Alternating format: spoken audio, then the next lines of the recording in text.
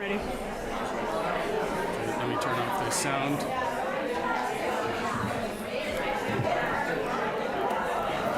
Script here.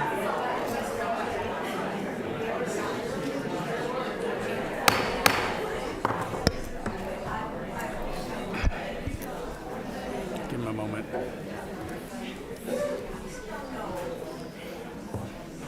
Good evening, everyone. It is now 4:30 p.m., and we are the City of Carmel-by-the-Sea City Council. Today is February 4th, 2025, and I will call this regular meeting to order. Nova, could you get a roll call, please? Sure. Councilmember Barron? Here. Councilmember Buder? Here. Mayor Pro Tem Delves? Here. Councilmember Dramoff? Here. Mayor Byrne? Here. All are present. Mayor Pro Tem Delves, would you like to do the Pledge of Allegiance? Have to remember it. I pledge allegiance to the flag of the United States of America, to the republic for which it stands, one nation, under God, indivisible, with liberty and justice for all. Thank you. Before we get started with the extraordinary business items, I'd like to request that we move up item number 5 and 6 to the beginning of the orders of business. Thank you. Now moving on to extraordinary business. We're excited to have our Carmel High School report out, which we do every month. And do we have a representative from the high school here? We have multiple representatives. That's wonderful. All right, so if you could introduce yourself with your name and then go ahead. Gallagher, And I'm Leah Sibley. and we're here to represent the Sports Medicine Club at Carmel High School.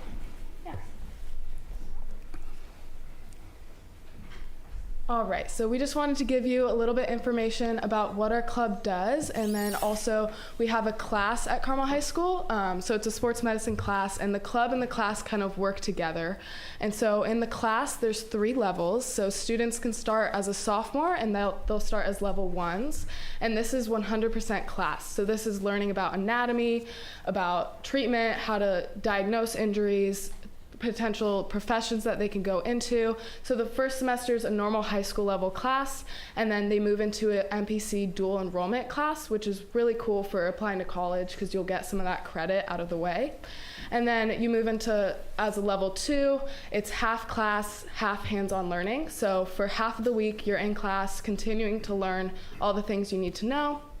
And then for 3 hours a week, you are doing all the hands-on learning. So this means taking shifts, working practices and games, and then also just the general training room. And so, yeah, you kind of just learn a lot this year. And then you move on to a level 3, and these are all seniors. And so level 3s are basically all hands-on learning. So you'll have once a week, you'll have class, and then 5 hours a week is like required. And so it's more hands-on learning. You work games and practices, and it's just more of that. So it's really cool, good learning experience. And it's Mr. Bork's our teacher, and he really implies that he wants us to get real job experience. So we're clocking in and out. We're seeing when our schedule's free. And then we have uniforms that we're supposed to wear. And so it's just really good life experience. And then so with that, we also have our club, which Leah wanted to talk about. Yeah, so our club and our class, they're really intertwined with each other, but one of the main differences with the club is what provides the fundraising for our athletes who are working outside of the school hours. So when you come to work a game or a practice or just in our training room. And so the things that those funds go to is those go mainly to food for the athletes for the students working, because most of us are athletes. We're going straight from school to working to practice after, or coming straight from a game or practice to work another team's game or practice. So we provide food, and then that's paid for. We put money into it. And then the other thing that we put money into is we're required to buy our uniform that we wear when we're working. So we also give scholarships to students who can't afford that, so they can still be a part of this club and this really cool activity. And then the third thing is for specialty braces and stuff. If a student needs a special face shield for broken nose, or a special knee brace, the school provides money for all the things, all the tape for everyday kind of stuff. But those specialty things, that's what our club also provides. And then some of the cool things our club has done this year is all of us worked at Tatum's Treehouse out in the valley. We all spent time building the all-accessible playground out there. And then Ella and I were a part of the group who went with the football team down to LA for the state championship game, which was a really cool, I think, once-in-a-lifetime opportunity where we were able to learn hands-on at a state football game. Yeah. Yeah, that's kind of the basis of it, but any questions or? I have one. Yeah. What's your budget? It kind of like depends. Like we don't really have like a set budget. Like I know the school pays for like all the machines, all the like things that we need for a regular normal school year, but then like miscellaneous things will just pop up that like it kind of varies, I'd say. So like this year a kid recently broke his nose, and so we had to on the spot buy him a face mask so that he could play in future games. So those are kind of like the on spot, like You're the quick response team. So how do we donate to your club? You can go through the school. I think there's a place on the website. If not, you can just contact directly either Miss Padilla in the office or Okay. Mr. Borick directly. Okay, and the check goes to Carmel High School with an annotation for the Yeah. Sports Medicine Club. Yeah. Okay, that's fantastic. Yeah. Thank you. All right, thank you. all right, thank Any you. questions? Any other questions? Thank you. Okay, great. Thank you.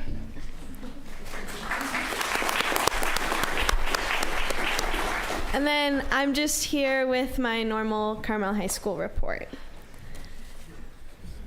Hello, I'm Juliet Norman. I am the Associated Student Body President for Carmel High School, and I'm here today to update you on the activities at CHS. Our students have been traveling quite a bit to represent our community in competitions. Cheerleading just competed in Pasadena, and Model UN just had an event in San Jose. The robotics team will compete in Hollister later this month, where they will get to try out their design improvements created on their new 3D metal printer. And our film and video students will be traveling all the way to Florida to represent us in the Student Television Network competition. Closer to home, mock trial is involved in a county competition. You can watch them litigate at the Monterey Courthouse on Aguajito, live or over Zoom. They have trials tonight and Thursday at 5:30 and Saturday afternoon. In sports, spring sports started practice this week, including baseball, softball, boys golf, lacrosse, swim, boys volleyball, tennis, and track and field. But winter sports are still underway. There's a home boys basketball game tonight against Monterey, and you can also catch home games later this week in girls basketball and boys and girls soccer. And the wrestling team goes to Hollister this week to compete in the Pacific Coast Athletic League Finals. In student government, the Student Senate has passed a resolution for climate protection. One of the inspirations for this resolution was the City of Carmel-by-the-Sea's Climate Action Plan and its guiding principles of sustainability. Noting our beautiful community's vulnerability to the impacts of climate change, particularly for younger and future generations, the student resolution presents 10 educational and operational environmental improvement action items. Among them is a proposal for increasing biking and walking accessibility to school by working with the City of Carmel-by-the-Sea, which has expressed commitment to improving bike routes in its own climate action plan.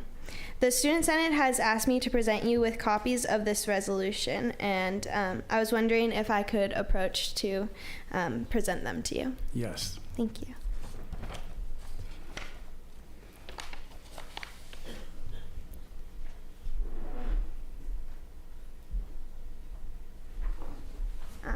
While she passes those around, do you guys have any questions or? I'm sure people say, do you ever sleep? They ask me that all the time. Thank you so much. Thank you. Excellent presentations tonight. Thank you. You guys are all excellent speakers.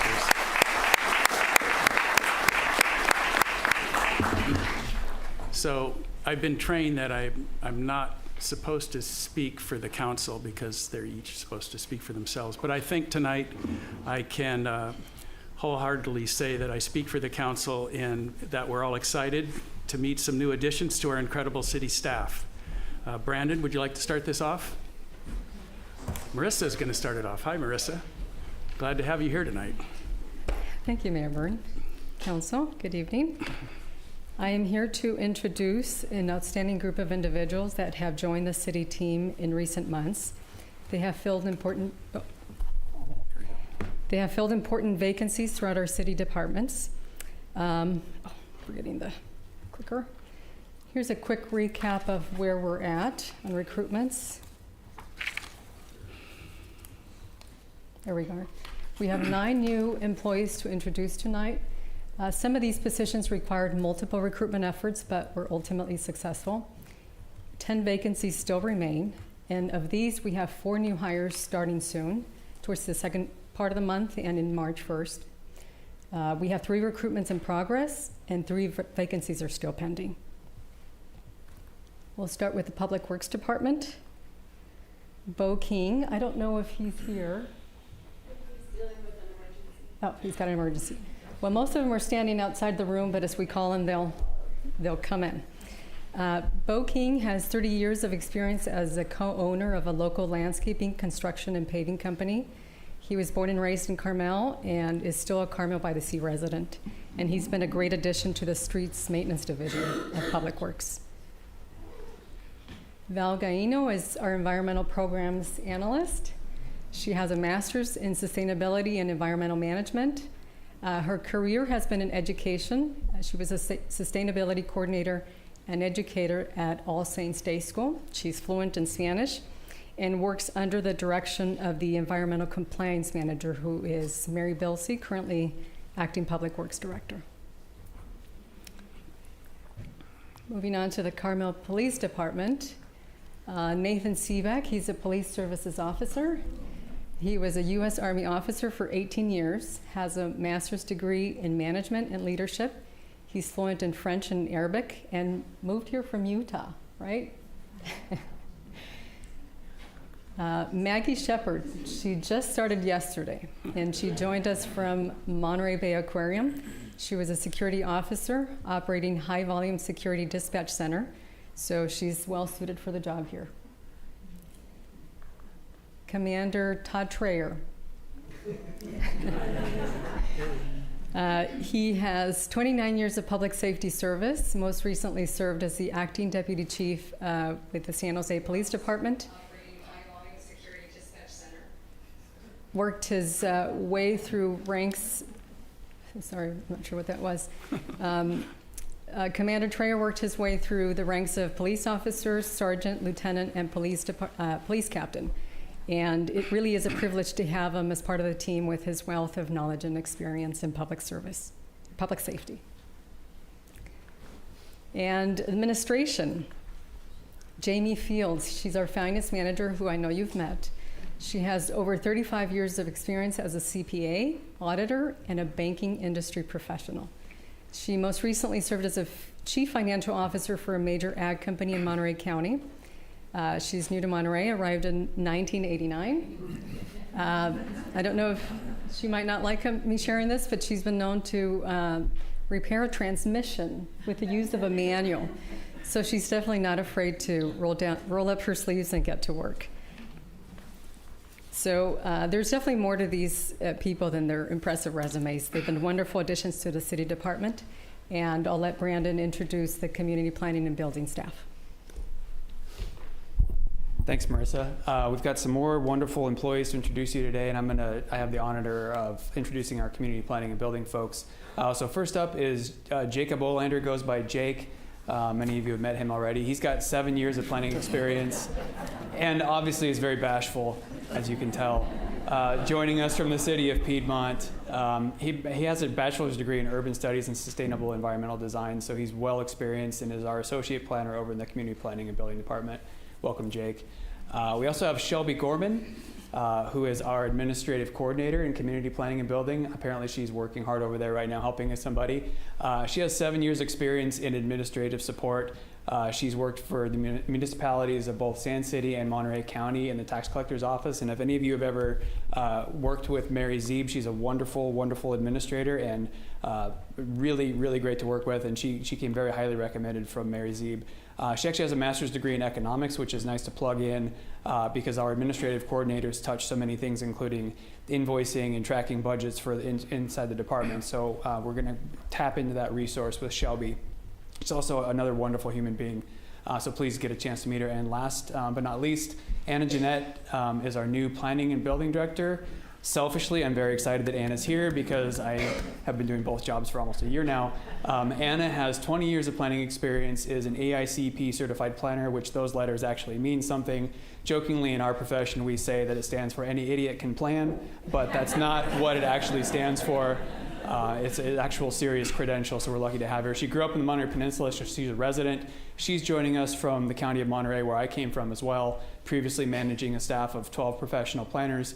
And she's also a CEQA expert. She is the workshop director for the Monterey Bay Silicon Valley chapter of the Association of Environmental Professionals, and also a wonderful human being and a Raiders fan.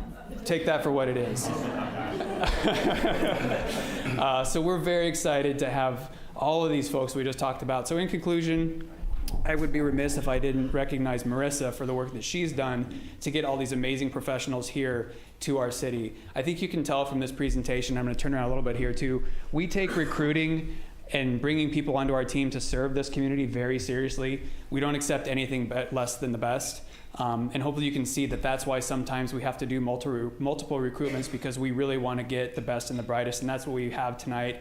We wanted to take this opportunity to highlight those folks with you, and we will continue to do this in the future as we bring folks on, not only so that the community can see what wonderful people we're bringing on to work with you, but also that our new employees can meet the amazing community that they get to serve. So thank you, council, and thank you, community, for welcoming our new employees to part of our team. Brandon.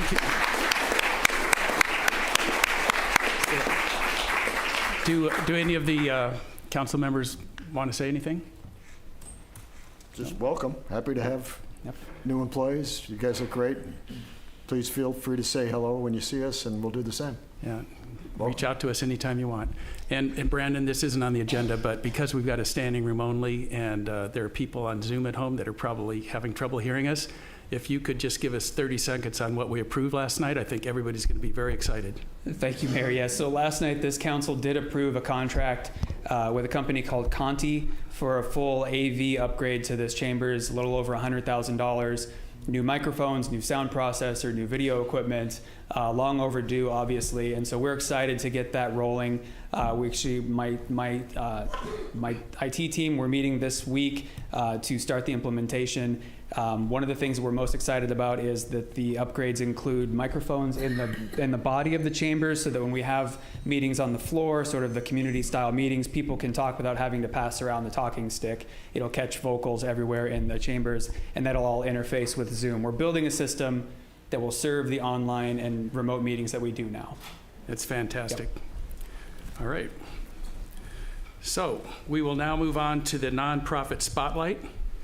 Tonight, we invite Harmony at Home to come up and give a brief presentation on your organization and how the community can get involved. I met Julianne Levy a few years ago when I was talking about giving Harmony at Home a grant from Carmel Gives. I was blown away at how fresh her energy was for her mission after being at it for over 20 years. It was like she had just started yesterday. And you'll now get to have a taste of that energy. Julianne? Thank you, Mayor, and thank you, council members and community. It's just lovely to be here. I'm honored to be here, absolutely. I think we're trying to get my first slide up. Thank you. So just a little history where we started. Can you put it to the next one for me?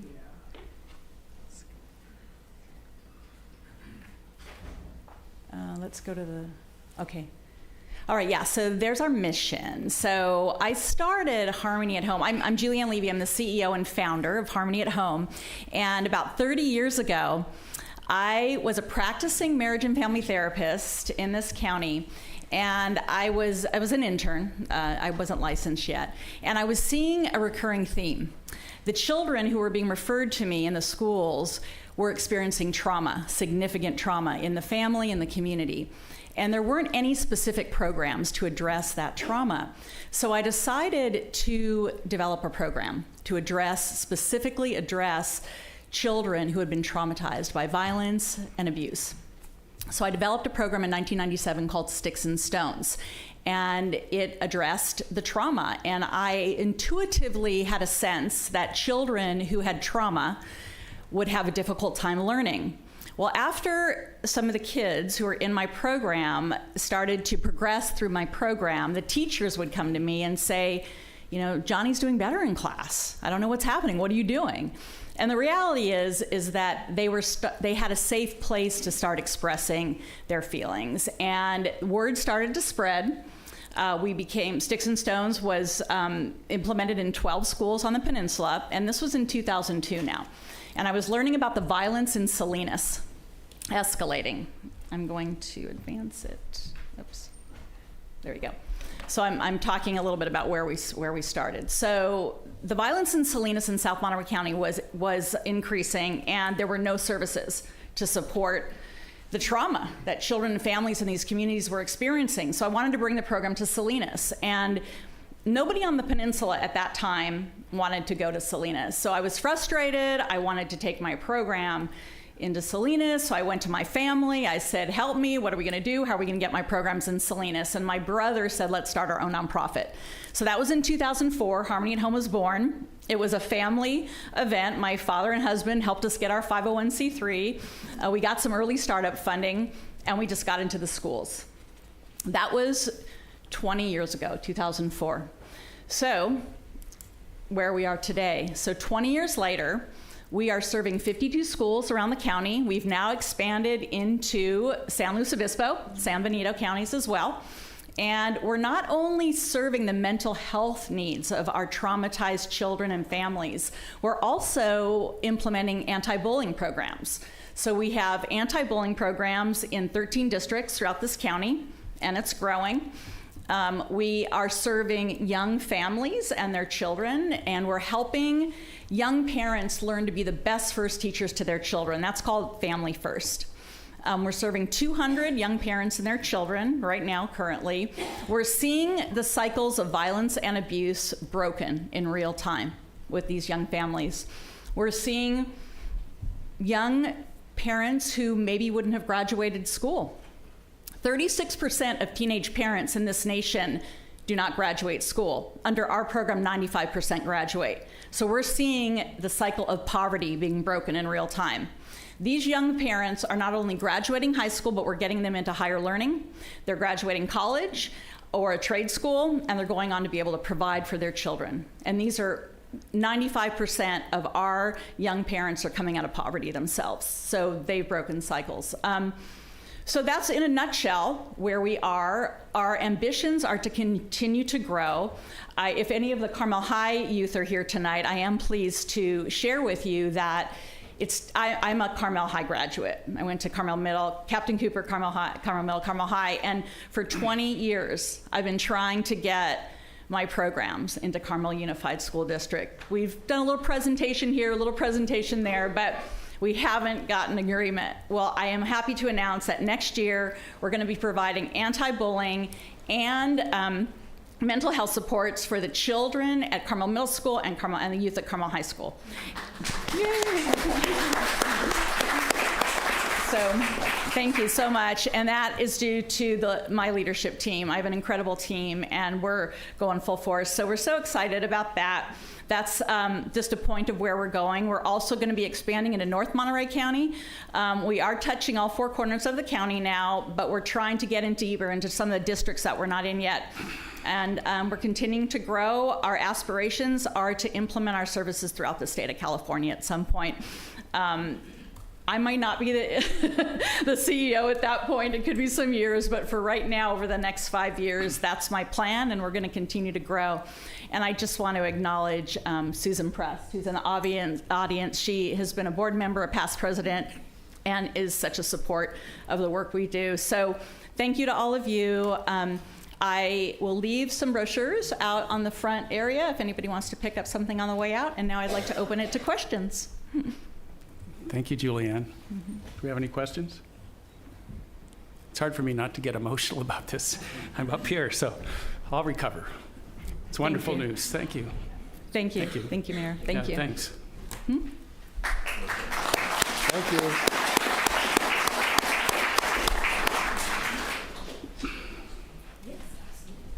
Okay, we're now going to open up to general public comment. This is your opportunity to speak on matters of municipal concern that are not on the agenda tonight. Please raise your hand in the chambers and on Zoom if you'd like to speak so we can get an idea of the total number of people who'd like to make a comment. So we've got 1, 2, 3, 4, 5, 6. 6 in the chamber, 7. One online. All right, that's good. All right, so we're going to go with 3 minutes tonight, and you're limited to 3 minutes. Please state your name, although it's not required, but it will help us identify speakers in the meeting minutes. Please form a line at the podium if you can, and just keep on coming up to the front. Who's first? Cindy? Oh, and under the Brown Act, public comments on non-agenda items must relate to the subject. Oh, go ahead. These are non-agenda items. I'm still getting used to this thing. Mayor Byrne, members of the council and city staff, my name is Cindy Lloyd. I have 3 things I'd like to say. First of all, as a graduate of Carmel High School and a retired RN from CHOMP, I'm delighted to see the sports medicine group from Carmel High School form. That's number 1. Number 2, Dale, I think it's absolutely wonderful that you start city council meetings with a bit of education on what city municipal government is and how it functions. It's been really eye-opening for me and hopefully for many others. The last is I was delighted to see Shelby Gorham joining this administrative staff. She is the daughter of my plumber, but my plumber also happens to be my son. He is my son's best friend, and he needed a place to live for a couple of weeks when he was moving to the Monterey Peninsula to become the manager of the Big 5 sports store. So he lived with me. Thus, he is my kid, and he's a great plumber. So welcome to Shelby. Thank you. Thank you, Cindy. I do need to get a word in here. I did miss something. Under the Brown Act, public comments on non-agenda items must relate to the subject matter jurisdiction of the legislative body, and speakers attending the meeting remotely who failed to comply with the Brown Act will be muted. And Nancy, it's your turn. Hello. Hello. Nancy Toomey, speaking as a resident. I wanted to thank the City Council for their work on the budget activities that was covered last night. It was a great session. It was long, but all great and very informative. So I encourage others to listen through that material and reference the report that was provided. It's very insightful, and for those of us who are not numbers oriented, it was understandable, amazingly. With a couple of exceptions that were called out by the council folks. So that was good to get clarification, so I enjoyed that. But I wanted to add to my soapbox that continues and will continue until addressed, is a request to have some education to the public about how we could go about doing major projects that require funding. What are the options? Whether it's floating a bond, there are different flavors of ways that we can go about funding major projects that go beyond our run rate spending. And I look forward to that opportunity outside of this specific project, but just to get generalized education on what those might be, the pros and the cons, the timelines, the effort that it takes to go about achieving those funding options. So keep that on your list, please. Thank you. Do you want to put in a comment on your event on Thursday? Yes, okay. Speaking on behalf of CRA, we are having the Q&A session that is a follow-up to the session that was held last night with regard to wildfire preparedness, and we look forward to having the chiefs and other city staff there to answer questions. This will not repeat in presentation form what was covered last night, so that's their supplementary materials, but questions may drive covering some of that same material, but that's Thursday. Doors open at 5:30. Session begins at 5:45 in Q&A. So we welcome everyone to attend. Thank you. Thank you, Nancy, for all that you do for the community. We appreciate it. Good evening, Mayor Byrne and Council. I'm here tonight to chat about Flanders. 2 weeks ago, there was an article in the Pinecone. It wasn't an article, pardon me. It was a letter to the editor. And it spoke about Flanders' 100th anniversary. And it mentioned that there were 3 alternatives. And we feel we have a fourth alternative, and we wrote, our board wrote a letter to the editor that I'd like to read. We, the Friends of Mission Trail Nature Preserve Board of Directors, would like to respond to the Flanders birthday letter published on January 24th. Our goal is to clarify certain misleading statements and share insights into our vision for Flanders Mansion, ensuring its place in our cherished preserve, which we are honored to steward.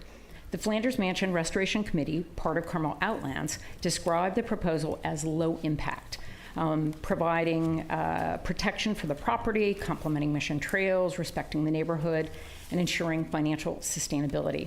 To the contrary, the proposal seeks to transform Flanders into a publicly accessible event destination, where an appointed executive director and his family may reside, manage a commercial enterprise, and operate the property as a museum.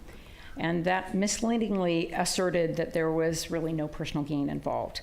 Carmel Outlands proposal overlooks the significant ramifications to the Mission Trail's habitats, trails, and wildlife. It also exposes Hatton Road to surrounding area residents, to the dangers and disruptions of increased traffic, parking, and noise, which will necessitate a costly environmental impact study. To protect one of the most inviting and historic properties in our community, loved by neighbors, dog enthusiasts, birders, and local tourists, Friends has partnered with concerned neighbors who strongly oppose this proposal. Our subgroup, Friends for Flanders, many of which are here tonight, will establish a self-funded fellowship program that offers the community direction on forestry management, climate change, native plant expertise, best practices in fire safety, which we all think is really timely, and effective forest and beach conservation. Using the Mission Trail Nature Preserve as their living laboratory, Friends, with its 15-year track record of fundraising and stewardship, will oversee the restoration of Flanders Mansion to provide housing for a resident ranger and fellows for a set term. This genuinely low-impact solution respects our neighbors' needs and leaves the preserves as it was intended to be, a place of tranquility and beauty. If you want to learn more, friendsforflanders.org. Thank you. Thank you, Laura.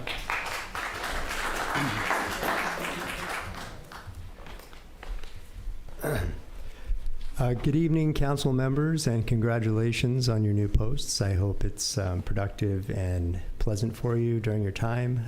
Thanks for your public service, and hello to all the Carmel community and friends.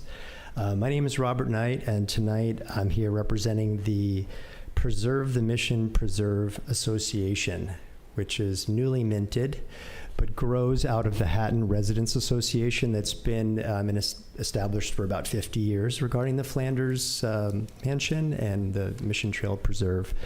It also has grown to encompass the 93923 as well as the 93921 residents. We heard recently that there was a commercial use that was potentially proposed for Flanders, and we oppose that. We think that the best solution is the one that was voted on, Measure I, in 2009 of November, where 63% of Carmel residents voted to sell Flanders Mansion. That was held up in legal battles, but we feel like there's a path forward for that, where it could be sold to our residents as its intended use, and then the beautiful park could be preserved for all to enjoy. That would divest it of Carmel of the expensive liability that's been very contentious over so many years and cost millions of dollars for Carmel taxpayers. And it would be enjoyed for all. Everybody could universally enjoy the park, which is truly the best part of it. And so I'm not the leader, I'm just a representative. There are over 80 families with letters here that I leave in your good hands for you to consider. And there's more incoming. We think that it should be sold or at a minimum leased for 99 years with a nice section of green around it for people to enjoy that live in the home. They can restore it, and then it can be preserved. There's so much impact coming to Carmel. There are so many venues already in Carmel that we don't really need that. And it seems antithetical to the mission statement of both Carmel-by-the-Sea and also a Carmel Residents Association to preserve the residential character and not over-commercialize it. So we think the park is the best thing to preserve. The other part I'd mention with my little bit of time left is that noticing in the park there's quite a bit of downed trees. We've identified over 100 large trees in Mission Preserve with a lot more brush, and it seems to be a fire hazard. And with what's happening in Southern California, it's of concern of a lot of the neighbors. And I would volunteer my time gladly on weekends, as would many people on the association, to work in partnership with the city to do whatever we can, and with the county to dedicate our time to just carefully considering the wildlife, because it's such a sensitive habitat that we want to protect, certainly, but in a way that would be responsible for protecting the community as well. And thank you so much for your consideration. Nice to see you here tonight, Robert. Thank you so much. Thank you. Who do I Nova. Well, first of all, thank you very much, Mr. Mayor and council members. Could you speak right into I the have mic? to tell you, can you hear me okay? Yeah, that's good. I have to tell you, I'm 73 years old, and this is the first time in my entire life I've ever been to a council meeting, which probably tells you how important this issue is that I want to talk about, that my friend Robert here just touched on. Mine is one of the letters that he referenced to you, but I'm not going to obviously read that. But let me just hit the highlights, if I may. This is turning the Flanders home, a residential property, into a commercial property. Where my wife and I live, there's only one house between our property, and where the entrance is to this Flanders property. And to me, turning a residential property into a commercial property in a very quiet, tranquil community or neighborhood has nothing but disaster written all over it. Nothing but disaster. As I said, my wife and I bought this home a little over 10 years ago after I retired, and we moved into this area. And one of the reasons we bought where we did was because we did a lot of research and found that the area, and we live on Hatton Road, of course. I shouldn't say of course, but that's why we're right down the street from this Flanders home, is that because of the peacefulness and the tranquility and the quietness of the neighborhood and how friendly people were and so on, and all of that is going to get turned upside down. I don't know if any of you have driven on Hatton Road lately, but there's potholes all over the place, and it's a very, very narrow road. I can just imagine after events in the evening, I gotta believe, even though wouldn't want it to happen, people will be drinking, alcohol that is, and people driving on those narrow roads. I'd be fearful, and I'm not trying to be dramatic. I'd be fearful of being anywhere outside when that was happening. There's no parking. I mean, people will be parking in our driveway. I mean, there's no parking along there at all. There's no, it's just not designed for that. And I can imagine the noise level is going to be absolutely horrendous. Where our property is, we back onto Mission Trail, and I'm sure you're all familiar with Mission Trail. I'm not sure how many acres it is. I think it's around 40 acres or something. It's an absolute gem to Carmel, absolute gem. People love coming to this town and going through it. I can imagine people like to go on hikes there. Why? Because it's nice and it's like walking through a wooded park. Guess what? All of that will change. All of that will change. And it's the peacefulness and the serenity and the quietness of this street will, as I said, be changed, in my opinion, forever, and definitely not a change for the good. As I said, it takes a lot for me to get involved in a community type of project. But this one, it just has disaster written all over it if it does. And I'm sorry for using that terminology, but it just does if it were to go forward. So as I said, very simply turning a residential, a beautiful, quiet, serene, peaceful residential neighborhood into where a commercial property is. Just close your eyes and imagine it. Thank you very much for your time. Thank you.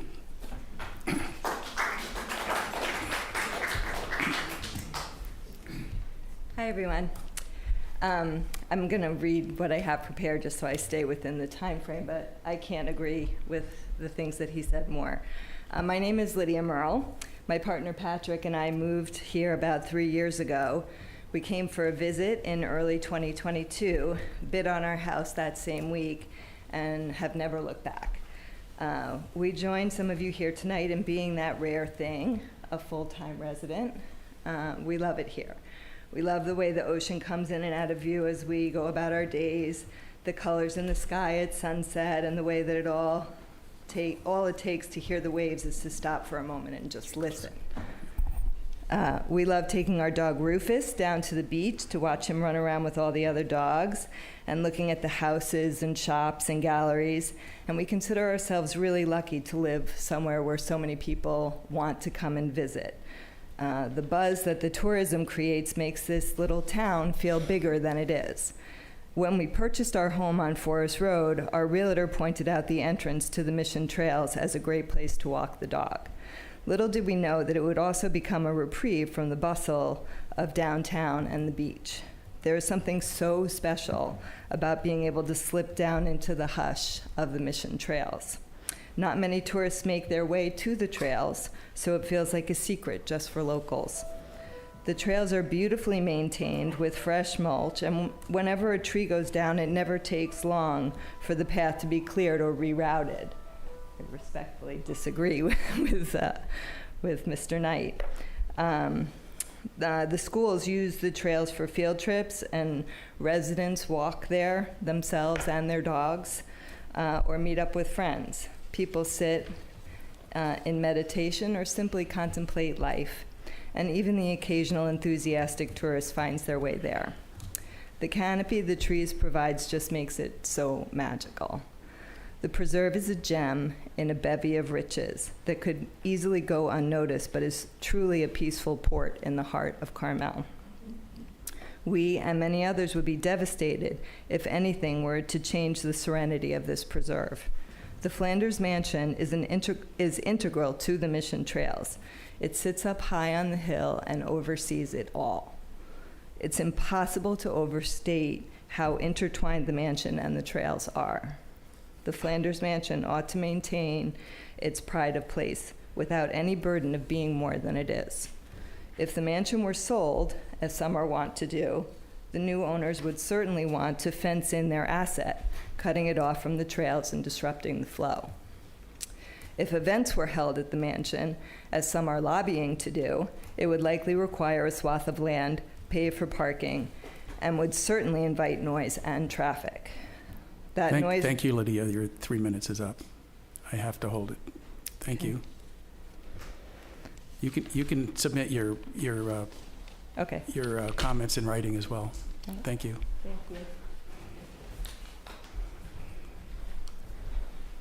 Good evening, everybody. My name is Ian Martin. I'm a resident and former planning commissioner, and I want to speak in favor of the Friends of the Mission Trail Nature Preserve of taking over the Flanders Mansion. As we've heard, it's the third rail of Carmel politics and has been for decades. And nice to see so many people willing to grab that third rail with both hands.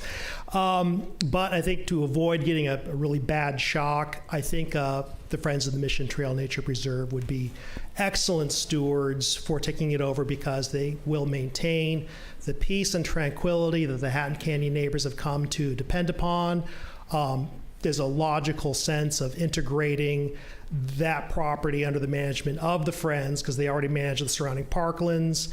And also the Friends have an excellent reputation and a track record of 15 years of taking care of this gem we have in the Mission Trails, preserving it, maintaining it, and then also raising money to take care of it. So it's a no-brainer. Hand the Flanders over to them. They'll take great care of it, just like they've taken care of the rest of the parklands. And I think that's a good way to make everyone happy. So thank you for your time. Thank you, Ian. Hi, everyone. You snuck in here. It's nice to see all your new faces. I'm Victoria Beach. I just want to take us a little bit of a journey down historic path. My council was the recipient of the ending of the 40-year controversy over Flanders. How did we end the controversy? We said, this doesn't cost actually, if you look at the budget team, look at the annual maintenance. It happens to be built like Fort Knox. We've been very fortunate in that way, so it's minor repairs here and there. And it's enabled us, and our council decided, that we would just wait for the perfect solution. that when we went out and spent lots of money trying to find the perfect solution, it always was terrible and it was always controversial. And I was so happy to see in the newspaper this week that the Friends of Mission Trail were stepping forward to do what is already in their wheelhouse, to continue the mission they already have, as Ian just said, they're doing so well. I think you saw, as Ian also said, that the shock of considering something that isn't a natural fit is something that sets off all sorts of fireworks in this town. I think to go back even further in history, than way before I was here, that land that ultimately became Flanders Mansion used to be a forest research center set up by the Carnegie Institute. I think it's a little known fact. I had discovered it very recently on my work on the steering committee. So it's like this magic fit to have that kind of low-level, quiet, forest-centered use sheltered by the only structure in the forest. It's not a commercial use. It's dweeby scientists sitting quietly and looking at trees.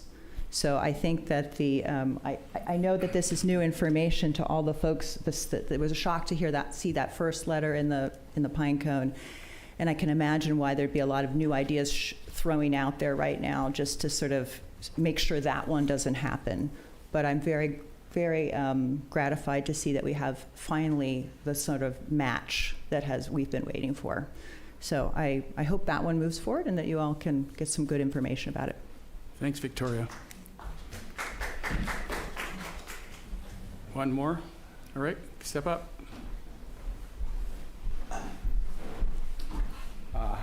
Hello, my name is Eben Russell. Hello, Council. I'm a Martin Road resident. I've been there since 2009. And I, too, am here to speak about the Flanders Mansion. I think the proposal that the Mission Preserve, as well as the Friends of the Mission Trail, are pretty well aligned. They're fairly close. I think the proposal of 99 participants on weekend party Gatsby-like videos, that we have to stop. Okay, so that to me is, I think the nuance difference here is, one is to restore to an R1 residential property and either sell it or have a 99-year lease. The other is to allow a steward to live there. I still think it could be rezoned to be residential in that proposal. It wouldn't have to be regarded as commercial. And so I think that's the key nuance, because if it remains commercial, it keeps coming up. It will now open.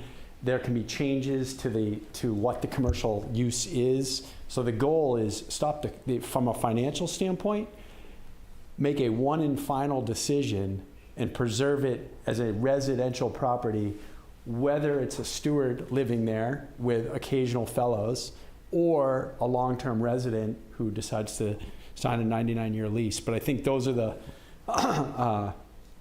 the two proposals that we'd like to see happen.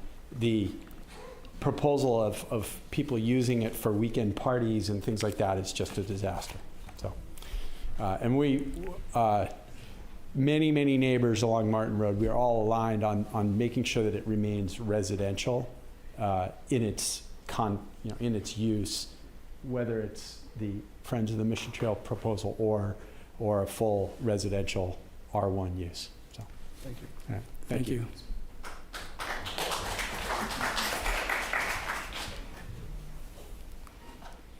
I think this is the last one in the chamber. Good evening, Melanie. Good evening, all of you. Yeah. Melanie Bellig. I hope this doesn't surprise you, but I'm not going to speak to the previous issue. I have something new and different for you. I'd just like to thank you all very much for the wonderful meeting last night on the wildfire issue. Chief Tomasi, thanks for your good work, and all of the staff, and especially our new fire chief. I thought he was really quite excellent also, and hit a lot of points on the head that people in this community and on the peninsula ought to listen to carefully about the total difference in weather and climate that we experience here as opposed to LA. So, but what I want to ask you about is something else and talk to you about something else. And it's really kind of ironic that we're having this weather we are tonight. About 25 years ago, maybe more or a little bit less, I came before Ken White's last city council, and we had just finished a storm that none of you were probably hear about, or heard about, or were here for, which totally isolated Carmel from the rest of the world, literally. I mean, everything was flooded. We had trees down. And Chip, I think you might remember it. I mean, it was really an issue that people could get upset about. But Carmelites, knowing how they are, handled it really quite well, even though some of them didn't have power for weeks. So I just want to mention, as good as I think the presentation one was last night, there's one thing that you really didn't get into, nobody got into, that I think is critical. And that is undergrounding. The five largest, now the sixth largest fire in the state of California was caused by the utility companies. And you can imagine what the state would have saved, what all of our people would have saved if 15, 20, 25 years ago, when this first became an issue before Mayor White's council, the changes in this community aesthetically, monetarily, and so forth.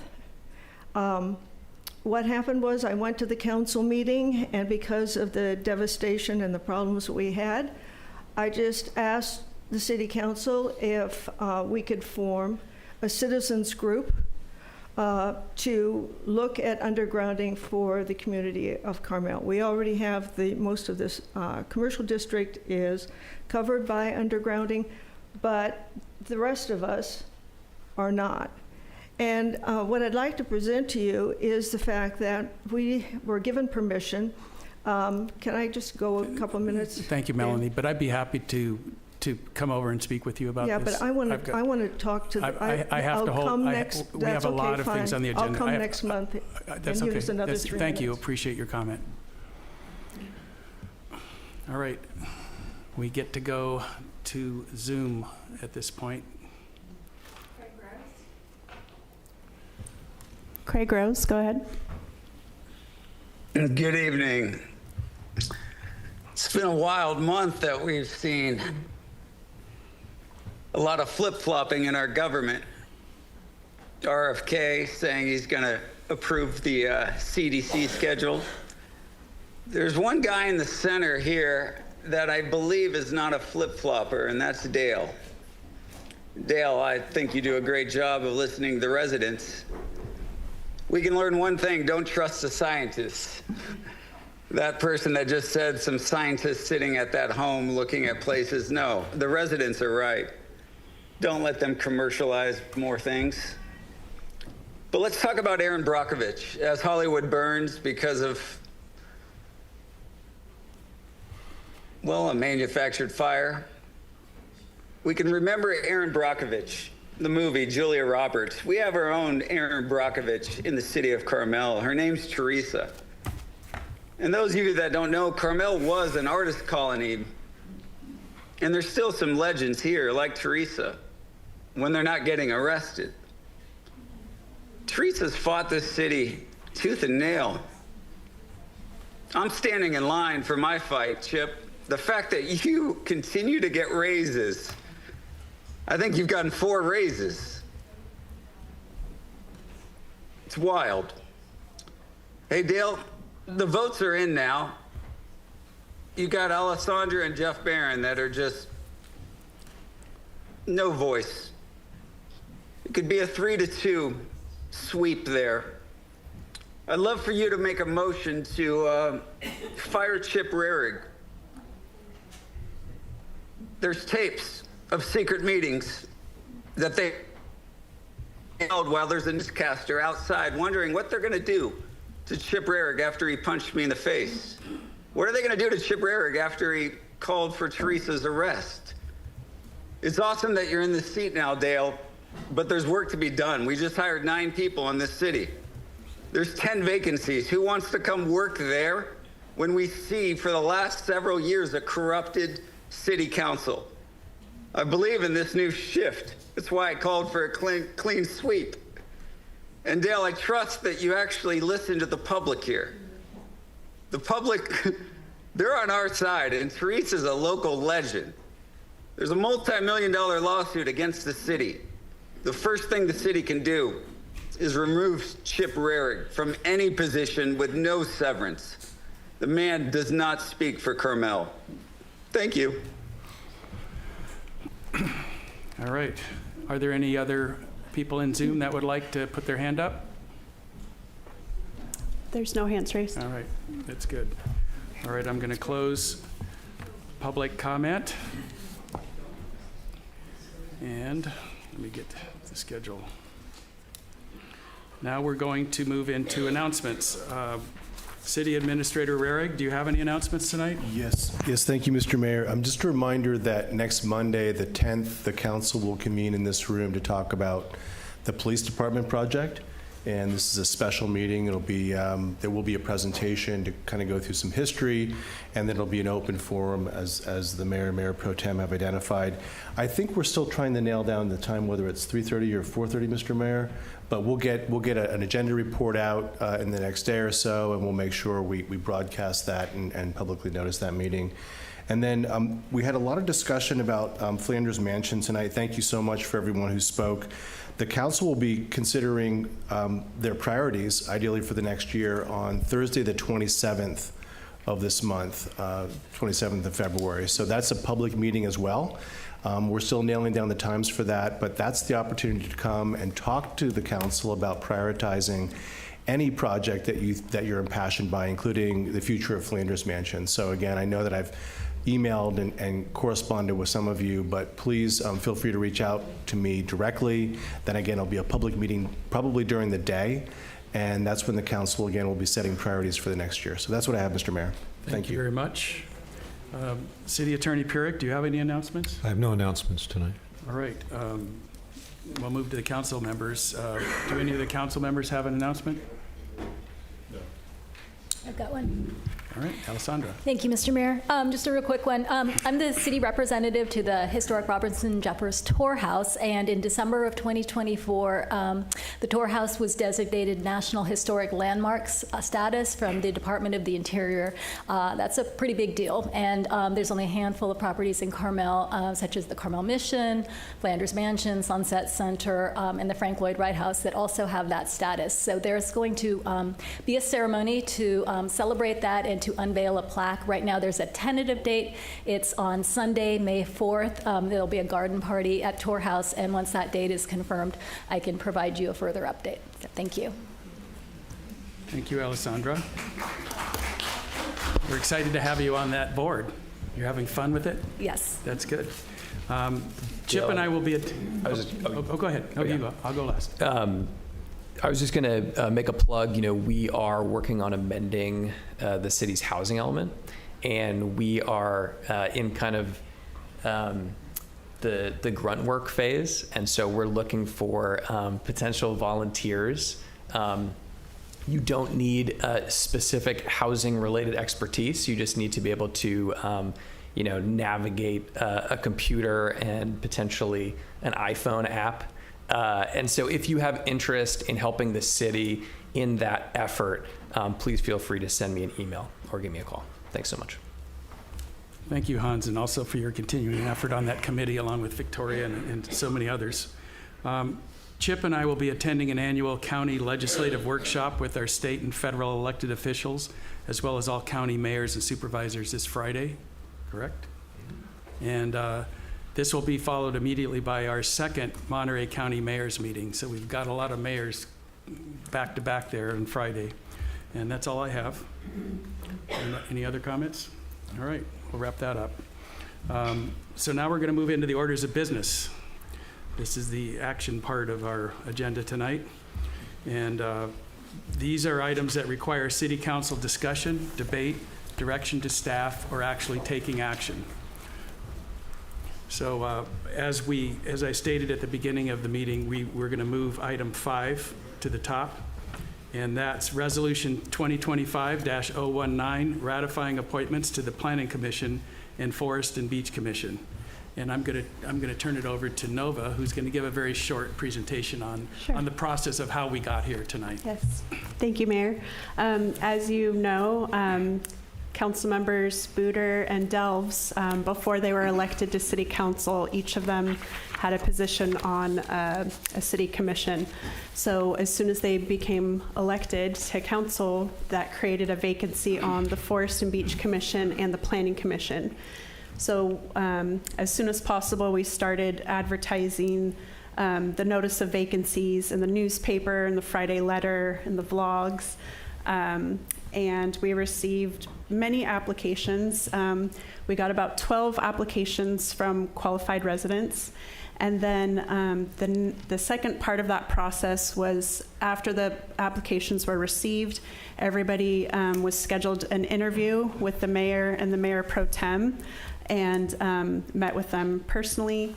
And then after all the interviews were done, the mayor and mayor pro tem came up with their top 2 recommended people to appoint. So the resolution tonight, if approved, would ratify the appointments that they recommended. And I guess I should mention that we have vacancies come up, occasionally, and also about every year there's always a vacancy that's coming up on one or more of the commissions. So you will see an advertisement in the next couple months asking people again if they'd like to apply. So if anybody's interested, they can look out for that. People who recently applied, their applications will be kept on file for a year to see if they're still interested. That's all. Thank you. And I would like to thank everyone who applied. We had a slow start, I have to say, and we were a little worried because we can't just pick from one person. So we ended up with 12, pretty evenly split between the 2 commissions. And we picked a couple people, but before I do that, I'd like everybody who applied to stand up. I ask everybody to be here, but it is some bad weather. So I see Joe here. How many of you are here? Could you stand up? No other ones are here? There we go. Okay, so 2 in the back can stay down. So Joe, I'm going to thank you personally for being here. And all the other ones, I have to say, this was a very difficult job. Bob and I did some pretty extensive interviews, and I want to thank Nova too, because this isn't nothing. She creates these wonderful folders with all the information and sets up all the meetings for us. And we took this very seriously. I did job descriptions and all kinds of explanations so I could thoroughly understand what we really need to look for in these commissioners. In the end, I'd like to give a round of applause even for the people that aren't here, because they all volunteered to help out in a 4-year commitment. I want to thank them. And again, all of them were excellent. All of them were excellent, and I promised every one of them that if they didn't get selected, that we were going to find some other position for them at some point soon, because they all wanted to volunteer. So the 2 people that we ended up picking, the Planning Commission, is Mel Albarn. You want to come up, Mel, please? And she's got quite a background. I have to say that the reason that we ended up picking the people we did, because it was almost a possible decision, is first of all, they're all, I think, very objective. They're all, obviously, everybody was very intelligent and smart and committed to Carmel, because that's sort of the basic of applying. She also happens to be an incredible artist, which she didn't even put down on her resume, but I found out in the interview. She's also a programmer, and she's also been extensively studying all of our municipal documents, and I'll talk about when I introduce Neil. Mel's going to be on the Planning Commission. I know she's going to do an outstanding job. Both of these people are also incredible process people in their previous history, and I'm looking for them to sort of take a look at what's going on in our commissions, not just these 2, but all of them, and make recommendations to all of us on what we might do to improve the process. Mel, do you want to say a few words? Congratulations, by the way. Thank you. I'll reserve my comments for the commission. Okay, thank you. She's also a woman of few words. All right, thank you, Mel. Let's give a round of applause to Mel. And Neil, you want to come up?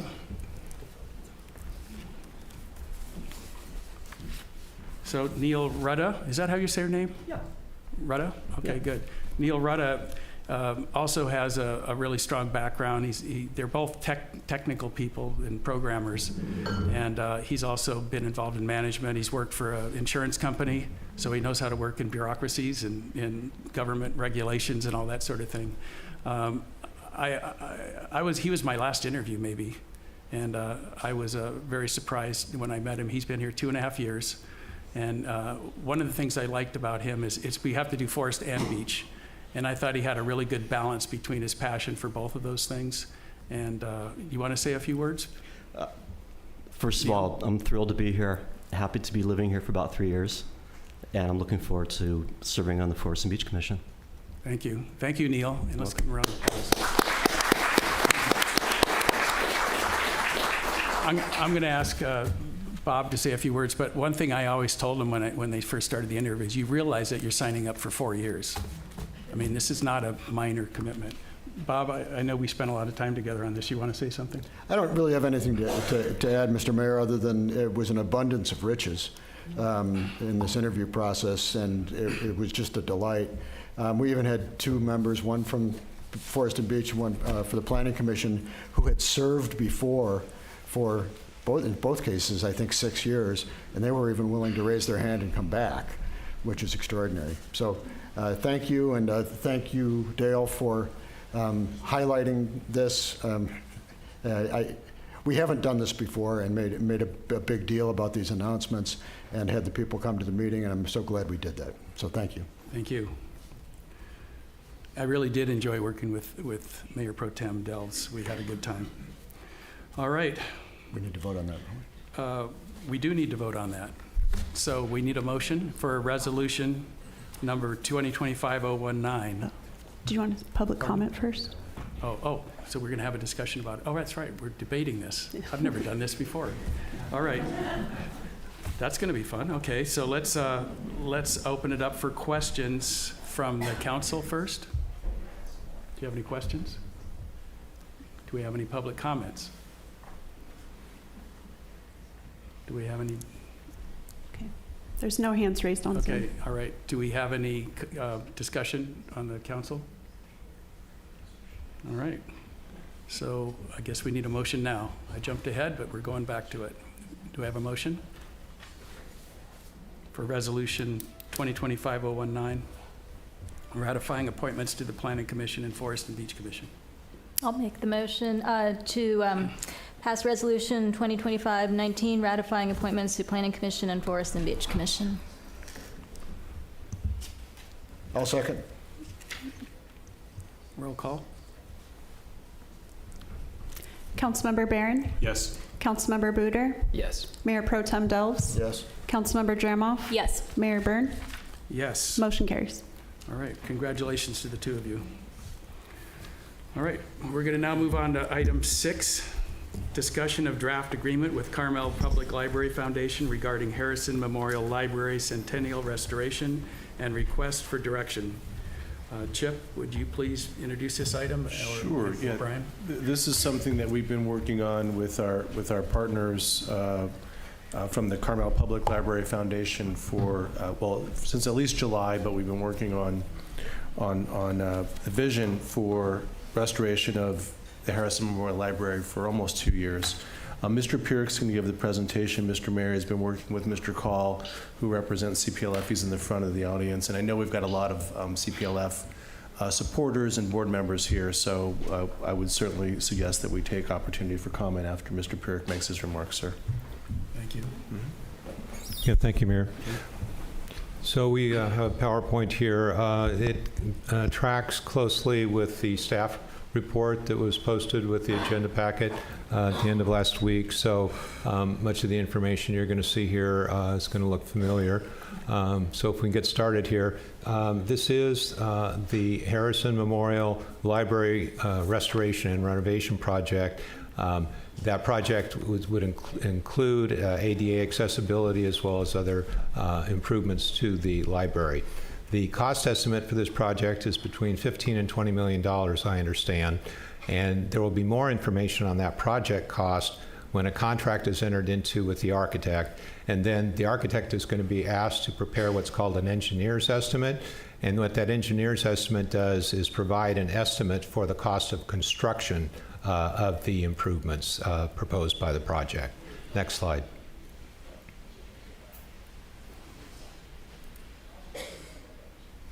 No, I kind of need to make sure this is the right one. Clicker. Yes.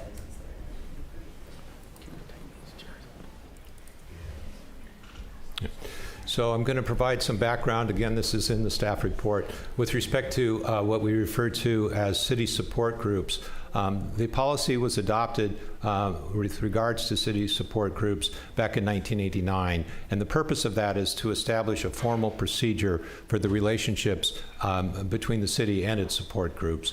And the policy itself calls out for the city administrator to be delegated as the city official responsible for the implementation of that policy. Next slide, please. The next few slides are going to deal with the background on the city support groups.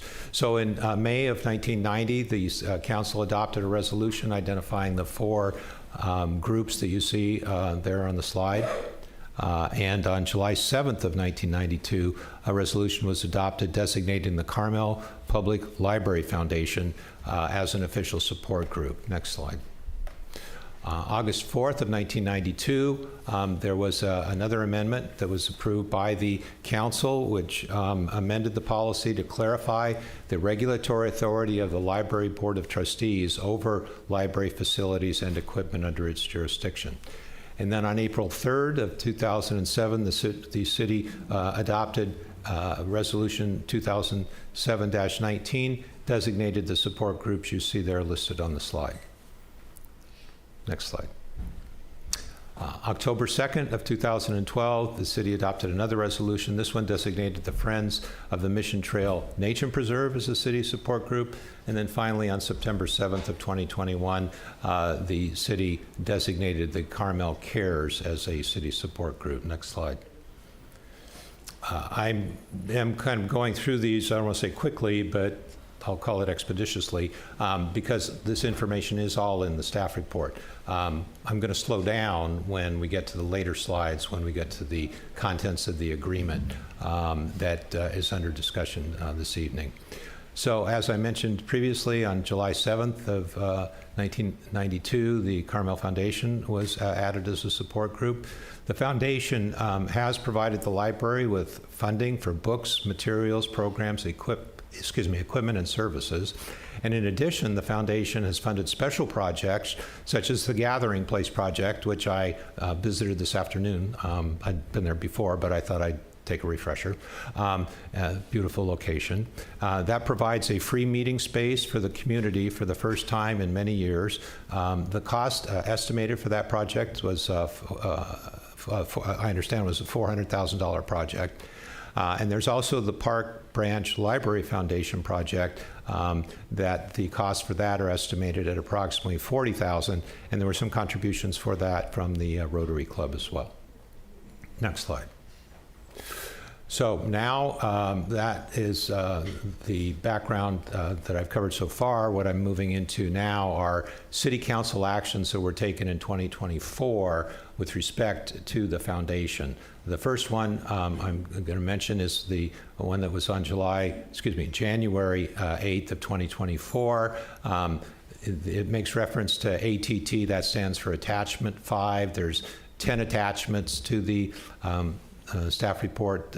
That staff report is Attachment 5. And there was a discussion of a proposed resolution to reaffirm the city's public-private partnership with the foundation, and the council did adopt that resolution, which is in the packet as Attachment 6. Then on July 8th of 2024, there was another staff report that was submitted to the council to receive and review the request for proposal for architectural services for the library. There was direction given to return in August with a list of the library master plan RFP evaluators, to amend the RFP specifically in the criteria section, calling out for the necessity of a library consultant for the project, and also an agreement between the city and the CPLF, or also known as the foundation, outlining the project funding obligations for city council approval. Next slide. Then we move into August 6th of 2024. That's attachment 8 to the packet, is the staff report, and that was to review the RFP for the architectural services for the library project and the list for the architectural selection committee. The council action at that time was to approve the release of the RFP for the architectural services for the renovation, approve the list of 19 people for the architectural selection committee, that the foundation would enter into an agreement with the city to secure funding for the project once the architect is selected, and an acknowledgement that the foundation has committed to raising $250,000 towards the initial architectural services agreement. Then on August 8th of 2024, the RFP for architectural services was issued by the city. Next slide. All right, now's when I slow down. Legally, there's a term referred to as contracts, which I'm sure you've all seen in your lifetime, and agreements. And I want to just say that for our purposes tonight, those are synonymous terms. Contract and agreement are the same. And there are 3 agreements that are relevant to our discussion here. The first agreement would be the agreement that is being proposed between the city and the foundation. The second agreement would be an agreement between the city and the architect. And then a third agreement would be an agreement between the city and the construction contractor. So we haven't gotten to agreements 2 and 3 yet. Tonight, we're focusing on the proposed agreement between the city and the foundation. And the agreement that is in the agenda packet as attachment 10 is the agreement that has been presented to the city by the foundation for discussion this evening. Next slide. What I'm going to do now is go through the various sections in this agreement, because I think it's important for everybody to have those in mind as we continue with our discussion tonight.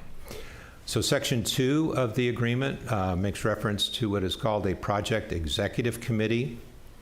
I'm going to be referring to that by the word committee as we move forward here. Under the agreement, there are 5 members that are proposed, 2 city members, the mayor and the assistant city administrator, 2 foundation members, and a 5th member to be selected by those 4. It is proposed that this committee would have final decision-making authority for the project, and that the committee can create subcommittees if they choose to do so. Next slide. Then I want to talk about Section 4. That is the section that deals with architectural services. And there are proposed in the agreement to be 3 phases for the architectural services. The first one is for historical structures report and a schematic and conceptual design.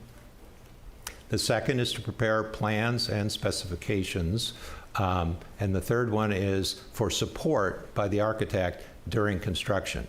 So what that means is that the architect would be available if there were questions that a contractor would have about the plans and specifications. If there was something in the plans that was not clear or that needed some further explanation, then the architect would be available during that phase to provide information to the construction contractor to clarify if that was necessary. So in terms of the funding for the architectural services, this draft agreement proposes, and it recites, that the foundation has raised most of the funds for phase 1, and that before phase 2, that the city must receive an acknowledgement that the foundation has raised the funds, and then it is proposed that the foundation would then make the payments to the architect based upon approved invoices. So that's how the funding would proceed with respect to the architect. Next slide. more information about this section on the architectural services. The architect is also going to be requested to provide an engineer's estimate for the cost of construction. Recall in my earlier comments I made reference to the engineer's estimate and what that was. And the architect will be requested to provide, if reasonably feasible, a description of phases for the construction of the project, which must be discrete work, meaning that if the work on a phase is completed, this construction work is completed, that the library will be fully functional even if later phases are not constructed for whatever reason, including the lack of funding by the foundation. If phases are provided, then the architect will be asked to provide an engineer's estimate for the cost of each construction phase. So you recall that there were phases for the architectural work, which I mentioned previously. This is a similar concept with respect to construction work as to whether there could be phases. It may not be practical depending upon the project itself, but the architect's going to be asked to at least look at that. All right, next slide. This is Section 5 of the agreement. This has to do with the foundation representative, and the agreement proposes that the foundation is going to select and pay for a foundation representative. And that person's responsibility is to work with the city, the architect, and others that you see on the slide. In terms of their responsibilities, they're going to be responsible, this person is going to be responsible for reviewing and approving all construction costs and requests for payment and compliance by the contractor with the construction agreement, and will carry out any final decisions by the committee, and that includes the authority to approve and presumably disapprove invoices from the architect and construction contractor. Next slide. Now we're on to Section 6. This is construction costs. And before the city issues the notice inviting bids, and let me pause there to explain what that is. When you have a public works project, the city would issue what's called a notice inviting bids, which invites contractors to prepare bids on the proposed project. And that document, the notice inviting bids, has significant information about the project. It includes a project description. It includes all kinds of details. Here, it would also include a proposed contract with the construction contractor so that the contractors who are bidding on the job know what they would be getting into. So let me start that sentence over. Before the city issues the notice inviting bids, the city must obtain from the foundation an acknowledgement that the foundation has raised sufficient funds for the construction costs based on the engineer's estimate. And again, I'd mentioned before what that is. If the architect has prepared construction phases, and recall I just described how the architect is going to be requested to see if that can be done, but if the architect has prepared construction phases, then the city must obtain an acknowledgement from the foundation that the foundation has raised sufficient funds for the construction costs for each phase based on the engineer's estimate in order for a phase to commence. So the understanding I have from this is that if phase one is going to cost, I'll just pick a number, $3 million, that the foundation would acknowledge that they have raised the money sufficient to pay for phase one work, and that phase one work would not commence until that acknowledgement has been received. And I see that Brian Call is nodding his head, so I assume that I'm right on this point. He's their lawyer. All right, moving on to the next slide. Construction costs continued. So we're still on construction costs. And I should just mention parenthetically that when you look at a project, the architectural costs typically, and there are no typical projects, but they are going to run as to be a relatively small amount of the total project cost. If you have a $15 million project, for example, the architectural cost might be $2 million, give or take, maybe $3 million. The bulk of the cost of a project is not the architectural work, it is the construction work, typically. So after receipt of the bids, the city and the foundation representative will review the bids and decide what, and what I'm representing to you here, as I mentioned before, and just to restate it, all of what I'm describing now is what's in this agreement as it's been presented by the foundation. I haven't yet gotten to the point where I'm providing an analysis of the agreement. This is all just statements of what's in the proposed agreement. So, after receipt of bids, the city and the foundation representative will review the bids and decide whether to award a contract to the lowest responsible bidder. Let me pause there. Under the Public Contracts Code of the state of California, the term lowest responsible bidder is a term, and what that basically means is that if the city receives bids for this project of, let's say, 12 million, 14 million, and 15 million, the low bidder, assuming that they are what's called responsible, and that means basically that there's a definition of what responsible bidder is in the code, but it typically means that the low bidder will be entitled to receive the award. So if you have a $12 million bid from a responsible bidder and you have a $14 million bid from another responsible bidder, the law requires that the city accept the lowest bid from the lowest responsible bidder. All right, invoices from the construction contractor are subject to approval by the foundation, and if there's an objection to the payment of an invoice, then the objection is resolved by the committee. Remember, that was the project executive committee. Invoices, if approved, are paid by the foundation to the contractor. The contractor will execute a guarantee of payment for approved invoices. Presumably, there would not be a guarantee of payment for invoices that are not approved. The foundation is to provide a monthly accounting of project expenditures to the committee and to the city project manager. Next slide. All right, now I'm going to talk about the termination of the agreement.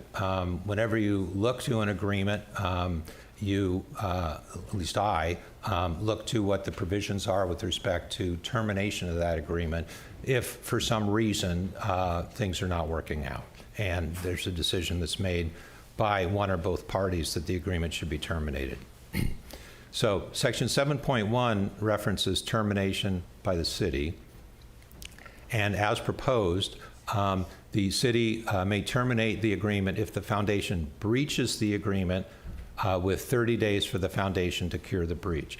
So what that means in terms of a breach is that when you look at a contract and it'll have terms, if the city is not complying with a term of the agreement, that can be an example of a breach. There is no right of the city to terminate the agreement without cause. Let me pause there. Terminate without cause is sometimes referred to as a termination for convenience. It would mean that there does not need to be a reason for the termination. It's just terminated because the party decides that they do not believe that the project should continue. Section 7.14 of the agreement provides that if there is a termination of the agreement, then the city agrees to refund any deposits made by the foundation that are not due. However, the agreement as written does not require the foundation to make any deposits with the city. I have another slide after this one that's going to provide further information on that point. Now I'm moving on to Section 7.2. That's the termination by the foundation. The foundation may terminate the agreement if the city breaches the agreement only until after the city awards a contract to the contractor with 30 days for the city to cure the breach. There is no right of the foundation to terminate the agreement without cause or for convenience. After the city awards a contract to the contractor, the foundation may terminate the agreement after each phase of construction is completed if there are construction phases. All right, next slide. Recall that I mentioned Section 7.4, so 7.1.4 a moment ago. Mr. Call did send to me a request that we provide a revision to that Section 7.14. And I'll just read it as it's been revised here. I'm not going to read the stricken out language. If the city terminates this agreement, then the city agrees to release the foundation for payment to the architect, engineer for the costs of the estimate, engineer's estimate, the contractor or the city manager, which have not been paid or is not due to those folks. You can see on the slide for all the detail. All right, let's go on to the next slide. Indemnity. Let me just explain what indemnity means before I talk about what the sections provide.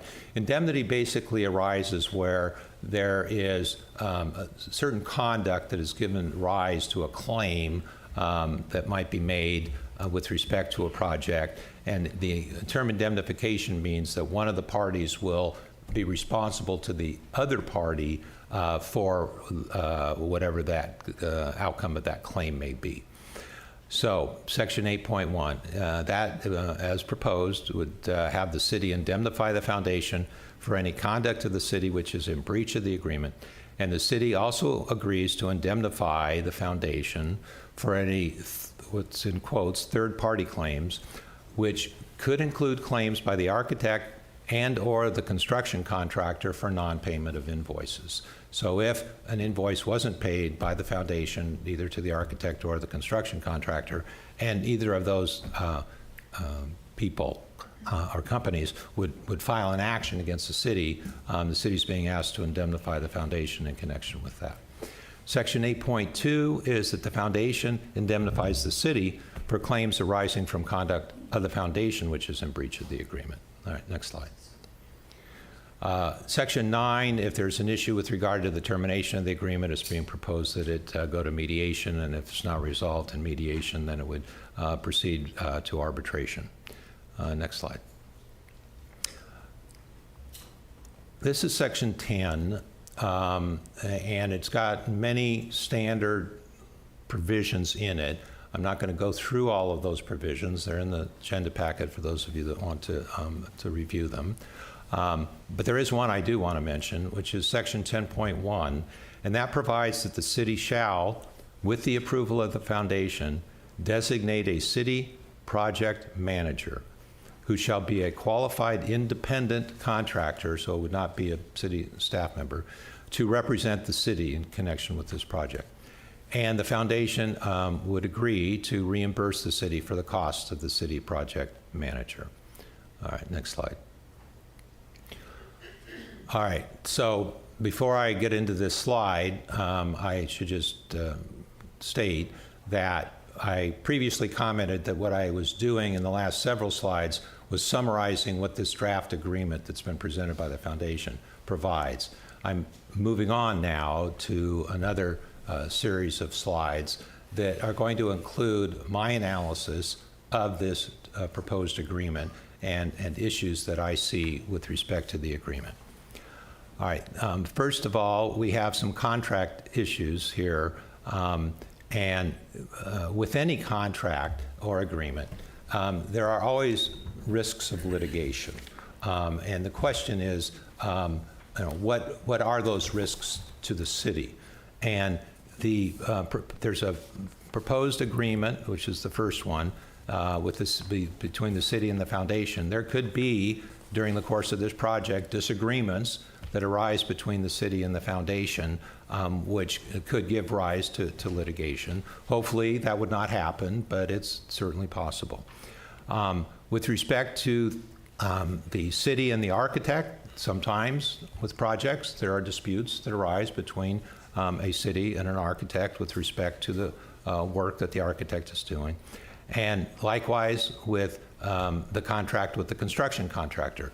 Contractors will sometimes claim that they're entitled to some additional compensation for work they've done, that it's beyond the scope of the work, that there was some delay to the project which cost them extra money, and they'll claim that the city was responsible for that. All right, let's move on to the next slide. So, potential issues with respect to the draft agreement. With respect to the Project Executive Committee, as I explained previously, the agreement provides that the final decision-making authority is with this committee. The city is only has 2 members out of the 5 on that committee.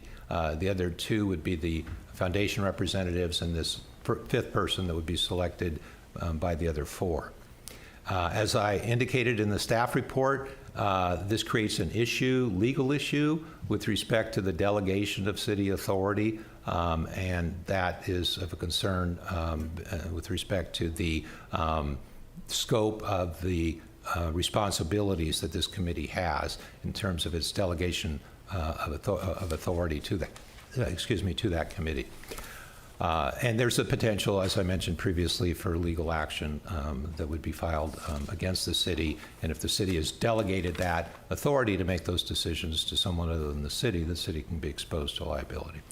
Architectural services, as I mentioned in my previous comments, the contract is going to be between the city and the architect. So if there's a dispute between the city and the architect with respect to an invoice that hasn't been paid or some other dispute that arises, the lawsuit would be filed by the architect against the city. So the city would have exposure there. Section 6 on construction costs, likewise, in terms of the payment process as it's set up, is that the invoices are being paid by the foundation for the approved invoices. The question would arise as to what happens if the invoice is not paid and the city's exposure there. And then lastly, with respect to the indemnity provisions as they're proposed, the city's being asked to indemnify the foundation for claims that the architect or the construction contractor may have in connection with whatever the claim might be, including non-payment of invoices. All right, let's go to the next slide. So I've identified issues, potential problems, but what I've also tried to do is provide a discussion in the next series of slides about what could be done to minimize those risks to the city. And they're identified here in this slide. First, with respect to the project executive committee, if that authority were changed to being one of making recommendations rather than final decision making, that would solve a number of problems, one of which is the delegation of authority to that committee, which I don't believe can be done under the law. With respect to the architect, we're going to need to address the issue of both the authority of the committee, which is item 1, as well as the payment process. The payment process, as I described it, was one in which the foundation would be making the decision on whether or not to pay a proposed invoice. Hopefully, there would not be very many disputes between the city and the foundation as to whether an invoice should be paid. If the city reviews the invoice, finds that the architect has performed the services that are described in whatever the invoice is, and then it's submitted to the foundation for review, hopefully the foundation would agree, likewise as the city did, that yes, the architect's entitled to be paid on that invoice, and the architect has performed those services consistent with the contract. The problem arises is what happens if there's a disagreement, and if the city says, yes, we think that the services have been provided and then the invoice is payable, and then the foundation says, we disagree with that, and so we're not going to pay the invoice. That's where the issues can arise under this contract. And likewise, with respect to the construction contractor, there would be a need, again, to address the issue of this committee and the payment process. Next slide. The issue on indemnity and third-party claims, as I mentioned previously, the agreement as it's proposed states that the city is expected to indemnify the foundation even if the invoice hasn't been paid by the foundation. So that, again, goes back to the authority issue that I described previously. One of the issues, as I mentioned in my earlier comments, is that there could be a request by the architect or the contractor for additional compensation, that the architect, for example, feels that they've been asked to do work that's beyond the scope of the contract with the architect, or the construction contractor feels that they've done work that's beyond the scope of the construction contract. So, and there can also be unforeseen conditions. You're dealing with a building here that's 97 years old, and during the course of the construction, there may be conditions that are found during construction that require more work than was originally contemplated when the contract was executed. So one of the ways that is dealt with by cities and other public agencies on public works projects is to include what's called a contingency amount. Sometimes it's 15%, or it could be a higher or lower amount than that. And the purpose of a contingency is to compensate for the fact, or to plan for the fact that there might be some additional expenses that are necessary either by the architect or the contractor. As I point out in this slide, there is an issue if the cost overruns or the additional compensation that's being claimed by the architect or construction contractor are above the contingency amount. So if you have a contingency amount of 15%, but then you have claims or requests for additional compensation that is beyond the 15%, then how do you address what I shorthand as cost overruns? Bonds by the contractor, that's another way to minimize risks here. Under the law, a construction contractor is required to post what's called a payment bond, and that is for the protection of the subcontractors and the suppliers to the general contractor. So if the general contractor doesn't pay for the materials or for the subcontract work, then a claim can be made on the bond. So that is something that can protect both the city and the foundation from those types of claims. And then there's also something called a performance bond. So if the contractor didn't construct this project as it was required, and then there's a disagreement about whether they did or didn't, the city can make a demand upon what's called the surety, which is the company that issues the bond, to complete the work. So those are methods by which there can be minimization of risks in public works projects. Next slide. So the council options are here on the screen. They include a motion to direct the city administrator to continue negotiations with the foundation with modifications to reduce the risks to the city that have been described in the staff report, and I described them in my comments this evening. The direction could include specifics on which sections should be modified to address certain potential risks. And there is alternative language to reduce the risks that are suggested in some later slides that I'm going to go over with you. So that's one option. A second option would be a motion to direct the city administrator to work with the city staff to present the draft agreement, that's attachment 10 in the packet, to the Library Board of Trustees to review, and then for them to make a recommendation to the council. And then the third option is for other action as the city council may deem appropriate. So those are the three council options. Let's move to the next slide. So what you see on this slide is some possible alternative language for the draft agreement, starting first with the authority issue. The Section 2 has the project executive committee. Now, the question becomes whether or not a project executive committee would be necessary, or whether the authority that's described for the project executive committee could be exercised by the foundation, rather than the committee. But that's a possible consideration. But you could have it the committee, or you could have it be the foundation that serves the function of that committee. And then the second issue would be the authority of the foundation, or if the committee is retained, the committee, would be to make recommendations to the city project manager, except that the approval of the foundation or committee would be required for those matters that are listed on the next slide. Let's go to the next slide. So what you see here is a list of possible matters that could be subject to approval by the foundation or the committee if that's retained.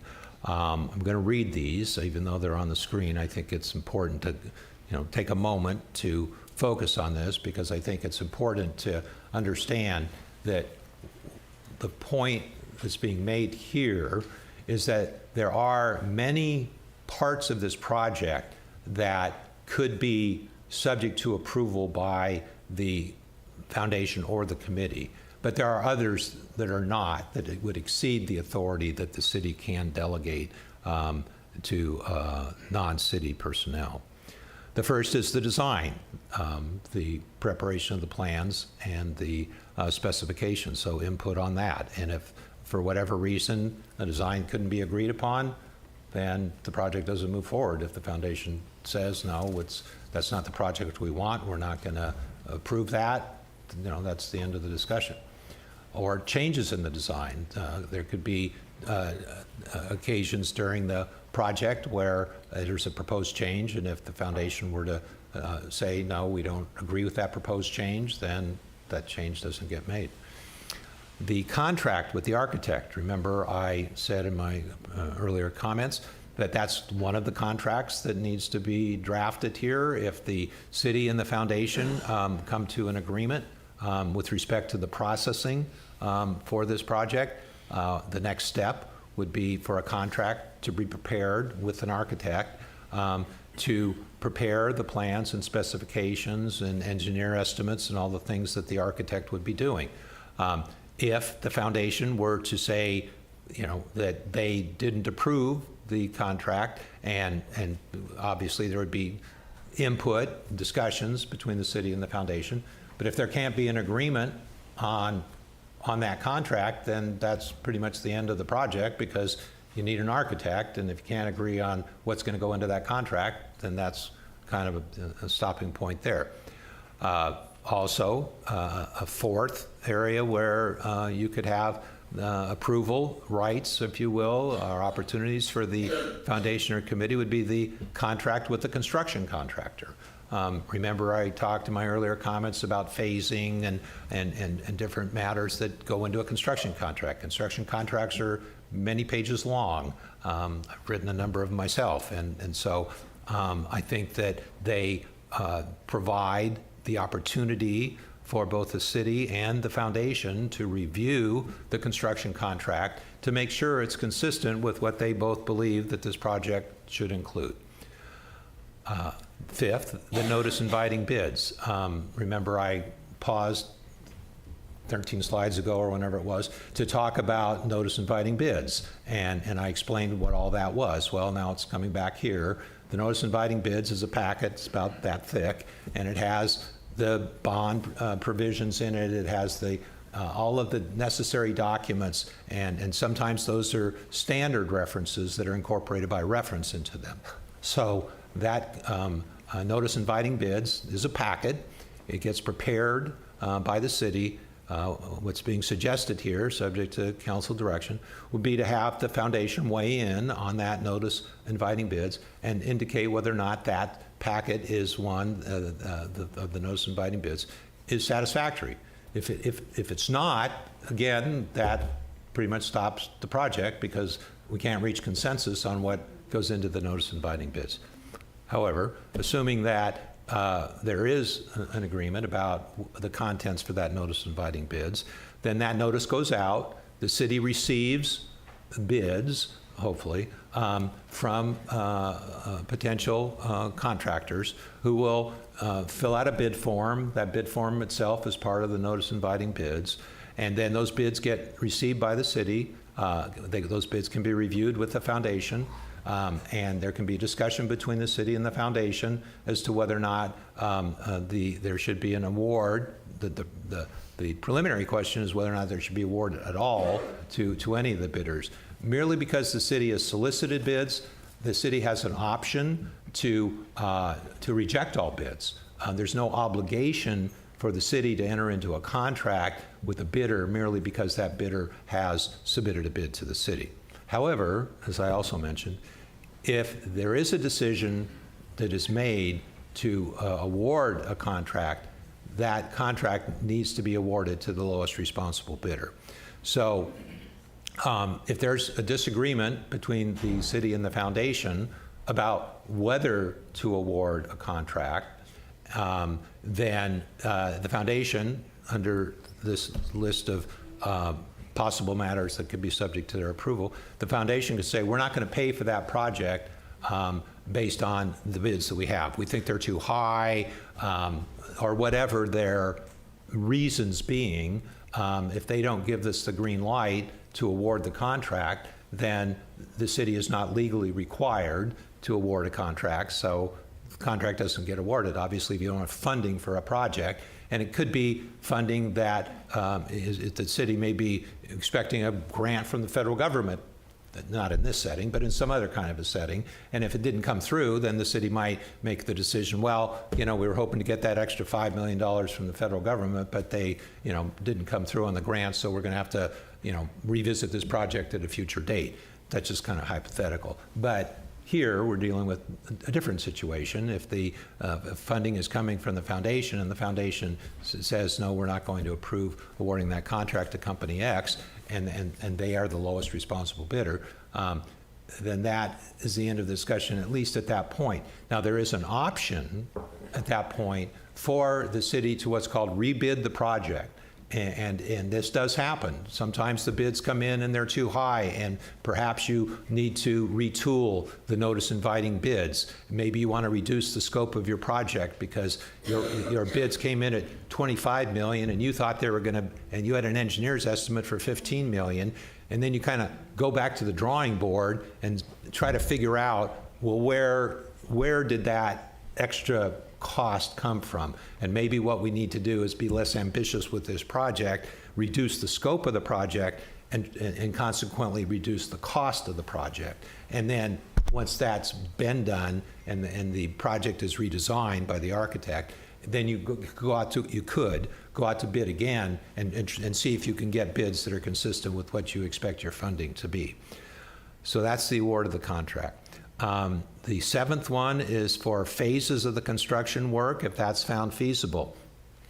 Remember when I spoke about how there's phases for the contract for the architect, there's the three, and that we were going to ask the architect to provide phases for the construction work, if that's possible. And if it is possible, then that helps to make this a more manageable project, because then you could start a phase. And remember, I said that it needs to be discrete, meaning that once that phase, let's say there's 4 phases for the construction work, and they complete phase 1.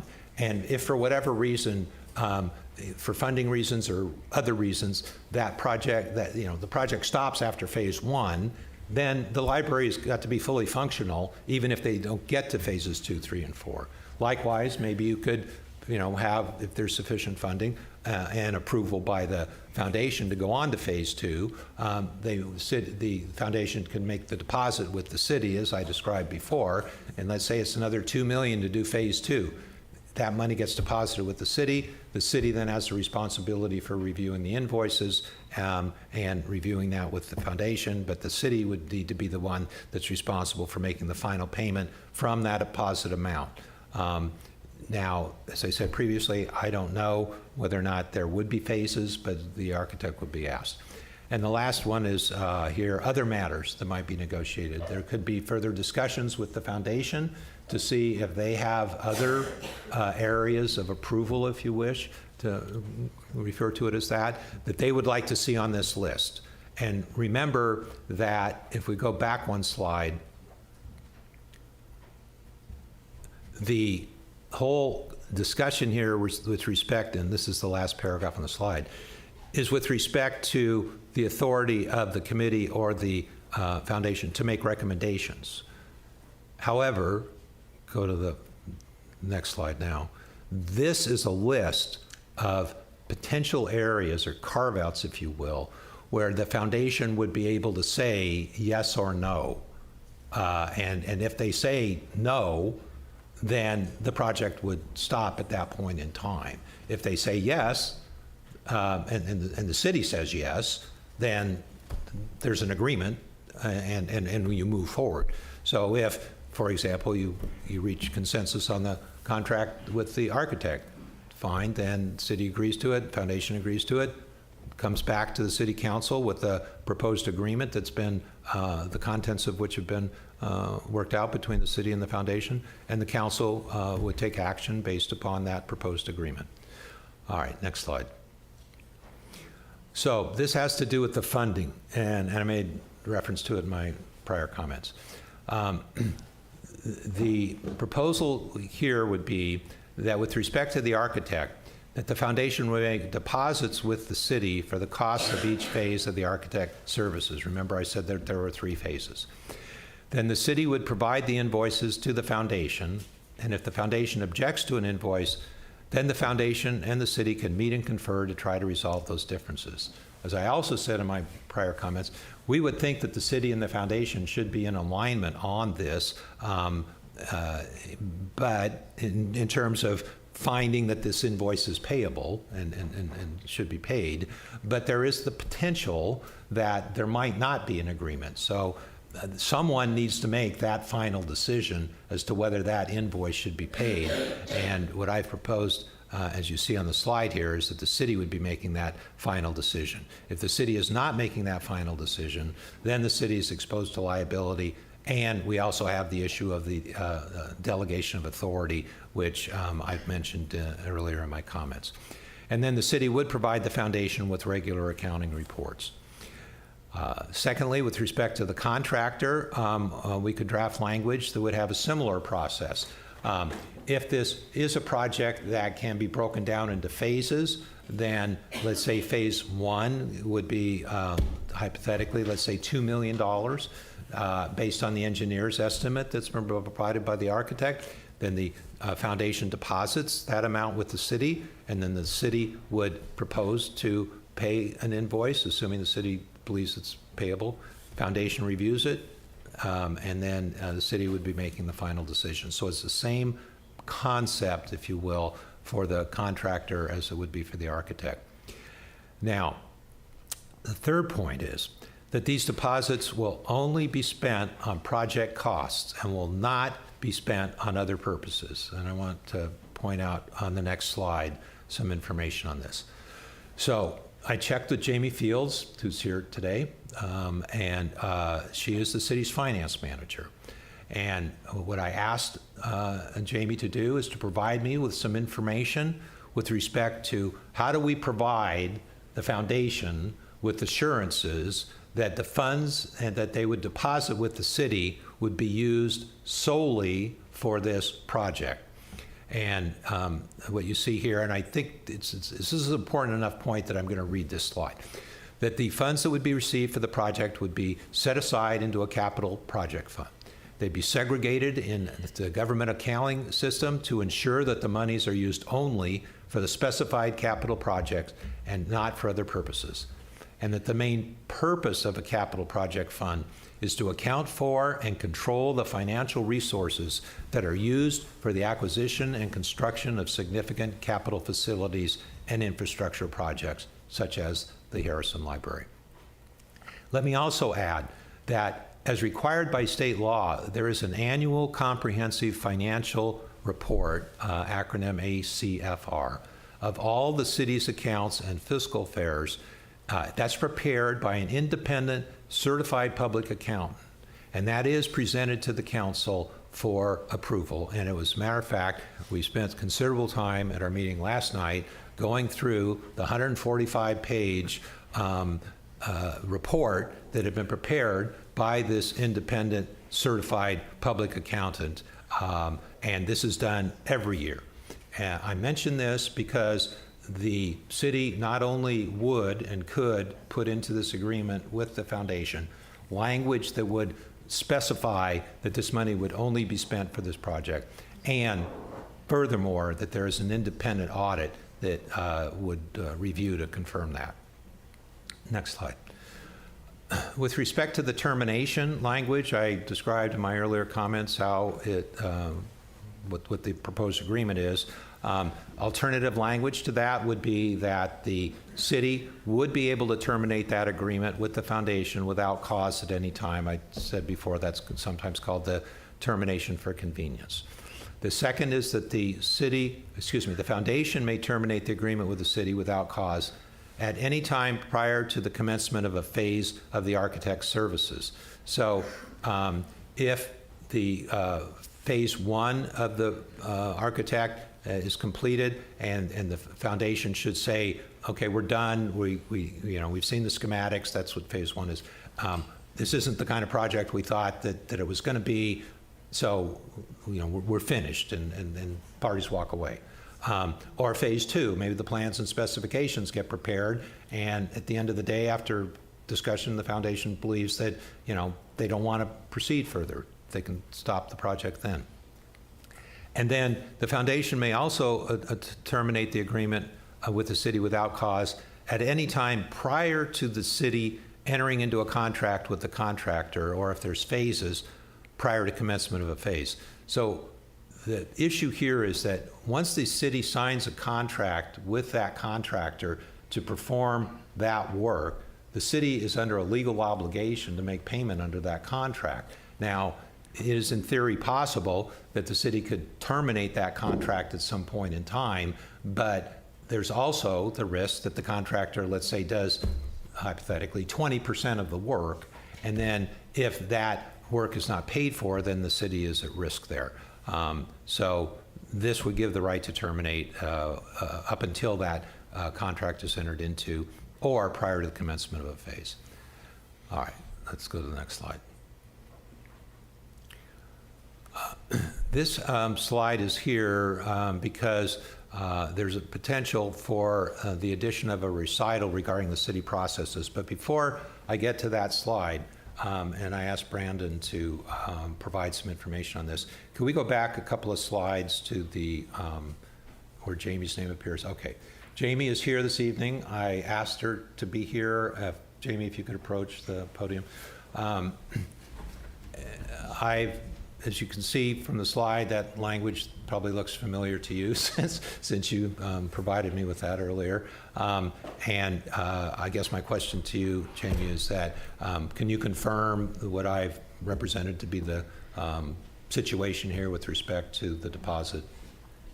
Yeah, as a matter of fact, I went ahead and verified it with the auditors to make sure our understanding was complete and see if there was anything else they had to add. And so the concept is that this is what capital project funds are built for, and this is what the city's ERP system is built for, project management and fund accounting. It's very common for governments to use a capital project fund to account for the expenses on a project and also the specialized revenue on the project. The additional recommendation is that the foundation could provide written instructions that the money is to be restricted for this project, and that just puts a bow on the top. So we've got a legal mandate in receiving the funds that these funds are restricted for this project, and here's the project accounting. Thank you, Jamie. Let me pause here. Does council have questions for Jamie about that point? No. Okay. All right. Well, thank you, Jamie. Very clear explanation. Okay, now we can go back to the slide with Brandon.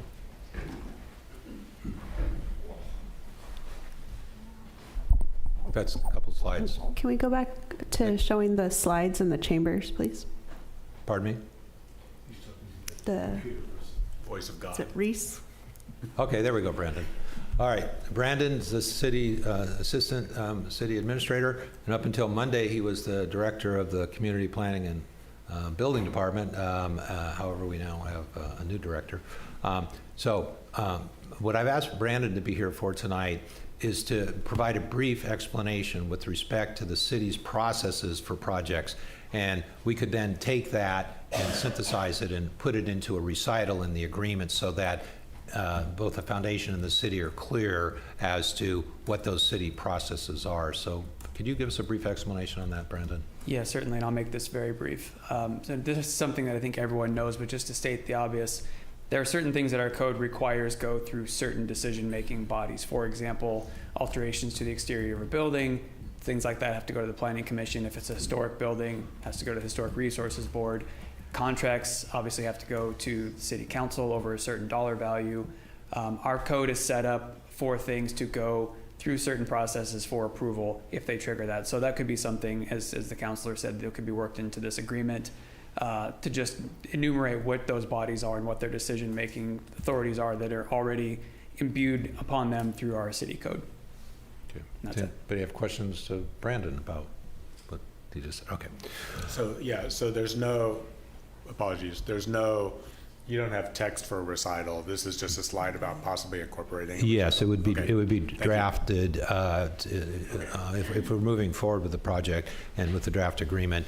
I just kind of basically giving a heads up to the foundation that we would put that recital together so that everybody understands, what those processes are. Okay, next slide. This is a slide that just confirms that if the direction of the council is for there to be further negotiations with the foundation, which was option 1, that it could be that there's other provisions of the draft agreement which could be subject to revision based on those negotiations. Next slide. And this is obviously a slide to provide you an opportunity to ask questions of me or Jamie or Brandon, or Chip, I guess, if you have any.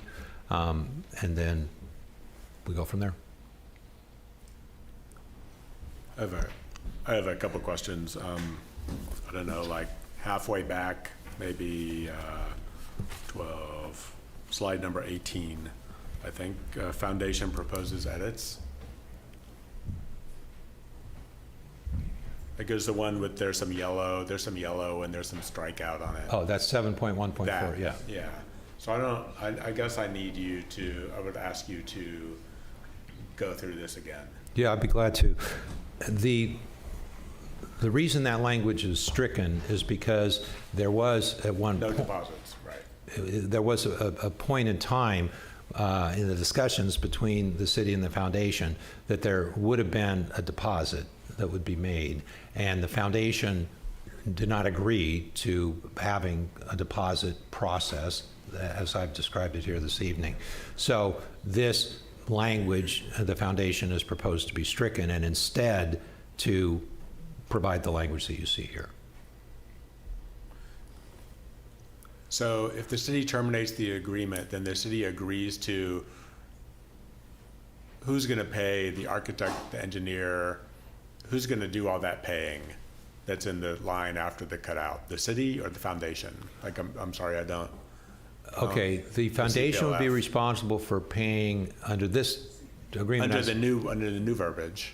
Well, under the existing verbiage. This is existing. This isn't something this is what the foundation is proposing. And so the foundation would pay what they believe is due to the architect or the construction contractor to the extent that it's been earned, if you will. The architect has done their work, they're entitled to be paid, and then the proposal would be that they would be paid by the foundation. And the language that begins with this sentence when it says that the city terminates the agreement, then it's basically saying that the foundation's only responsibility is to pay the architect for what is due to the architect at that point in time. So if it's a $2 million project and there's only been $700,000 earned, then only $700,000 gets paid to the architect for that work. So they're not going to pay for services that haven't been rendered, basically. But the city is also not going to pay for services that are not rendered. That's correct? right. That's right. Correct. So that's right. Okay, so this is just a change in verbiage, not a change in. I got the stuff about the deposits. Yeah. So this is just a change in verbiage. It's not like a. I hesitate to use this word, a material change in the agreement. Well, it's just, I would say yes. It's consistent with the premises, if you will, that the foundation has presented in the agreement.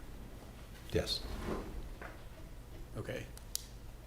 And then the diagrams, the work that Jason Architects did that I've seen in your office. We've already paid for that work, correct? Did we pay for that work as part of the library master plan? Is that how that work came into being? So the drawings are not the library master plan. The drawings are the architectural drawings that I've seen are the backup, are like the result of applying the library master plan and architectural skill, whatever architectural skill Jason Architects has, to devising a new library for the city. Yes. Okay. Thank you. I don't have a question. Brian, thanks for that. That was very clear. You provided a path that I could follow. And this is certainly different because we're sort of negotiating in a public session. And it's new. This is new ground for me. So I think, Dale, the best thing would be to hear from the foundation and see where we are,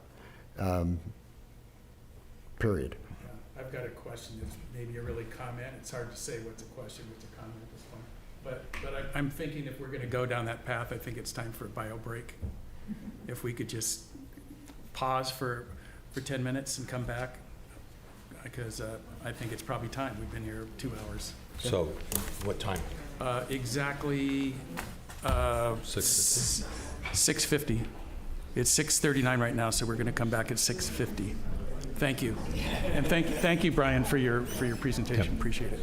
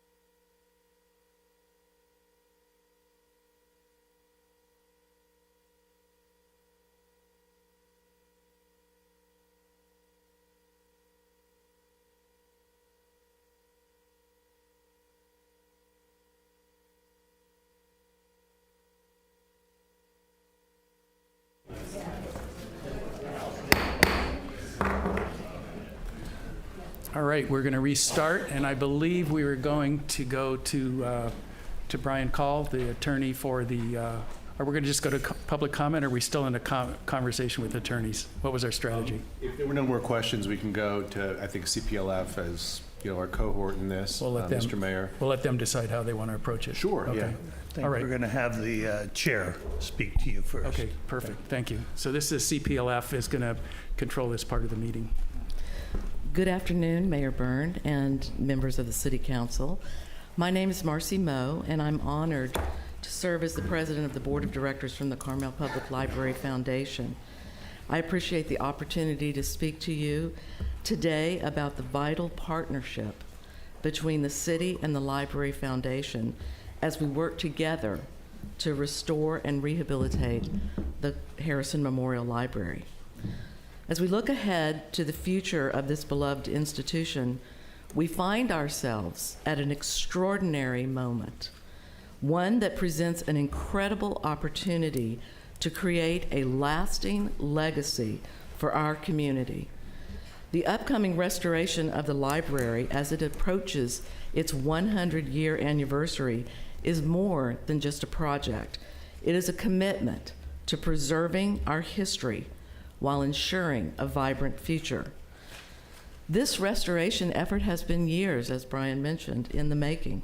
For over 2 years, the City Council has provided multiple approvals to move this forward with the participation of the Library Board of Trustees. First, with the funding and approval of the master plan, and then again with the approval of the request for proposal to identify and select the architect. At every stage, this project has been carefully considered and endorsed. The Library Foundation is fully dedicated to raising the necessary funds to restore and protect this historic treasure. By approving this agreement, you affirm the shared vision between the city and the Library Foundation, a vision that recognizes the library as more than just a building. It is a cornerstone of knowledge, culture, and inspiration for generations to come. This agreement represents a common sense model for collaboration between the city and the Library Foundation, one that offers a forward-thinking approach to ensure that city infrastructure is well maintained and sustained for generations to come. A joint venture like this requires that both parties work cooperatively in order to gain something even greater. What the city gains is a function of the fact that it is sharing responsibility for the success of this project. By working together in this way, we unlock the resources necessary to preserve a cherished community landmark without placing any financial burden on the city for the construction. As Brian noted, we have 34 years of keeping the library open, relevant, and thriving, a commitment to the city that we have never missed. We also have precedent for the funding model that we believe will enable us to raise the funds, where the foundation holds the funds and pays the bills. Our donors have faith that we will make sure that that happens.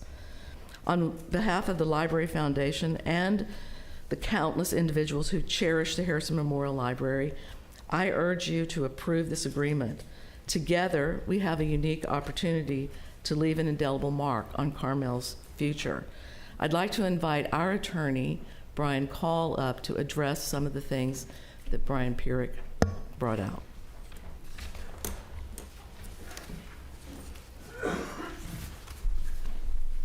Mayor Byrne, members of the council, my name is Brian Call. I'm legal counsel to the Carmel Public Library Foundation, and I've done a lot of hard work with the city attorney in order to get here and get this contract before you. I believe we've gone through at least 4 iterations of this contract before we came up with our final proposal that is for the city today. And a lot of this language was not our language, but it was language directed by the city to get where we are. And I certainly understand the concerns of the city attorney in terms of risk and authority and those issues. But I do think that while this is a city-owned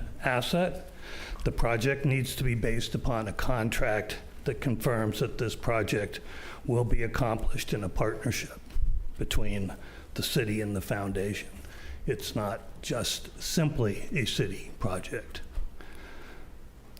And it needs to recognize the role of a committee, regardless of what you call it, that has the input from the city in the recommended form of the mayor and the assistant city administrator on the one hand, and the chair of the board of the foundation and the executive director representing the interest of the foundation. I cannot foresee a situation where there would be disagreement over anything related to the administration of the contract or the payment of contractors going forward. The foundation certainly acknowledges that in any contractual arrangement there are risks, particularly when you're talking about construction agreements and design professional agreements. I think Brian, the city attorney, recognized that many of those risks can be mitigated as we move forward with development of those contracts, with the input and approval of the foundation and the city attorney and council. Development of the contracts with the architect and the contractor, utilizing standard contract management practices and an open and transparent discussion between the city and the foundation in contract development and administration. We respectfully disagree with the staff and the city attorney's position that this committee that is set up to make decisions with respect to the administration of the contract is an improper delegation of city authority. I think to the extent that there may arguably be those issues, I do believe that they can be worked out between the city and the foundation in order to allow this project to move forward in a partnerial manner, recognizing the opportunity for funding that the city has at stake here. So if nothing else, we would like the council direction to staff and the city attorney to allow for further discussion on that particular point regarding the authority of this committee and how we can design it in such a way that gives it legitimate authority over the approval and administration of the contracts. And I think the suggestion that I saw, I believe for the first time tonight, in terms of carve-outs for foundation approval with respect to certain specific elements of foundation approval is a good step forward, and I appreciate that. On the issue of payment, city attorney indicated that foundation approves invoices. Well, the contract says that the city submits approved invoices. If the city doesn't approve an invoice, it'll never be submitted and never be paid. But if the city sends an invoice to be paid, and there's no reasonable basis to object for that, because the contract says that the foundation will not unreasonably withhold payment of an invoice. There has to be a reason. And I would think that if there is a legitimate reason to not pay an invoice, the city would never submit it in the first place. But if there is a legitimate reason to withhold payment of the invoice, the foundation can object. Then we get to this point of, well, what happens if it's submitted to a committee and there's a tie? You know, how do we break the tie on that? Our proposal is not the foundation breaks the tie. That a fifth member of the committee breaks the tie, a member that's appointed through the unanimous consent of the foundation representatives and the city representatives. That just seems to be a logical thing to do, as opposed to a situation whereby the foundation decides we don't want to do that, or the city administrator decides in breaking a tie. And I really do not see a situation where the city is submitting an invoice that says needs to be paid and the foundation is not going to pay it. If the foundation wrongfully withholds payment, even after it is approved, just as we're not paying that, we are willing to guarantee that payment to the architect or the contractor. So we cannot just arbitrarily say, we're not paying. So I think with further discussions that we can work through those points with the city. And one thing that was mentioned here was a possibility, and I don't know if this was something that you were proposing as an option to the council, but if there is a right for the city to terminate at will, not as a result of a breach by the foundation of its obligations under the contract, I just don't see how the foundation would be in a position to raise the funds on an ongoing basis, on a best efforts basis, as the contract provides for, if the city has that right to say that we're done. That is not a workable situation for a foundation, charitable foundation, that's going out there and raising tax-deductible contributions. So those are my comments. Thank you.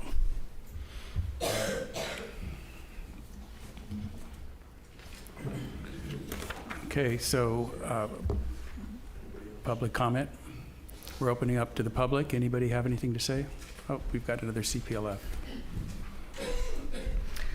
Good evening, Mayor and City Council members. I'm Alexandra Fallon. I'm the Executive Director for the Carmel Public Library Foundation.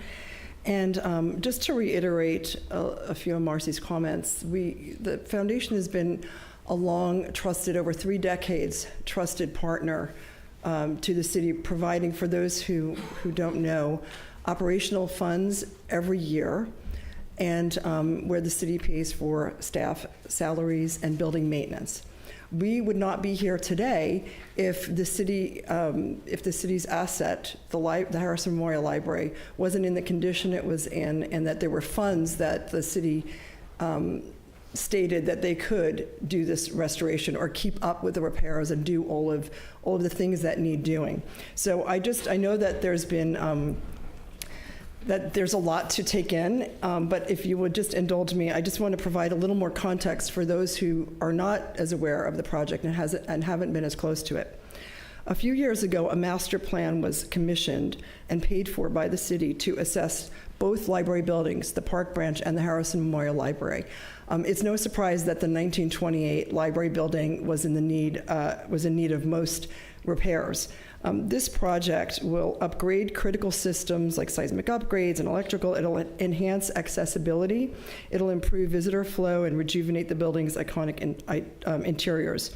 These upgrades will ensure the library remains a functional and beautiful space for the community while incorporating enhancements to support the requirement of future library services. Carmel Public Library Foundation's mission is to help keep the library open, relevant, and thriving. We've been leading a capital campaign to that end to help fund this project with the goal of completing its construction by its centennial birthday in 2028. To propel the campaign forward, a generous matching $5 million gift was made, and $500,000 was contributed for initial architectural work. To meet the match of this gift, $5 million in matching funds must be pledged by June of this year.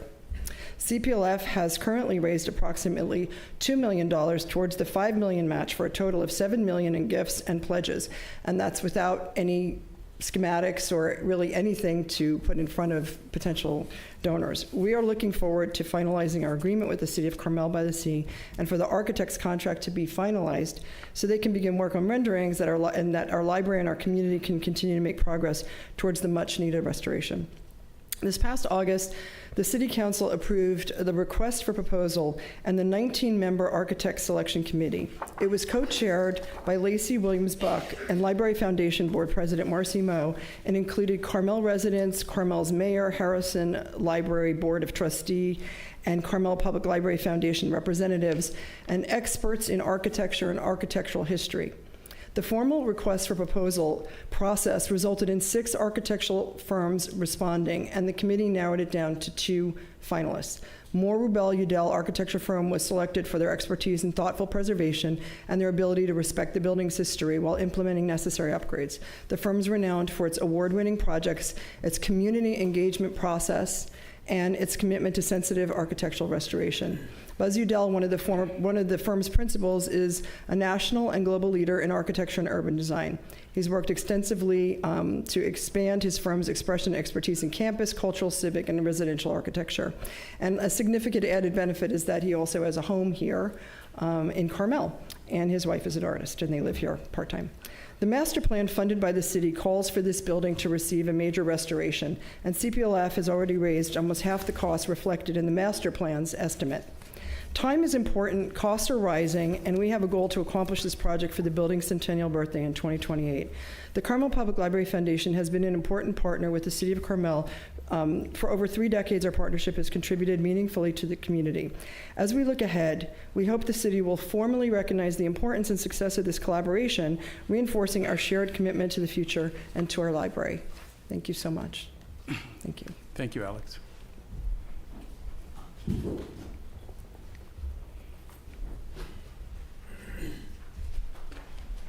Good evening. Good evening.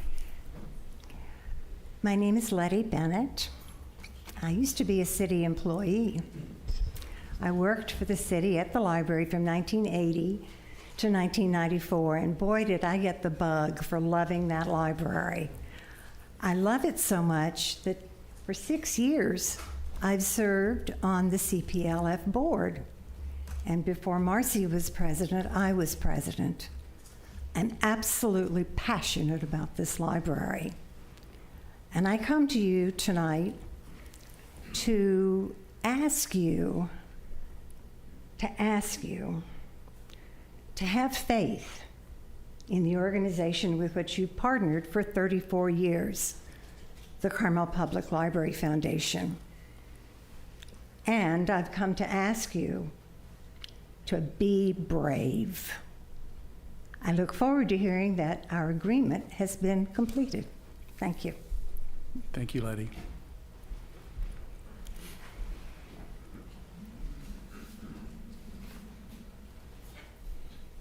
Hello, my name is Polly Osborne. I'm a local architect, formerly the president of the local AIA chapter. I want to say that, well, since a little girl, I've been going to that library and loving it to pieces. And now I find out that one of my heroes in architecture is going to be the architect. And I want to say I've been following the firm of Moore Rubel Udell for 50 years, at least.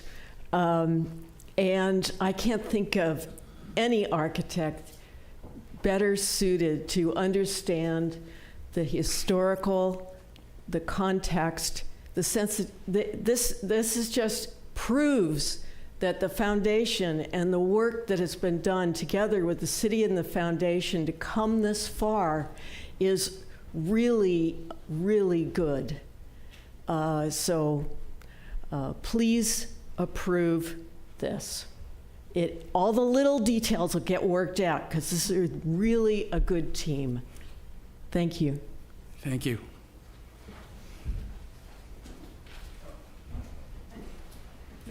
You. Hi. Hi. Well, I wrote good afternoon, but good evening. Good evening, We Mr. wish. Mayor, city councilors, and city staff. I think I've been in a meeting with all of you, except maybe a couple, within the last week. So it feels very comfortable here. My name is Susan Prest, and I am a resident of Carmel-by-the-Sea. Most of you know me as the chair of the Board of Trustees for the Sunset Center, but I'm also past chair and continuing board member of the Board of Directors for Harmony at Home. For Harmony at Home, you heard from Julianne earlier, you can probably see why. But I'm here before you this evening as a Carmel Library Foundation board member and as a resident of this city. I'm here to encourage you to vote for the plans to renovate and update our Harrison Memorial Library. The library is designated as historic and is central to the identity of this beautiful little village. The library is almost 100 years old and is in dire need of repairs and upgrades to meet standards for the American Disability Act accessibilities. The Carmel Library Foundation Board has taken on the task of fundraising for these renovations and repairs at no cost to the city. The Foundation Board has already received pledges for over half of what is currently estimated to be the total cost of renovation. There have been recommendations to simply make repairs to the building, which means that over the long run, costly repairs will be ongoing and the library building itself will continue to deteriorate. The city is being offered a solution to professionally renovate the building that will last another 50 to 100 years. And as a resident of the city, I cannot even imagine why the council would turn this down. The contract that I read between the city and the Carmel Library Foundation Board is structured in a way that it will enable the project to be successful and on a partnership and financial management basis so that the funds can continue to be raised. This is an important project for the city, and the time is of the essence for all the reasons that Alex just explained. We need to move forward and not get bogged down. Please make a decision to approve this contract.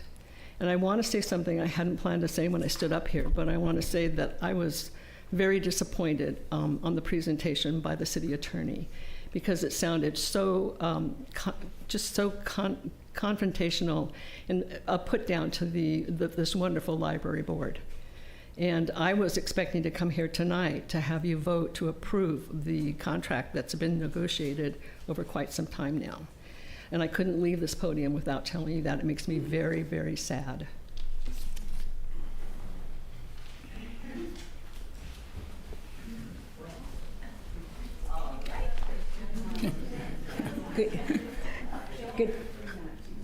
Good evening. My name is Pam Nyman.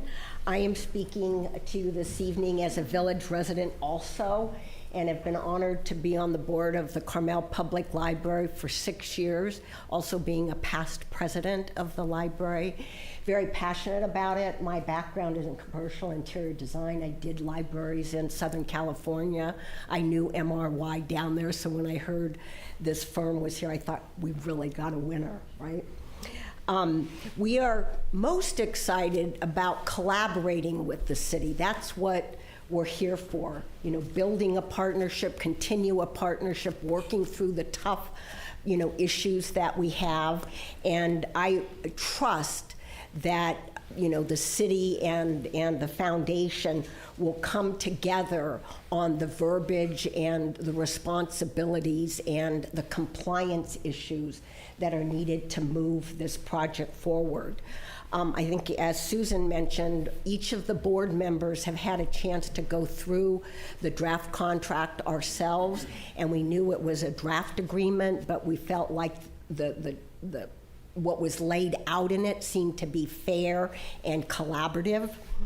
We see this project being for the community, and we would love to see each and every one of you as a council member support this agreement and trust that we're at the table to work through those hard issues. And we would love to see this project be that positive example for Carmel moving forward. So thank you for your support on the agreement.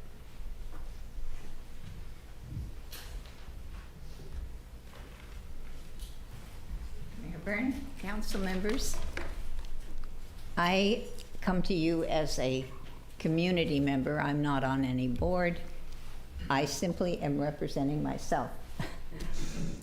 My name is Lacey Williams Buck. I was born and raised in Carmel, and I've been a huge fan of the library since I was 5 and checked out my first armload of books.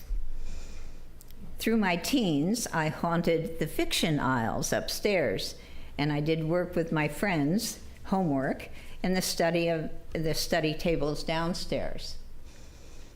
Years later, I brought my children to the library, and the patterns were repeated.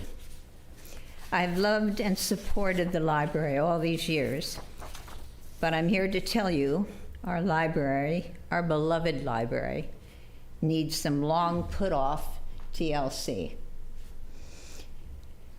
An old, out-of-date electrical system, heating and plumbing problems, complicated ADA access issues. All these things need to be addressed. We all must help our library through this time because our library gives so much to us. More than just checking out books, seeking information, or reading by the fire in the reading room, our library is a rich source of Carmel's history and cultural heritage. The events and the lectures and the presentations that it sponsors every year are so well attended that often there is standing room only. Visitors, tourists, and locals come to the library daily for entertainment and information. It truly is the heart of our town. I support the Centennial Restoration Project, and I would hope that all of you would join me in that. Thank you. Thank you, Lacey. Hi there, there we go. Eric Dyer. I'm a local architect, member of the Historic Resources Board, and very honored to be a member of the Architect Selection Committee for the Centennial Restoration Project. I just wanted to speak not so much about the contract, but just about our process that we went through as an Architect Selection Committee. And we just were very fortunate to have such a high caliber of firms responding to the RFP for the project. And so it does say a lot that Moore, Rubel, Udell was the clear consensus selection of the committee. Buzz and his team come with such a breadth of competency and experience in libraries, historic preservation, and public projects at varying scales. They have a team with superb technical expertise combined with equally formidable design talent. I think what was also really stood out for us was the experience and ability in doing public projects with the community outreach they do. We felt Buzz and the team will particularly be good in getting community input and getting to consensus, which, as we all know, will be particularly important in Carmel's active and vocal community who love their library so much.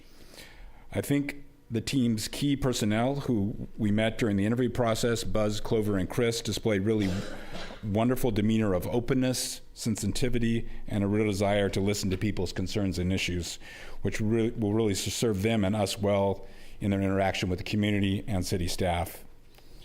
And with Buzz being a community member himself with a house here, I'm convinced he'll do very well by us in the town. Finally, I think we're fortunate to have Moore, Rubel, Udell as the chosen architect, and I'm extremely excited to see the Harrison Memorial Library restored and updated for the next 100 years by such a sensitive, deft design team. So I definitely recommend moving forward with the contract. I trust and expect that these details can be worked out. I would just say, whatever the process is, to have representation from the people that give the money and represent their community in the library, and the city who represents the community and their interests need to be there with the design team so they can work and understand those interests as they move forward with the design and the approval of that. So thank you.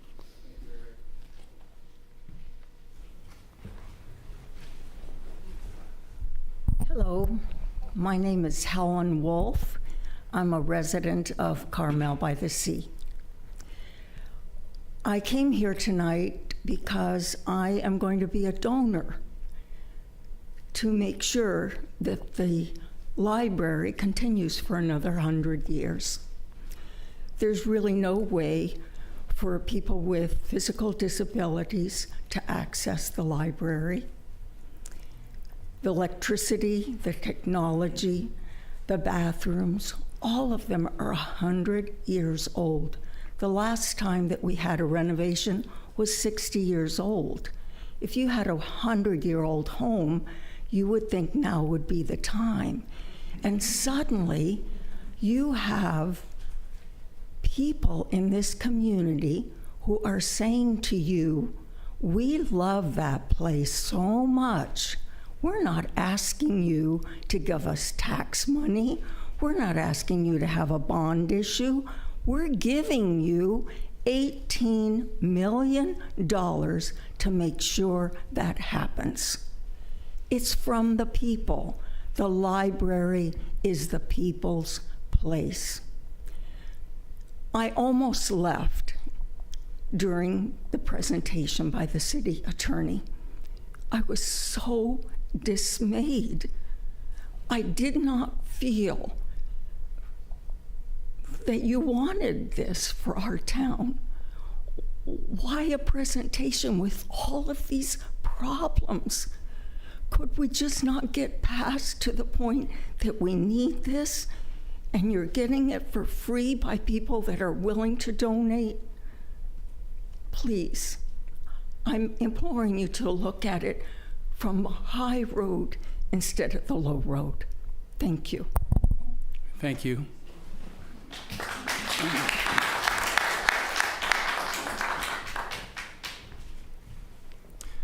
Good evening. My name is Ken Cranstone, and I'm here today as the board treasurer of the Carmel Public Library Foundation. I think I'd just like to echo the sentiments of the previous board directors that have visited the podium as well, and just say that this is an amazing opportunity to bring the community together for funding a major city project. I know we say there are many gems in Carmel. This is certainly one of them, and that we can polish it and make it shine. And there is a sense of expediency that comes with that, as Alex Fallon had mentioned, the matching nature of the donations and our ability to go out to the community and to share with this project and the forward momentum as it continues to carry. So I would just ask that the council consider that and that you move forward with the contractual language as drafted. Thank you.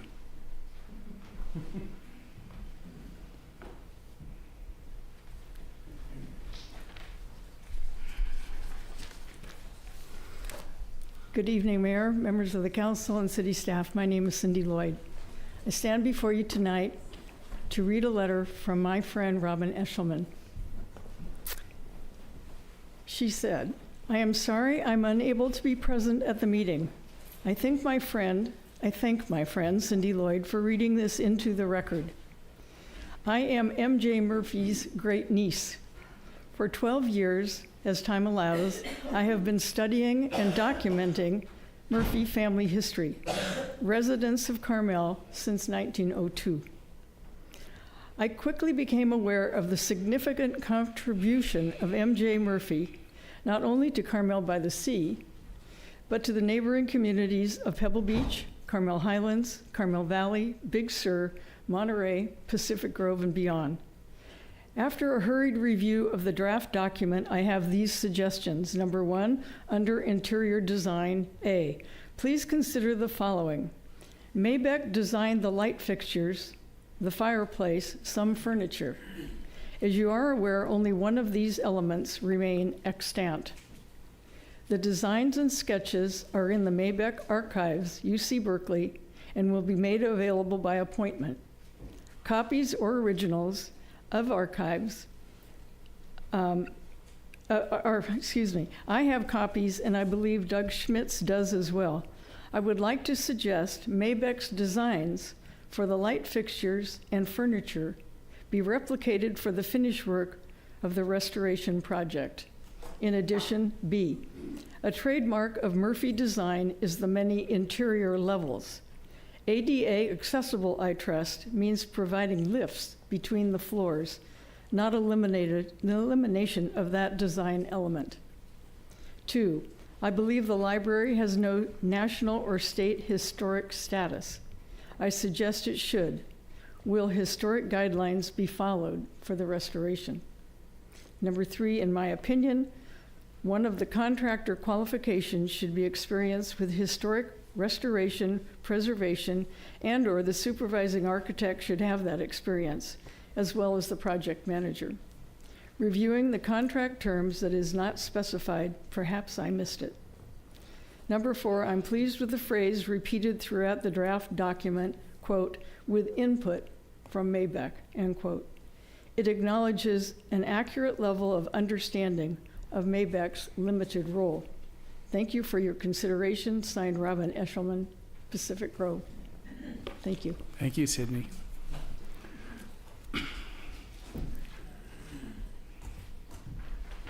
I'm back again with the letter that was forwarded to me. This says, as a benefactor, supporter, and card holder, I have been associated with Carmel's Harrison Memorial Library for 40 years. This building is the most significant and iconic structure in Carmel. Opened in 1928, it is very close to its centennial. 100 years is a long time. Attention must be paid. The proposal of a refurbishment is now a reality. When we speak of refurbishment, we're not speaking of a remodel. The carefully laid plans of returning this interior to its original design is essential. This is the promise you put forward by a committee of professionals who gather in this hall this evening. I stand with these ardent people. My hope is that the city government will join hands in support of this most worthy project. And this is from Tom Parks, a CRA member, former Carmel Public Library Foundation board member as well, and concerned citizen. Thank you. Thank you. All right. Oop. Almost spoke too soon. My name is Jackie Henning. Good evening. I've been a resident for about 20 years, but I think that sort of made me a newcomer. But anyway, I think you've been able to see what kind of board this is, and it's an absolutely fabulous, high-powered, compassionate, committed board, and the task of raising this money has really galvanized the board, and we're ready to go. And I just want to acknowledge the fact that you all are an incredible city council, and it's the best one that I've seen since I've been in Carmel. So I think that with our dynamic board and you guys, we ought to be able to make this happen. And this is a legacy project. We will be able to think about this as something that we did, and I just don't want it to slip away. Thank you. Thank you. Nice try, but we have to remain objective despite compliments. Hi, my name is Susan Galvin, and I'm a Carmel Public Library Foundation board member. I'm also a business owner, and I also raised my children in this community. The library was a cornerstone of their experience. I just hope this project gets approved, and the library will be here for their children. Thank you.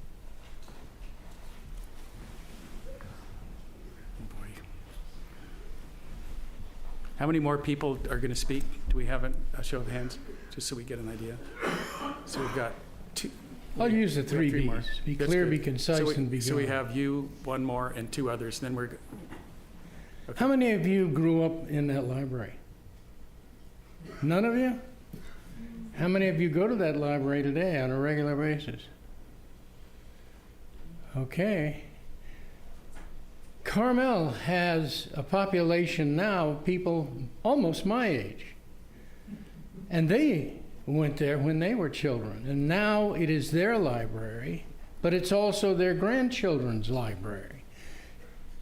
You have in this town the first house built, you have the second house built, and you have the third house built, still intact as historic resources. It doesn't kind of look like the village anymore to some, but when you get to it, you have more original assets than any community this size in the state of California. And your library is a key component of that. I got lucky. I did the 2001-2003 historical resource inventory of the area, of the town. The one thing I couldn't find, and I was curious about, were a full set of plans by Maybeck of the library. Well, guess what? They were there. But nobody could find them until Katie found the floor plans. It's not just the details, it's the entire building. And to me, it doesn't make any sense at all at this point for the work the committee has done, for the time that's been spent, and for the amount of money that's already been forwarded to see this project go, that the two attorneys, after you say, yes, let's do it, can get together and, like they say in the artillery, will adjust.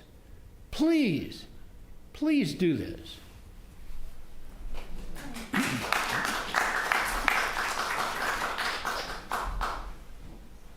Was it Nancy? Caroline?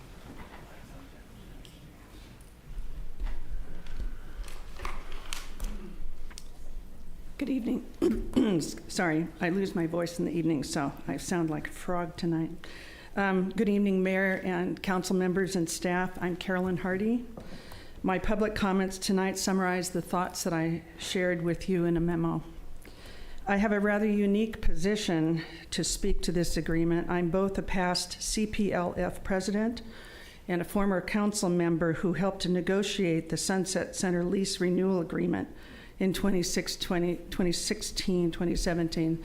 And I believe Brian Call was the attorney on the other side at the time, but I sat opposite Steve Pearson. I was, and at that time we also had to doctor up the agreement to protect the city. I was also peripherally involved with the campaign for Sunset Theater remodel, and I understand the challenges of undertaking a large fundraising effort. I am a Maybach plaque donor, I am a Sterling Circle Legacy donor, and I am a donor to Sunset campaign. So I am invested in our cultural institutions. This proposed agreement gives me great concern. And as one would expect, the foundation's attorney drafted a document that largely favors CPLF's position and its desired control of the project, leaving the city somewhat vulnerable. And I think people need to understand that the city attorney is looking out for the city's interests and not the foundation's. The document is a little lopsided in my opinion. The city attorney has advised you that the draft agreement granting final authority to the project committee is proposed is not legally permissible, and that needs to be fixed. Your foremost responsibility is to safeguard the city's interests in the undertaking. The city attorney should be involved in crafting the language to ensure that the city is protected. The agreement should be returned for further discussions and negotiations with specific direction from you and should incorporate the city attorney's legal advice. And how much authority are you willing to delegate to the committee and how much to keep is an answer that you need to come up with. In my view, the proposed project committee is too small, has insufficient city representation, and excludes key stakeholders.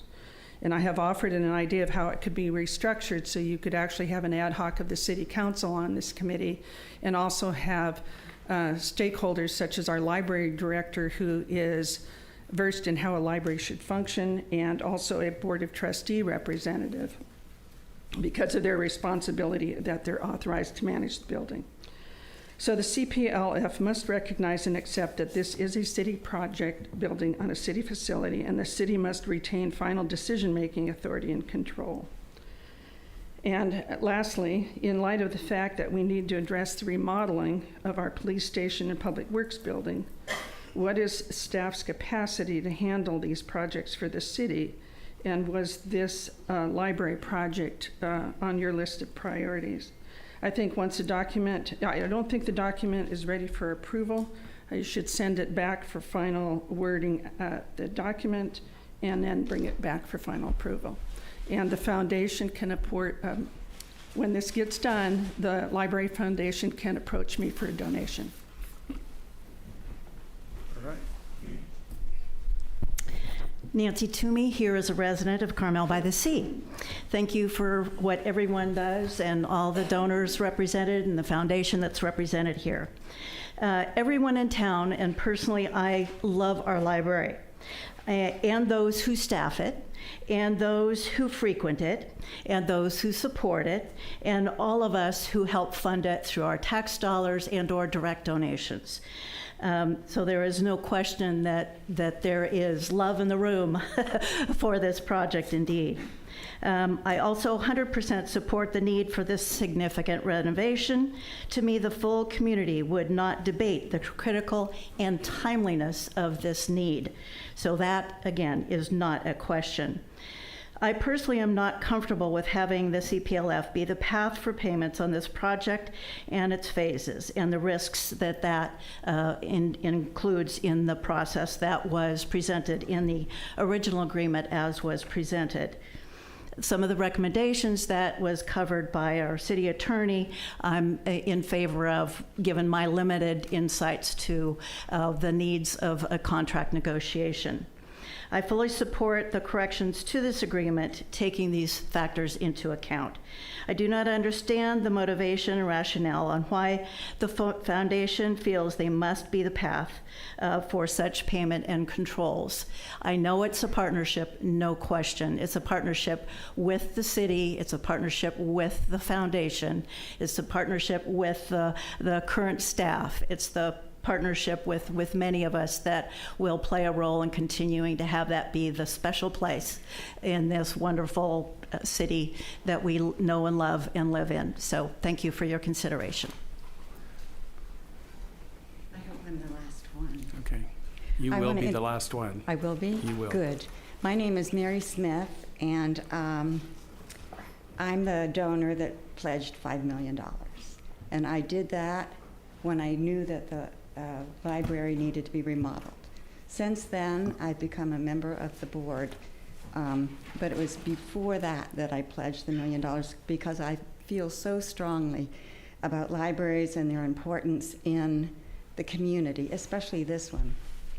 My background in library renovation is in my hometown.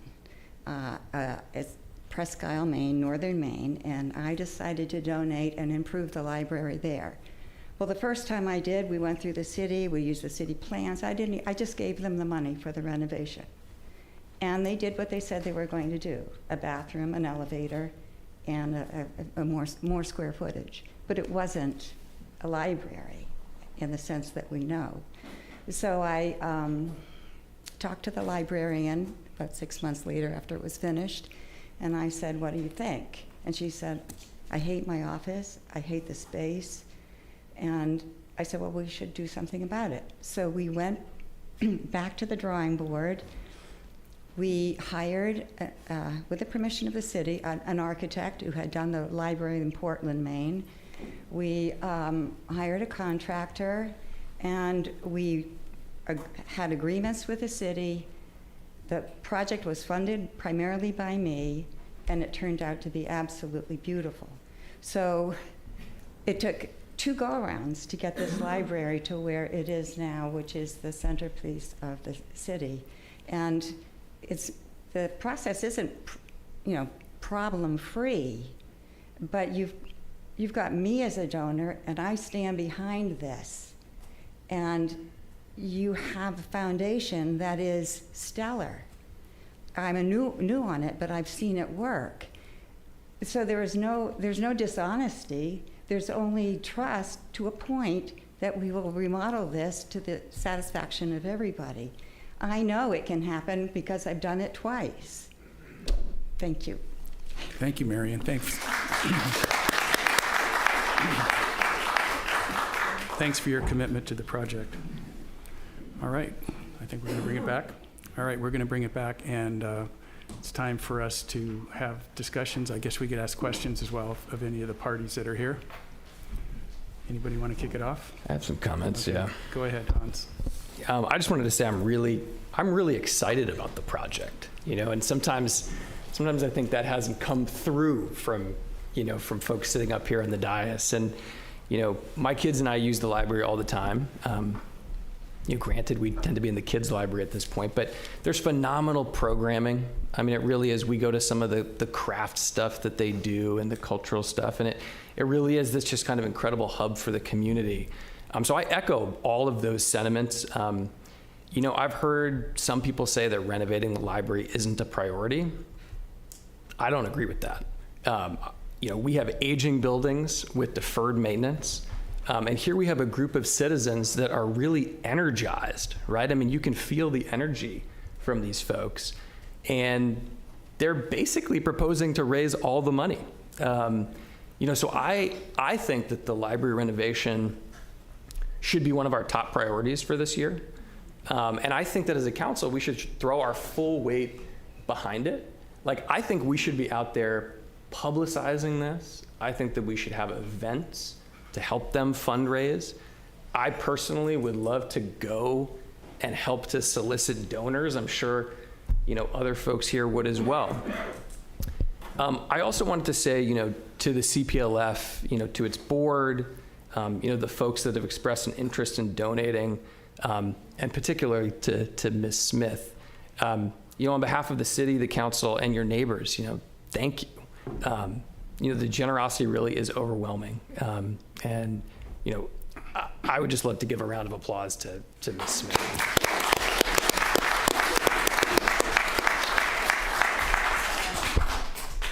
So, I love this project. I can't wait for it to be done. That being said, I do have some, significant concerns about the current state of the draft legal document. I've negotiated lots of joint venture agreements, and it's an important point is, if I listened to my attorney on every deal point and every JV, I wouldn't have done any JVs, right? So that is important, and I get that.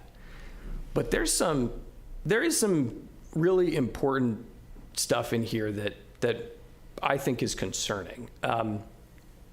Most of the problems that I'm going to outline, I think, stem from this project executive committee concept, at least as drafted.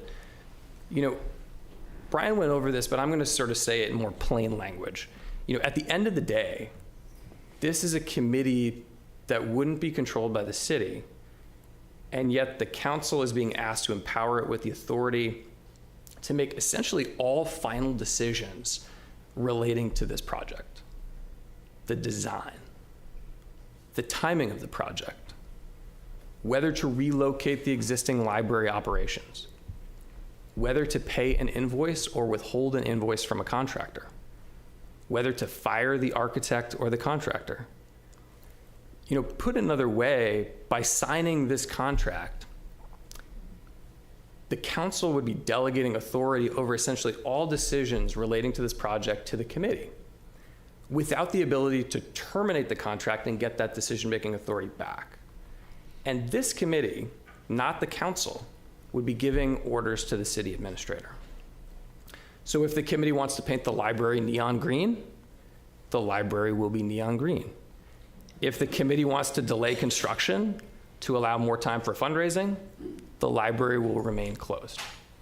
If the committee wants to fire the contractor and the city attorney doesn't think the facts warrant terminating the contractor, and maybe that presents risk, the contractor will be fired. The improper delegation of authority piece, I don't pretend to understand the citation that Brian has listed in the staff report, but I would just say, as a council member, when you read something that says delegation of final authority to the by the city council to the committee is not permitted under the law, it just makes you stop and say, okay, what do we need to do here to make this work? The city is the entity that is signing on these contracts.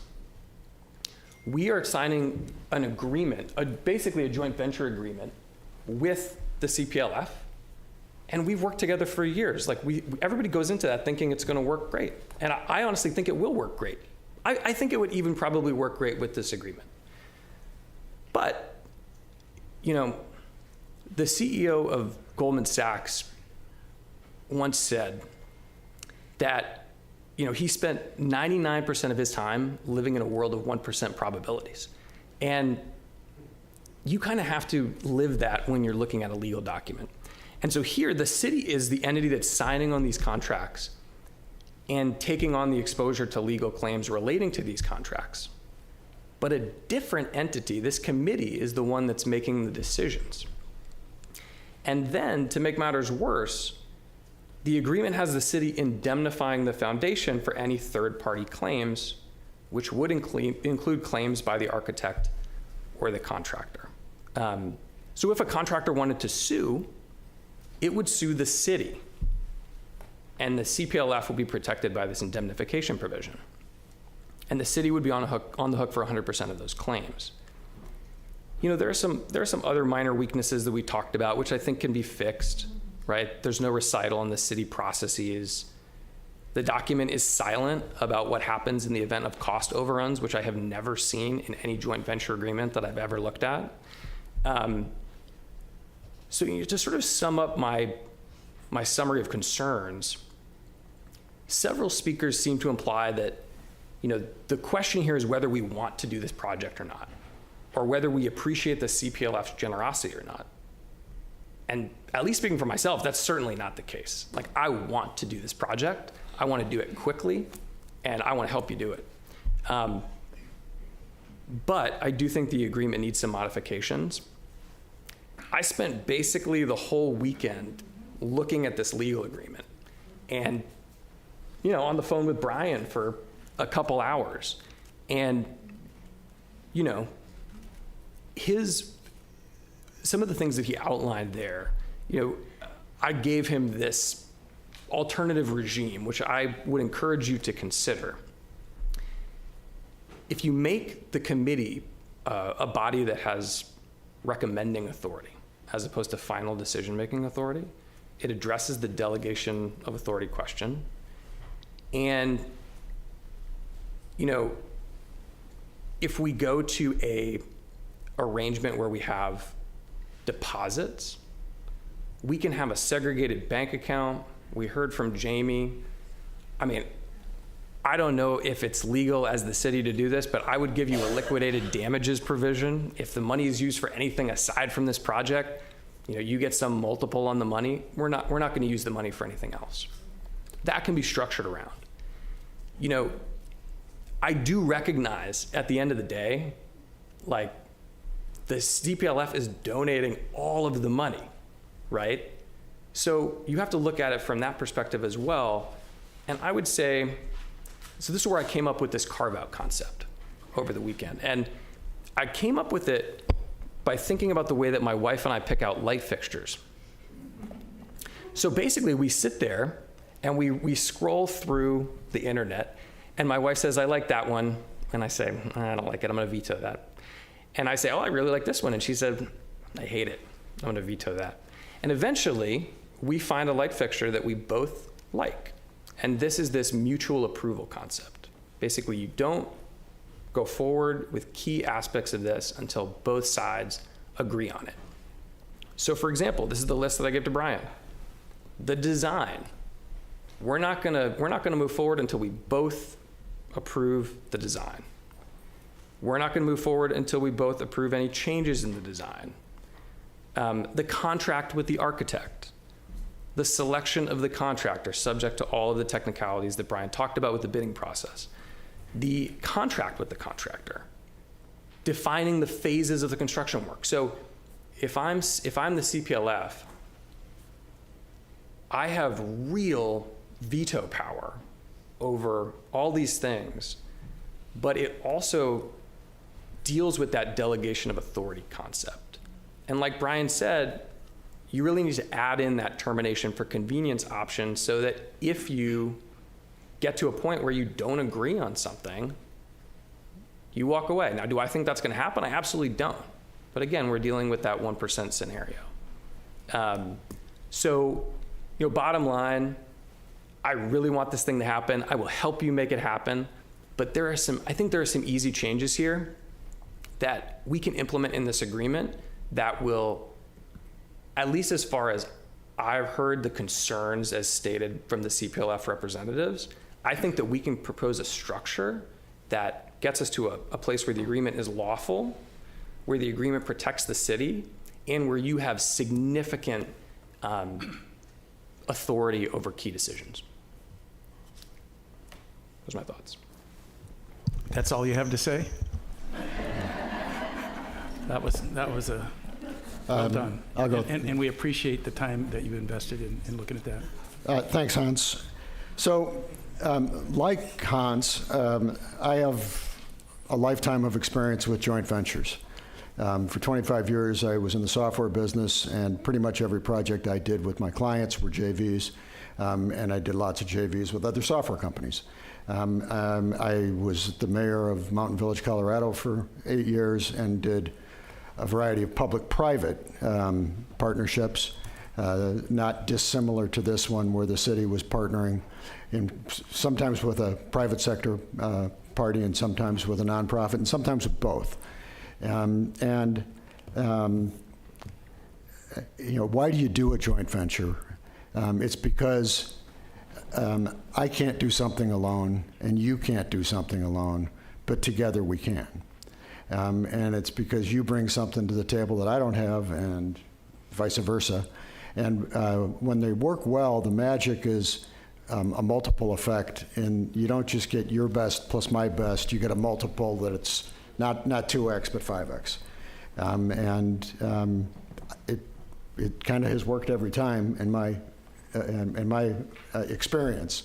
I will say that these joint projects drive lawyers insane. Because my lawyer is trying to protect my interests. Your lawyer is trying to protect your interests. They're stubborn, and they plan for failure. And that I hate it because it damages the trust between us, right? Let me go back and just say, I trust you. I mean, I love you. Thank you for everything you're proposing. To staff, make no doubt this is a top priority for me. And I know we haven't had our priority meeting. We've got a new city council here. We're just getting to know each other.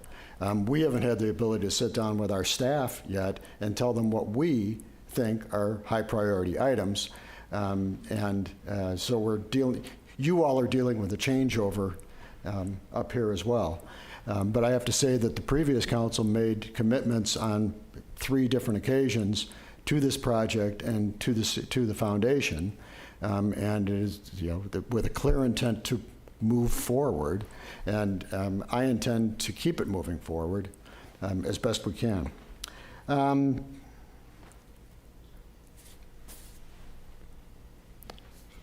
So let's talk about what we're saying here. I think you are the foundation is asking the city for a dilution of control in exchange for money.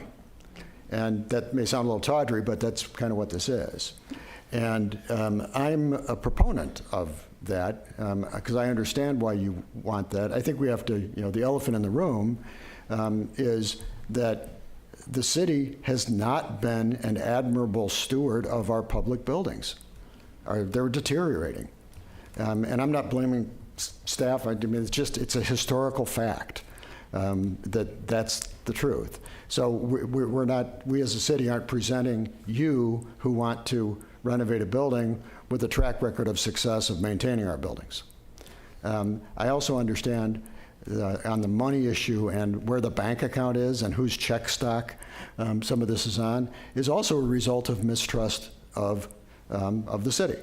That you as a donor or a potential donor may be concerned that your money goes into the general fund and gets misappropriated, et cetera. And I understand that. But let's dig down a little bit on this concept of taking dilution of control versus keeping absolute control.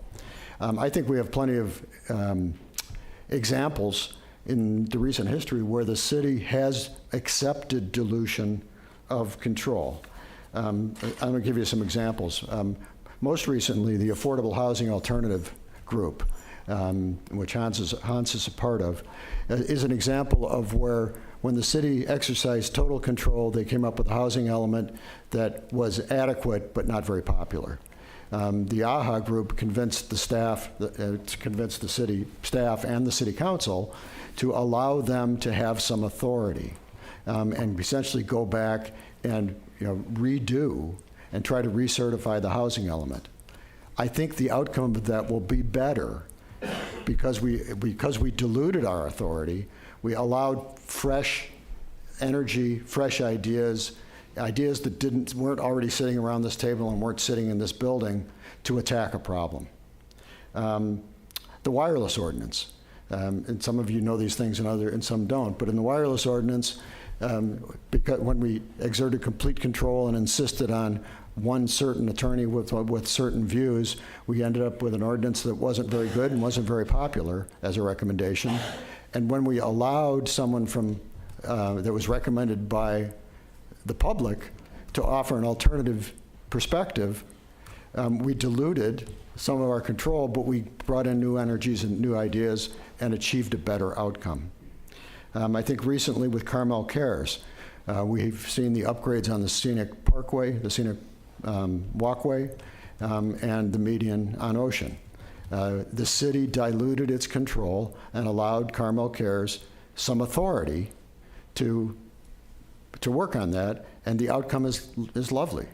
It's really quite good. And I think the most interesting example in this case is the gathering space at the library, where the city diluted its control and allowed the foundation to take some control, and we ended up with a gathering space, a $400,000 project. It pales in comparison to what we're talking about here. It's wonderful. It's quite good. And to the contrary, I think I can come up with examples of where the city has completely maintained its authority, 100%, and the outcomes haven't been as good. And again, I say that is because when we dilute our authority, we allow new ideas and new people into it. So complete control, I'm talking to my councilman there as well, complete control reduces risk if you have the skills, the competency, and the money to execute. Diluted control can also reduce risk by adding skills, adding competence, and adding money, and you will execute even better. And I believe we are in this latter category. In my experience with joint ventures, I've had the best results when Mama Bear and Papa Bear no, I'm not going to go in that analogy. When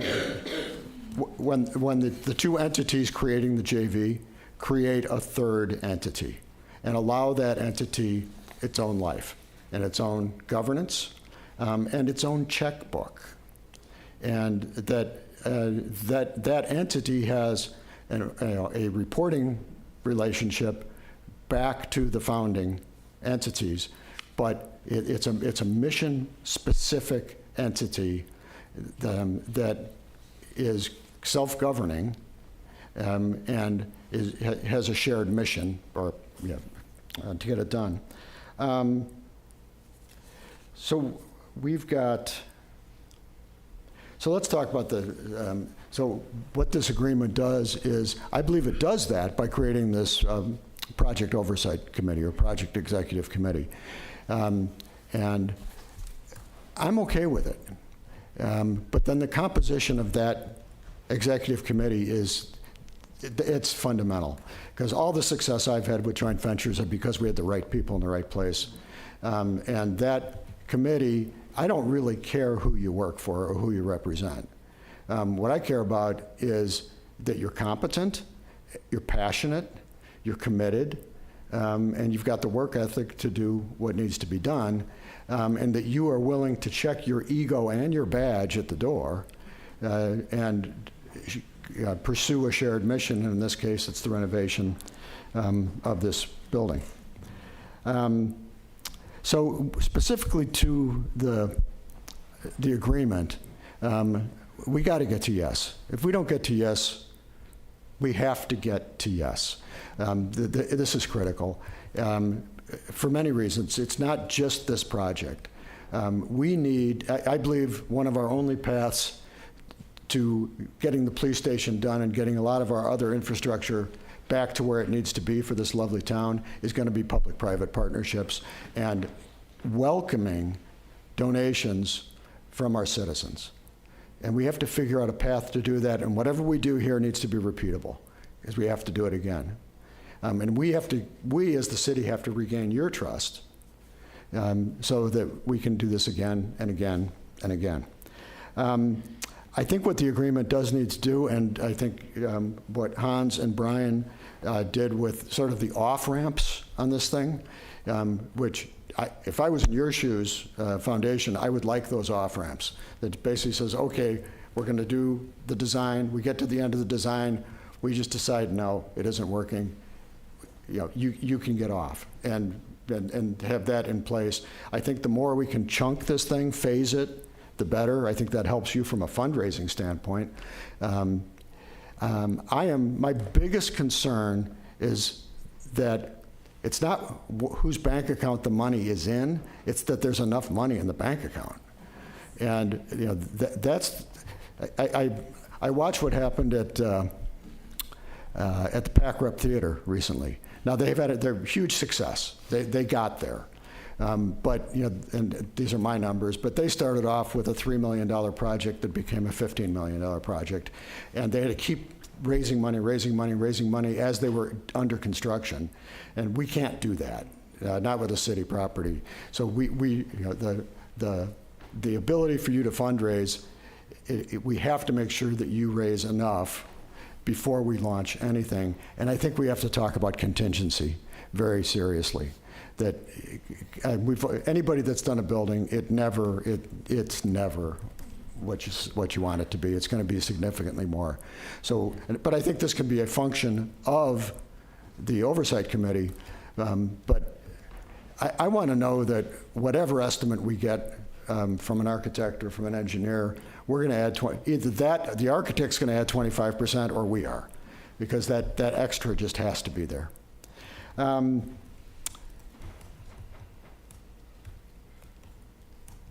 I'd like to see clearly what controls, processes, and approvals will remain in place. And I think that was the recitation idea that I think both you guys had, that we should add the recitations of all the city processes that still have to be gone through. And I think would also say recitation of all the public process that has to be go through. Because I've had people say, well, you haven't given the public the opportunity to weigh in on what you'd like to do to their library. And my reaction to that is, no, we just haven't, we're just not there yet. And that we will get there, but I think we need to kind of memorialize those in this agreement. The indemnification clause, I don't get it. I don't understand why we don't have equal indemnification. I'm not an expert on indemnification. It seems imbalanced. So I'll just put that out there for you all. And I think the thing we have to remember is this agreement enables the beginning of a journey.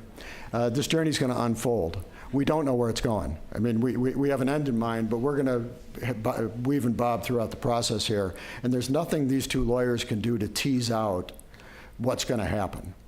So I'm supportive of the agreement. I'm actually supportive largely of the way it is written.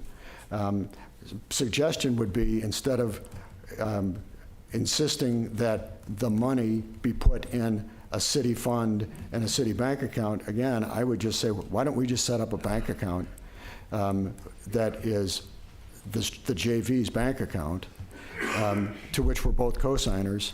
And you can't write a check unless both of us agree to write the check. But I do like the creation of the committee, or some entity like the committee. Whether it's large enough or not, I with all respect to Carolyn, I would not want to go more than 7 people on a committee. It becomes a different beast at that point. And again, whether it's 5 people or 7 people, it's all about competence and commitment. I think that's the extent of my comments. That is. Thanks, Dale. Thank you. Wow. Top that one. I certainly cannot top that. Thank you, Hans and Bob, for your incredible comments and just your thoughtfulness and eloquence in this issue. So I'm not even going to go trying to top anything of what either of you said.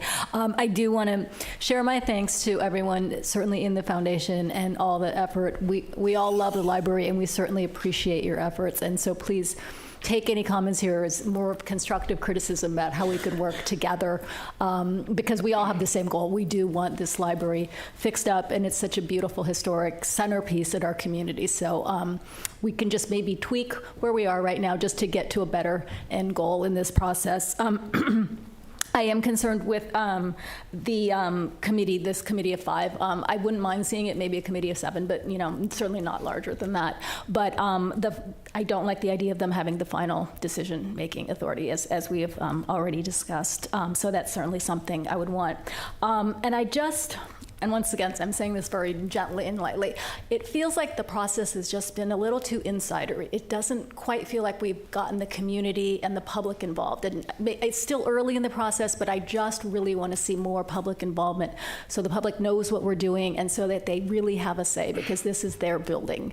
And I think people are worried at what's it going to be like? Is this going to be some radical change? Everyone likes the library. They're comfortable with it, and it's such a part of people's lives. So we don't want to do anything drastic, and we certainly want public input every step of the way. So that would be something that I feel strongly about. But I think if we can just fine-tune this with the lawyers a little bit more, it's not a fun process, but I think in the ultimate long run, it'll be better for everyone in the community, and will eliminate any chances that things could potentially go wrong. Let's take care of it now so we don't get to that point. And once again, I do echo everything that Hans and Bob said, so thank you for your comments. Thank you. It's my turn. Dale. Oh, Jeff, you're over. You want me to go next? You're or do always you so wanna go quiet, next? right to the end. No, go ahead. Sometimes I go first. Go ahead. So I'd like to start my comments by thanking the CPLF and Marcy and Alexandra for your willingness to fund this important project that benefits, and especially Ms. Smith, your willingness to fund this project that's important to the community and the city and the city's library system. As a note, everyone puts in these personal notes. When I moved here in 2011, full-time, before I was on the city council, I myself volunteered at the library, and I helped constituents and others with their electronic devices and their early, I wrote here, their early life cycle book reading apps, like right when Kindle was starting and Overdrive was starting. And I see Ashley out there in the hall smiling. And I even helped a woman in town, a constituent, try to sell her Volkswagen bus on an old Craigslist type reading bulletin board system. It was really kind of a challenge. I'd also like to thank staff for all their work on the project so far, and especially the mayor for bringing this item forward for discussion before it was placed on the council's agenda for a vote. I'd note to some of the comments about, the council's been full throttled forward, and I would note, a personal note, that I expressed a significant amount of concern at the August meeting, 6 or 8 months ago, about the lack of disagreement that we're talking about right here. And I sort of reluctantly voted for the release of the RFP, and I only did that with the verbal assurances of the CPLF to pledge the funds for the payment of the architect that we've now selected. This agreement here is a big concern of mine, and I've been expressing that pretty consistently for all 8 months. And that said, I'm pretty optimistic. I'm very optimistic that this council and the CPLF can come to an agreement that works for both parties. There's a lot of talk tonight, both from both sides, about working out the details, and the thing that strikes me is this is the process.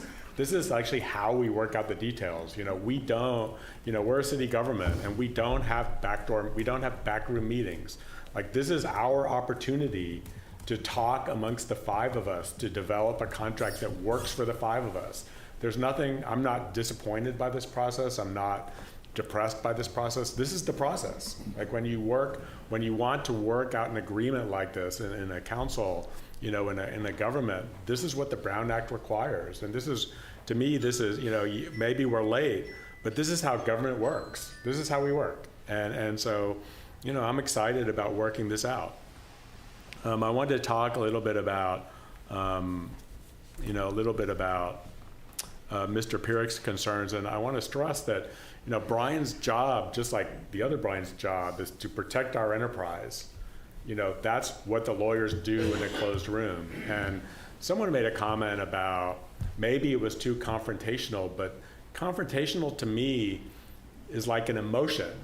And when the lawyers sit there in a room by themselves with the lawyers or with one of their clients, preferably without their clients, and they're getting instructions from the side like we do with our labor negotiations, that's not confrontational. It's just how it works. Like, this is not, like, I don't detect any confrontation. Like, when I've talked to Brian about the process that we've had so far, Brian never talks about confrontation. Like, he has respectful conversations, and to me, this is how it works. Like, Brian is tasked with protecting the city, and I'm thankful. That's what all of our staff does. Staff works for us, and they are responsible for doing what we ask them to do and for protecting the city. And I'm satisfied that he has done a good job. I would hope, when we come time to vote on this agreement, that we would get a clean report from the city attorney as opposed to the 7-bullet item list that we have here. I would note that, Brian tells us often that we are allowed to disregard his advice. Like, he tells us we can, we're free to do what we want. Like, we're adults. Like, this council is an adult. Like, we all make decisions in our lives that violate the law. Like, we leave our trash cans out, past trash collection day, which drives me personally insane. We all do things like that in our daily lives, and we as a council are free to violate the law, sort of. But I would say that I need that list, as a personal note, I need that list to be shorter than 7 items. I need, 7 items to me is a lot of risk for our community. And I need personally, as a member of this body, a list that's that's fewer than 7 items. And I would call out in particular, the one item that he says that, I think I wrote, this wasn't what Hans said, but I wrote illegal according to the law, the delegation of authority. Like, there's some things to me that are sort of negotiable, like, Bob talked about seating, but, Bob talked about some things that make me a little nervous, but, it's okay, I can be a little nervous. But the delegation of authority and things that Brian says are illegal, like, we can't do this according to the law, that's a red flag for me. And so I need there to be, and we have talked about this, I need the report from Brian, when the contract comes back from the negotiating next month or whenever it is that this happens, I really need there to be no footnotes that say it's illegal according to the law. Like, that's a big red flag for me. So the rest of my comments are, as long as we're talking about the contract and the terms of the contract, I have some comments that sort of intersect with the things that Brian has said and some contracts. I do not. I've not negotiated joint venture agreements before. Like, you'll forgive me for missing the nuances of this interpersonal stuff that I'm obviously not very good at. So I'm looking out for the city, and this is my view of what I think is the best for the city. The project executive committee, like Hans, unlike Bob, but like Hans, I was kind of troubled by it. Like, I'm troubled by the delegation of authority to a body that's not us, or to a body that includes any outsiders. Like, I would be much happier if we had the one party over here and the other party over here, and we understood what our roles were, or we agreed on what our roles were, and we made the decisions that involved the building, and you made the decisions that I don't mean to say that. The CPLF made the decisions that involved the money raising, and somewhere in the middle, Brian, and I'll talk about this in a minute, talked about, carving out some responsibilities. Like, I'm okay with all that stuff. But having other people, having outsiders give instructions, having a committee that has any outsiders on it, give instructions to my staff, and I didn't say our staff, that makes me uncomfortable. Like, that's my responsibility. Like, when we grade Chip's performance at the end of the year, I forget what color Hans said the inside of the room was painted. Green? Neon green. Like, I don't want to be I don't want to be in Chip's performance review and say, well, you painted the inside of the room neon green, and Chip says, well, you gave the authority to these other people to have me paint the room neon green, and that's what I did, and now I'm going to have to spend $100,000 to fix it. And of course, that's a silly example, but it's easy to talk about these abstract notions when we talk about city examples. So the project executive committee makes me a little uncomfortable. Like I hear words about how that makes projects work, and so I can probably get myself to be comfortable with that.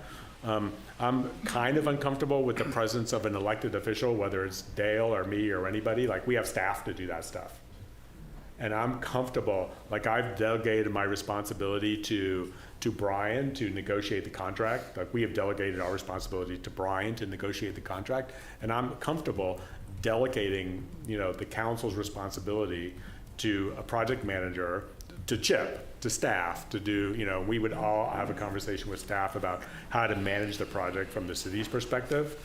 But it's more equitable. I think it's more reasonable, from my perspective, it's more reasonable to not have any elected officials on the council. Like that takes the politics out of it, and we get to work. I would also prefer not to have an unknown member. Like unknown things really scare me, and I think that we should decide beforehand, like how that's going to work. Surprisingly enough, it doesn't scare me at all to have 4 members or 6 members or 8 members, to have some even number. Like we have heard a lot in this room about how we're all going to work together, and I'm confident that we can work together, and that whether it's 4 or 6 or 8 members or however many it is, that we're not going to end up with 2 to 2 or 3 to 3 or 4 to 4 votes. I'm not concerned about. I have no concern. I have no concern about that. I talked about that. I share everybody's concerns about having this body, again, be able to issue binding requests to Chip. I talked about that. The off-ramps that I think the city attorney talked about, I like those off-ramps. I think he said they came from Hans. The ability, off-ramps isn't, that's safe for later. The points at which we both need to agree, whether it's the architecture or something like that, there was that list. I'll just do what attorneys do and incorporate it by reference. That slide, I thought that was a pretty good list, and I would give you, that's fine with that. The payment approvals, I, like my fellow council members, have a little bit of reticence with the way the approval process has worked. I know, I've heard that there's some reluctance to give the city money, and if there's reluctance to give it to Jamie, who's promised she's going to keep it over there on the side, then I'm sure we could work out a situation at a bank, or I believe the community foundation does work like that. So there are opportunities to keep the money out of the city's hand as long as the city has the power to write checks on it. Like I'm comfortable with that. And like Hans was talking about a few minutes ago, the concept of liquidated damages, if we do something illegal, I'm completely comfortable with that too. I'm comfortable with us paying for our mistakes. Like we do that all the time, pay for our mistakes. So I agree with the attorney's recommendation and would prefer a no-fault termination option on both sides. I heard, I'm sorry, I don't remember whether it was Marcy that talked about it, the sort of inability to sort of raise money if the city could just decide we wanted to cancel the project. And was it you? Was it the attorney? Was it Mr. Call that talked about it? Yeah. So I'm thinking about that. And what I'll say to the 2 attorneys as you presumably get back together is, I would like to see a no-fault. I personally, and I can only speak for myself here, would be fine with a no-fault termination clause on the contract. At the end of a phase or at the points that make sense. But if that is problematic for the foundation, the CPLF, then I will accept the problem, and I don't know what to do about it. But we should work on it. Like that's, and I'll talk to the attorney, and we'll all talk to the attorney, and you can do, he's the attorney, he's going to work it out for us, and I'm comfortable with that. The deposits thing we already talked about. Money and overages, you know, Bob talked about projects being over, and while I don't necessarily agree with that it happens all the time, I think that a thing that's missing in the contract is the notion that the foundation puts, you know, we get a bid for X dollars and the foundation puts up X dollars. And I in fact might be comfortable a little bit with having the city take some risk. Like, you know, Marcy talks a lot, she's spoken to me a lot about the city having skin in the game, and we really don't have a lot of skin in the game here. And I'd be comfortable having a little skin in the game. Like, this is important, like as everyone has said, I think this is important to everybody, and I would be comfortable with the city having a little skin in the game and showing our, like doing that. And whether it's in the form of these overages, like I don't really know how to work it, but if the bid for the construction is, what did I say, $10 million, and the standard 15% contingency, we've talked about that a lot, is 15%, so we're at $11.5 million. And then, if Bob's doomsday predictions come true, it comes out to be $20 million. Where's the other $8.5 million going to come from?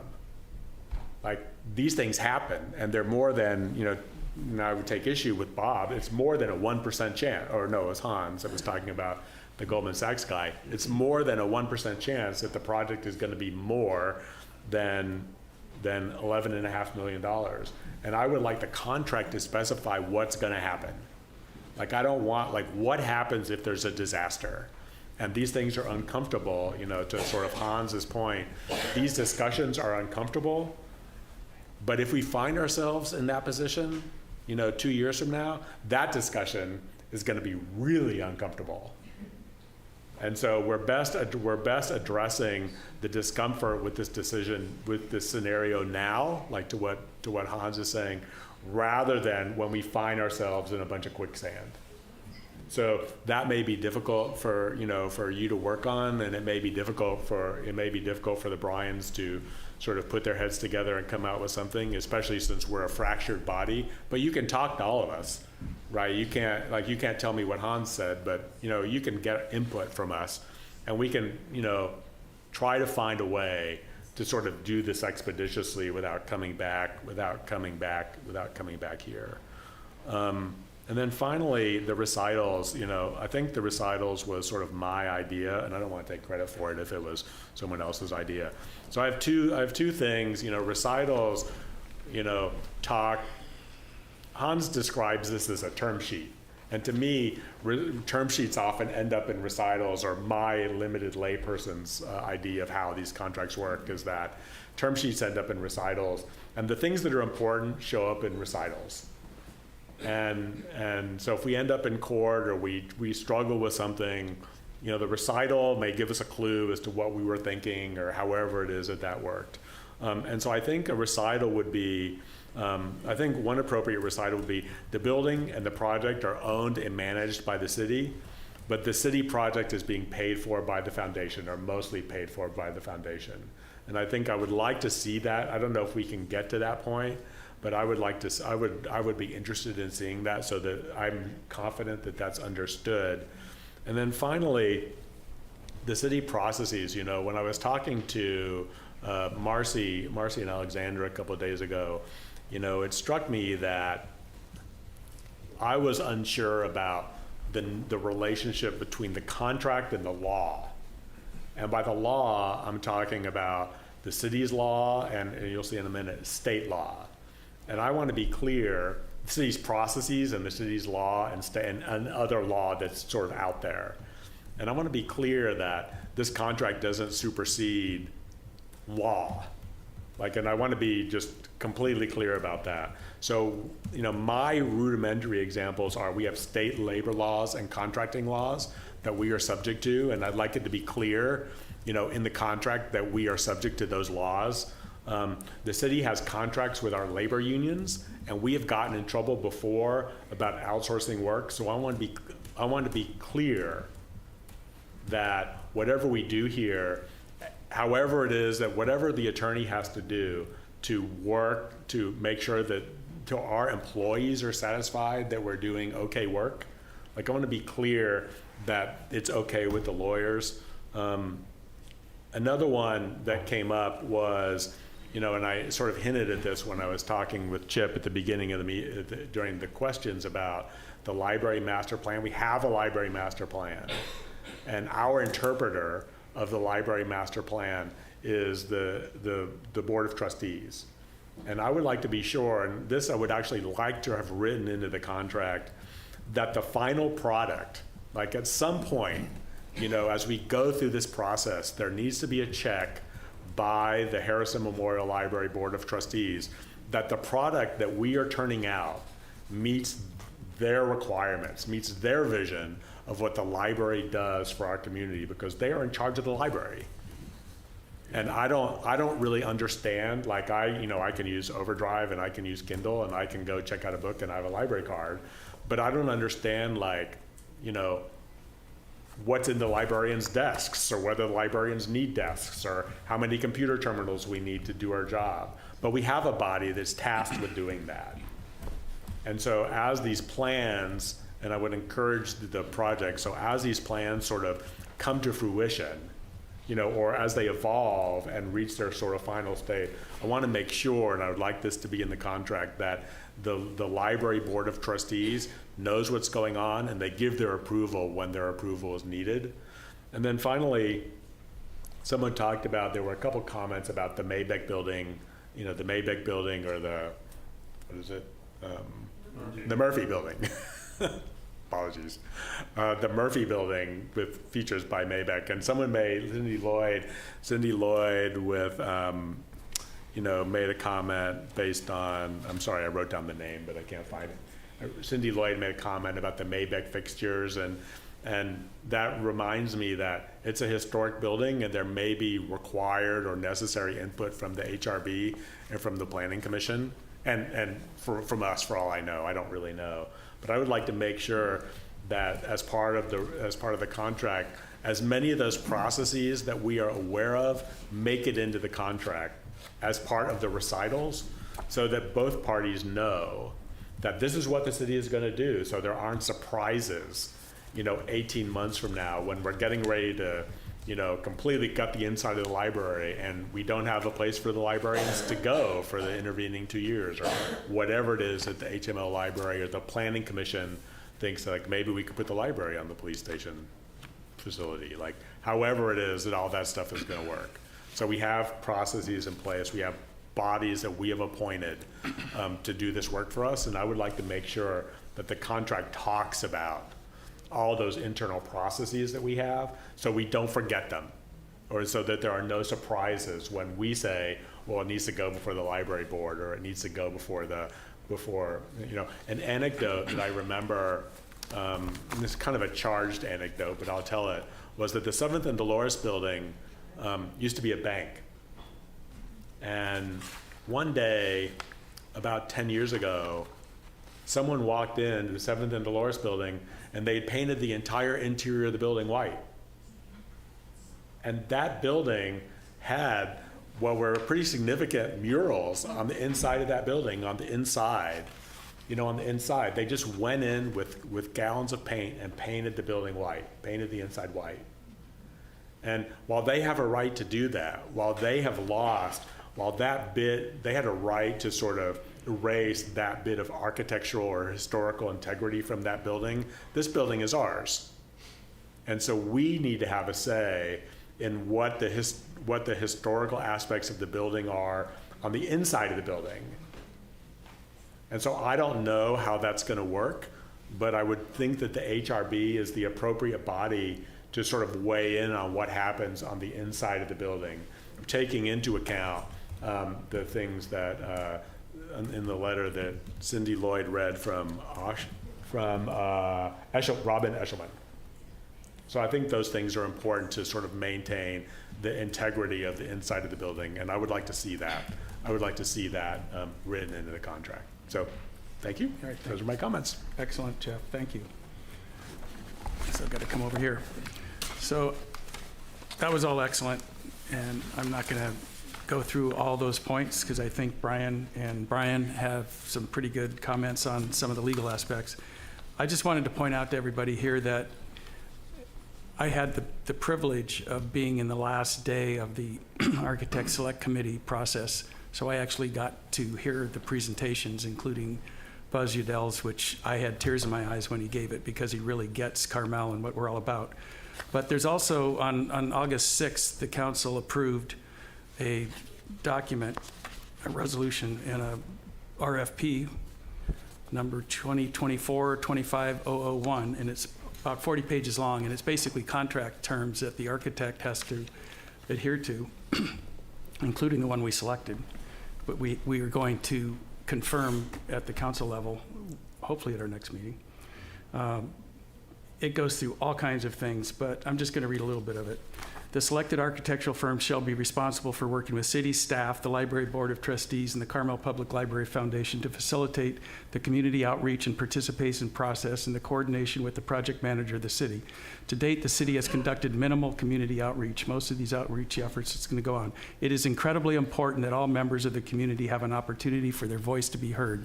So that voice hasn't been heard. Sometimes I get the feeling that people think that decision's been made and this committee's already going to make all the decisions. That's just not true. And there's all kinds of things the architect's going to go through. They're going to discuss any potential issues or concern with the following groups: City Council, City Administrator's Office, Harrison Memorial Library Board of Trustees, Carmel Public Library Foundation, Public Works Department, Community Planning and Building Department. And that's before we even get to conceptual design refinement. And then they get to a 30% submittal and design review. They have page turning, presentation, 75% submittal and design review, 100% submittal. At each stage, they're going to all of those people in those groups and getting feedback and reviews. And at some point, you get to something that probably gets to a committee. So by the time that gets there, it's pretty baked. And I don't think there's a lot of room for the committee to start changing to neon green colors. And it goes on and on. So there's going to be an incredible process. I can't duplicate Hans's enthusiasm. I wish I could at 8:30 at night. But those of you who know me know I've been that enthusiastic about this project previously. And I am proud to be up here with these other four council people, because that was remarkable. And I think we all deserve a round of applause after all those comments. So I'm going to give you a couple things, though.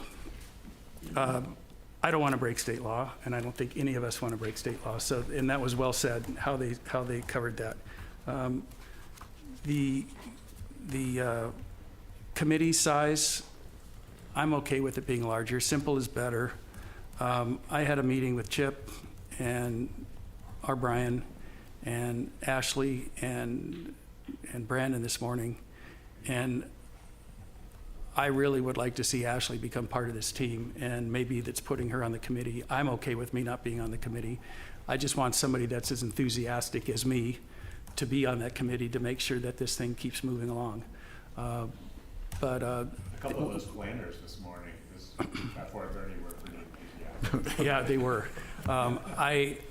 I've already found a couple people that are just unbelievable members of our community that have an incredible experience, and there are probably 2 or 3 others we could talk to, and they've agreed to be on the committee if we chose to have them. So I know there are people out there to make the committee robust. One last thing, I'd just like to understand, because we keep saying the city's going to make a decision, and I don't want to go through the comments that Councilperson Delves made, but what does that mean? Who can answer that? When you say the city's going to make a decision about fairly sophisticated architectural decisions, and how does that happen at the city since I just joined the city? Yes, sir. I think it's a good and fair question, and I think some of the recitals that several of your council colleagues talked about are accurate, because we're going to have the input through the public process of potentially the Historic Resources Board, certainly the Library Board of Trustees, and the Planning Commission. And then, as Mr. Barron said, some of these decisions may eventually come to you. Yeah. So, but you'll be getting input along the way, again, not just from your junior boards and commissions, my word, my phrase, but also from the public about their perspectives, the people who, again, grew up in this building. So there'll be a lot of inputs. Are you the director of that process? I'm the enforcer, right? So I make sure that we follow the process that's outlined in our municipal code. So if something comes up, you're going to figure out the best way to deal Yes, sir. with it? Okay. Yes, sir. All right, that's good. All right, that's all I have to say. I know that these two Bryans, I believe strongly that I think they've got enough input now. We just have to figure out how we're going to vote on this at this point in terms of making a resolution to vote on. Could I ask a question, Mayor? Yes. I took a lot of notes on what everybody said. I think I've got pretty good direction on the issue of authority, and I'm hearing support for using a process that would include giving this committee authority to recommend, and then also the slide that you saw about, we can call them carve-outs or whatever, but they would include the requirement for the foundation to approve, just as an example, the architect contract. And I'm not going to go through all 8, but that's what I'm hearing as a kind of a consensus of the council to avoid the delegation of authority problem. So I feel confident that I understand that direction from the council, if in fact that's what decision you make. The one that's left to me undecided is what to do about the funding. I've heard different things about how this funding would work, and the proposal that was put into the slides that you saw is different than what's in the draft agreement now. In the draft agreement now, it says that the foundation is responsible for paying approved invoices. The issue, as I mentioned, is, well, what happens if the foundation doesn't approve an invoice, and then potential city liability under that circumstance. I heard maybe we can have a joint bank account with 2 signatures, one by the foundation and one by the city. Well, that creates the same issue, is that you would need the foundation to sign.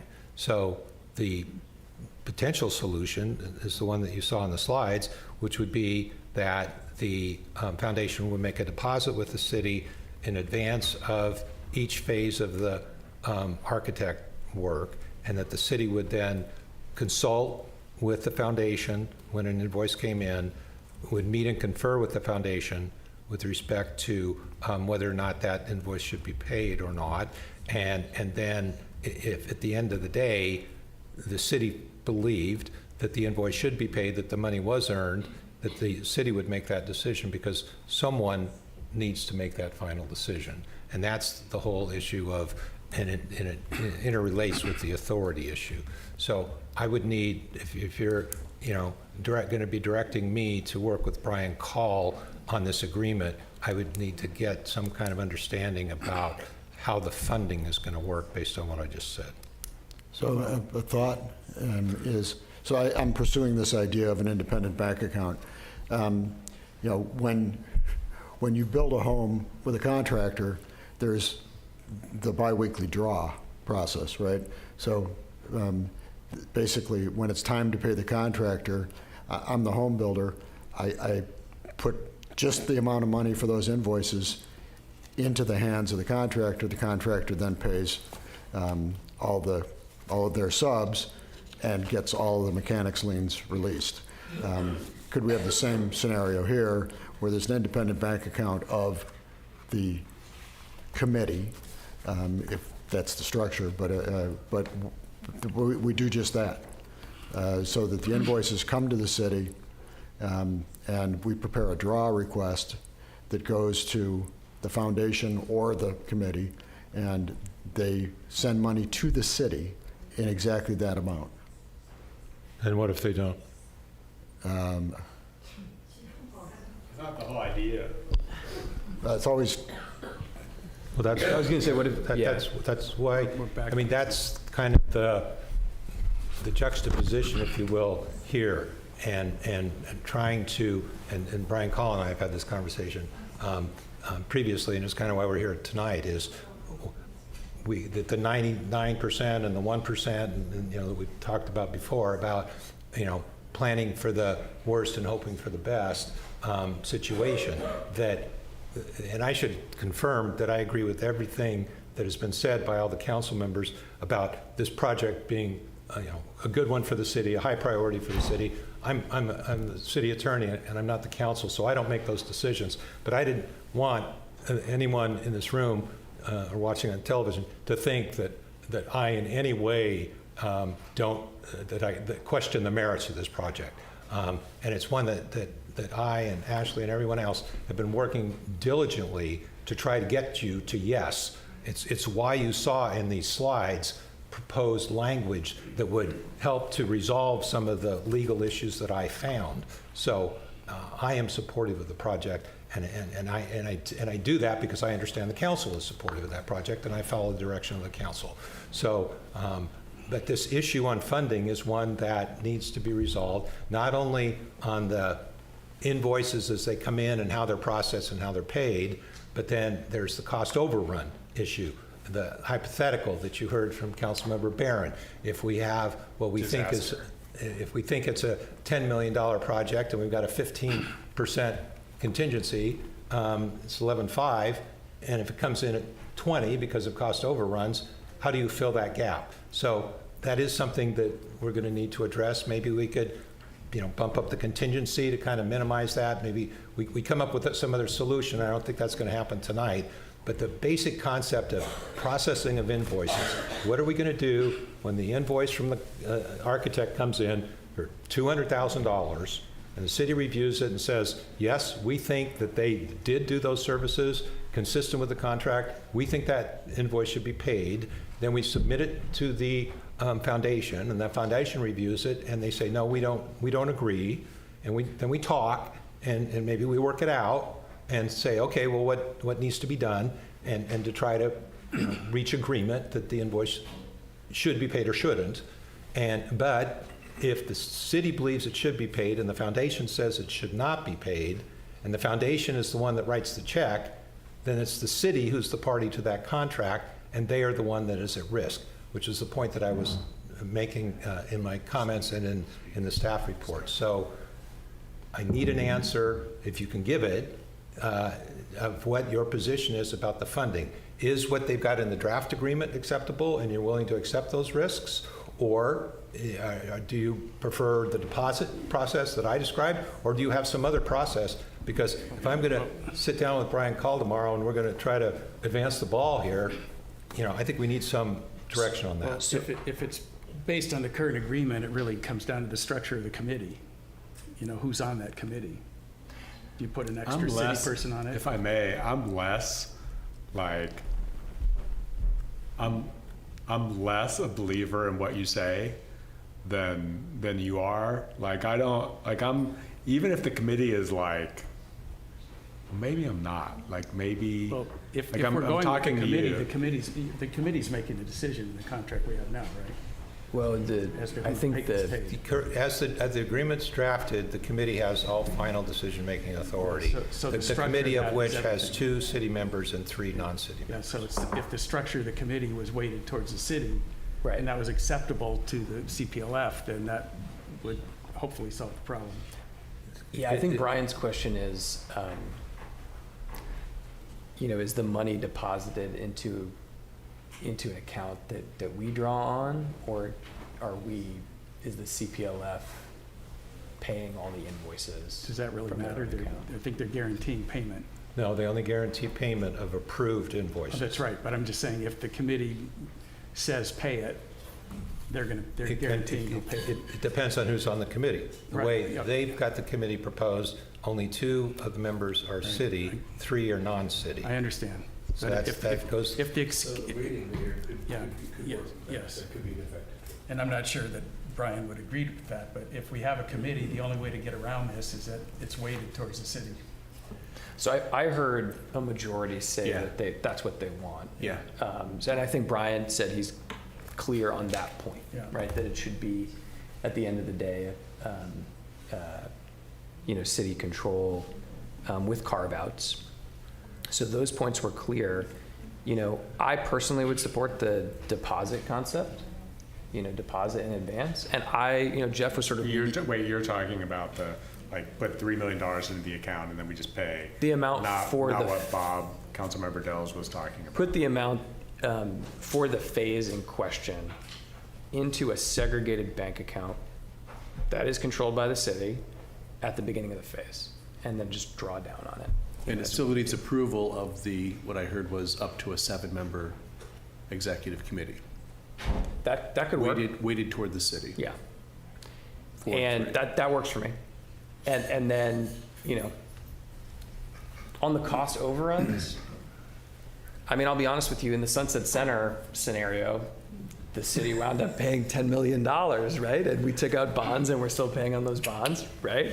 Yeah, so I kind of feel like even if we're silent on that, we still have the liability anyway. So, I mean, look, I'm happy to say, hey, look, we should have some skin in the game. Because if I'm in their position, I'm like, well, what incentive do you have to make sure that this project is, going to come in at budget? And I think it would be helpful to have the clarity up front to say, hey, look, we are going to fund X% of cost overruns. And I think that aligns our incentives in a helpful way. So when you say cost overruns, is that the 15%? After the contingency. Or after the contingency. After the 15%. After the contingency, yeah. But, it's true, every time it's a 100-year-old city, it's a 100-year-old building, every time we put a spade in the ground, we find things. So Mr. Delv's instinct is exactly correct, that having a high contingency on a 100-year-old building is a very wise move. I agree with that, too. So are you saying, I thought I heard 25%. He said 25, yes, sir. And if I'm hearing what you're saying, I don't know if that's going to be the consensus of the council or not, is that if the cost overruns exceed the 25% contingency, let's say by $5 million, there should be some process where the city and the foundation agree to share that. We pay that cost overrun. And if you want, like at 50-50 sharing, is that what I hear, or? Mm-hmm. And if you, this is all going to have to get put into a motion. I've heard a partner that was willing to pay for the whole thing. So. And if you want, council, I mean, you can put that contingency in a separate account as well that's restricted.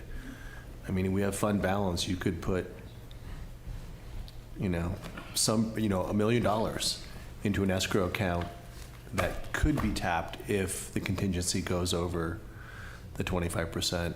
So that would be just an internal to us thing, not really involving the CPLF, right? If you appropriate it by resolution, it's, it shows good faith on your part, right? It shows binding. It shows the skin in the game that Mr. Buddha is referencing. What? I didn't hear them ask for that, but it's a nice goodwill gesture. What I'm hearing is, and I'm addressing this to the foundation, is we really have a sticking point on delegation of authority because, as these guys have said, it's the law. And so we may need you to move a little bit and help us address that problem. And that may involve going with the deposit idea, in which case I would suggest we try to make those deposits as small as possible to give you as much comfort as possible, that we don't have too much of your money. But that in return for you moving on that topic, we would move in your direction by offering essentially to partially fund a contingency fund and or overrun to some extent. One idea would be to agree to a 50-50 sharing of any overrun beyond agreed contingency at 25%. I think that's a good idea. But I'm putting that to the foundation as we need something. Let's give you something, and we're taking a little bit more skin in the game, putting more city money into this because I think we will spend it. So I'd encourage you to think about that. Yes. So the other thing was, I want to make sure we ironed this out. You talked about performance bonds and completion bonds. Those are a go. right? Absolutely. Okay, just one. Yeah. Yeah, because that's going to tie into this whole, if the project is. Right. The other thing I would need direction on is the composition of the committee. How many members, and are they going to be, are the city representatives going to be staff? And are they going to be appointed by the council, perhaps appointed by your city administrator? How many are there going to be? Is it going to be 5? Is it going to be 7? And if the city's going to have control over that so that there's not this delegation issue, are there going to be 4 city representatives, assuming it's a committee of 7, and 3 foundation representatives? That's the kind of detail that it would be helpful to get from the council. If you're saying that you want to leave that up to the lawyers and we'll figure it out, there's the issue of whether or not we would need to come back to you again. And what I'm hopeful is that we can leave here tonight with enough direction that the other Brian and I will be able to come back with an agreement that's consistent with your direction. Well, does anybody disagree with going from 5 to 7? It's just more complicated. Who said that? More people. Marcy? It's a lot more complicated. You've got to get 7 people. These are important people. I don't see the benefit of adding 2 more people to this. I think again, I think what the city needs in order to respect our authority, our inability to delegate authority, is 2 things. And it is some amount of money on a deposit scheme. And I think the second one is that the city appoints 3 of 5 members. I think I would suggest for now we leave vacant who that is, because I think we've got more conversation on that. I mean, are you going to delegate that authority to Chip to make those appointments? And will it include a member of council or not? It's 9. I'm suggesting that we could have a start of saying to be named by the council. By the council? Yeah. Okay. Then we got to come back to a council meeting and have that discussion. You could have that council meeting, that discussion, I think, Councilor, when this item is for adoption. So if that's the last central question that needs to be answered, I think we can hash it out on March, whatever it is, 5th or something. Yeah. I mean, I'm sorry, folks. We're just trying to make the sausage here, and it's 4th. Getting late. But can I make a motion? I think you don't need to, sir. I mean, You got direction. I think we need a motion. Okay, sir. Okay. I would make a motion to amend the draft agreement to have the project executive committee include 3 city-appointed members, with the exact composition to be determined presumably at our next adoption meeting, and to have carve-outs where the CPLF would have a mutual approval right on key decisions. And I would use that list that Brian had. And I would, also the deposit scheme would mirror Brian's, in that there would be deposits to a city-controlled segregated bank account in advance, the meet and confer concept with the city having final decision-making authority. 25% contingency. Yeah, and then there would be a 25% contingency and a 50-50 sharing of cost overruns beyond that contingency. Oh, and the recitals. Mm-hmm. And then the recitals, clearly spelling out the processes that the city has in place, including the Planning Commission, the Historic Resources Board, and the Library Board of Trustees. And public process. And public process. State law. State law. And would you be open to adding? That's in the PSA. That's in this professional services agreement. That obligates the architect, Mr. Mayor. You're correct. I think what the council members are suggesting that is also be in this agreement with CPLF. For dual Just as a coverage. placeholder, yeah. It'd make me happy. I could restate it.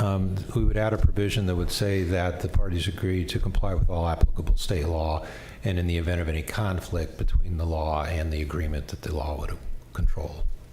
That's how I'd write it, but you and I can talk. And Hans, would you add to your motion that your motion is confirming to city staff that this matter should be treated as a very high priority? Yes. I would include that this is a very high priority for the council and that we want to proceed with the fastest possible speed that we can achieve. So, thank you. And some of this needs to flow into the professional services agreement? Yes. As we go forward. Yeah, the question that the mayor is asking, if anyone didn't hear it, is how does the agreement with the foundation impact the architect and that contract? And again, that's something I can have conversations with Mr. Call about. But my view on it is that there's a number of provisions in this agreement that are relevant to what we include in the architect's agreement. To give you one example, one of the things that we're going to be asking for the architect to do is to provide, if it's feasible, phasing for the construction work. So that, among other provisions, will flow from this agreement, which is why we weren't able to present to you tonight the draft agreement with the architect. But we're going to need that professional services agreement along with this Yes. to approve at the next time we gather to do this. The answer is yes. Yes. Okay. I second the motion. Roll call. The motion, so sorry, just to be pedantic about this, the motion included the reviews of the library board in terms of its adherence to the library master plan. Like that whole, is it really the library that we have described in our master plan? Like that's what was, all those comments. Do you understand? I don't understand. I think what you want to do is amend your motion to include in the recitals the appropriate inclusion of the trustees. I included the trustees in the motion, but I will amend the motion for the expanded definition of the inclusion of the Board of Trustees and making sure that it comports with our master plan. And, you know, at the end of the day, if we look at the language in the next turn and we say, hey, this doesn't make sense upon reflection, we can propose edits. Yeah, so that's the amended motion. I second. And the last question I have is, I'm sorry to ask this, but I think it's implied, but I would like to hear it expressed, so that this committee would have recommending authority. Correct. And that there would be carve-outs as outlined in the presentation. Yeah. Correct. Okay. Yep. Okay. All right, roll call. Councilmember Barron? Yes. Councilmember Buder? Yes. Mayor Pro Tem Delves? Yes. Councilmember Dramoff? Yes. Mayor Byrne? Yes. Motion carries. Bueno. All right. You want to take a break? 5-minute break? Yeah. What do you think? 5 minutes? All right, we're going to take a 5-minute break. We'll probably let it slip a little bit. We'll try 5. Thank you, Cindy.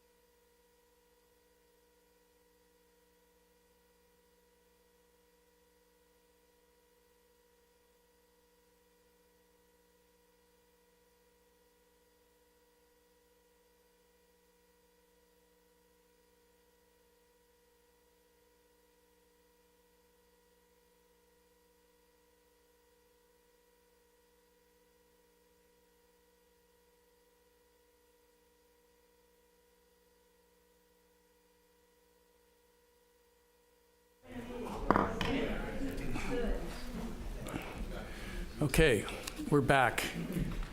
It's 9:10, and we have two resolutions that are public works projects, one for the coastal protection and one for electric vehicle charging related upgrades. There's item 2 and 3, and I'm going to make a motion to continue those till the next meeting. We have a public comment that I'd like to take before we do that. Brian, you want to give a comment? Do we have any others that want to make a comment on those items, either of those? No, okay, this is the only one. Hi, my name is Brian Sowers. I'm a resident of Carmel and was a former Forest and Beach Commissioner.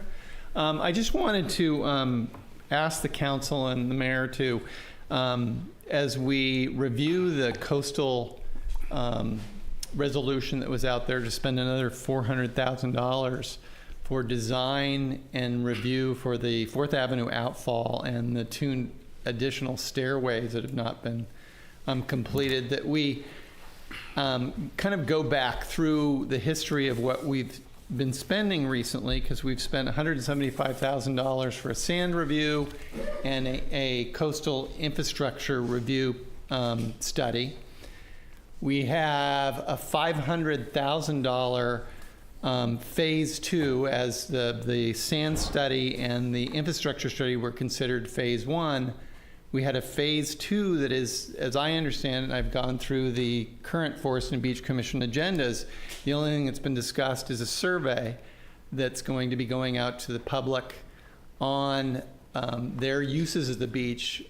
And I'm still unclear what the $500,000 phase 2 project entails, because it was my understanding when I was on the Forest and Beach Commission that a lot of the work that was supposedly now being proposed in this $400,000 request in this resolution for you guys was going to be included as a part of the $500,000 phase 2 program. And I just don't believe that the residents have been given, or even the Forest and Beach Commission when I was on it, and even the current Forest and Beach Commission, have been given enough transparency around what are the strategic goals of all of this stuff when we're talking about spending over $1 million, whether it's grant money or not, without any shovel-ready work being done. This is all just design review and overview of coastal challenges that the city's going to have. Obviously, the report that came out on the infrastructure that needs to be corrected at the beach is very significant. This is our most, I mean, in my view, since I'm so passionate on the beach, I think it's our most prized asset. I'm very excited about the library, and I was encouraged by the people there that are so passionate about it, and I'm on the same program with the beach. And I don't think the residents understand what's going on at the beach. It's not as visible to you if you don't review these infrastructure reports and what's going to need to be done and has not been done. And we're one bad storm away from some very, very serious and could be very expensive fixes if we don't do something that's going to get shovel ready and get done.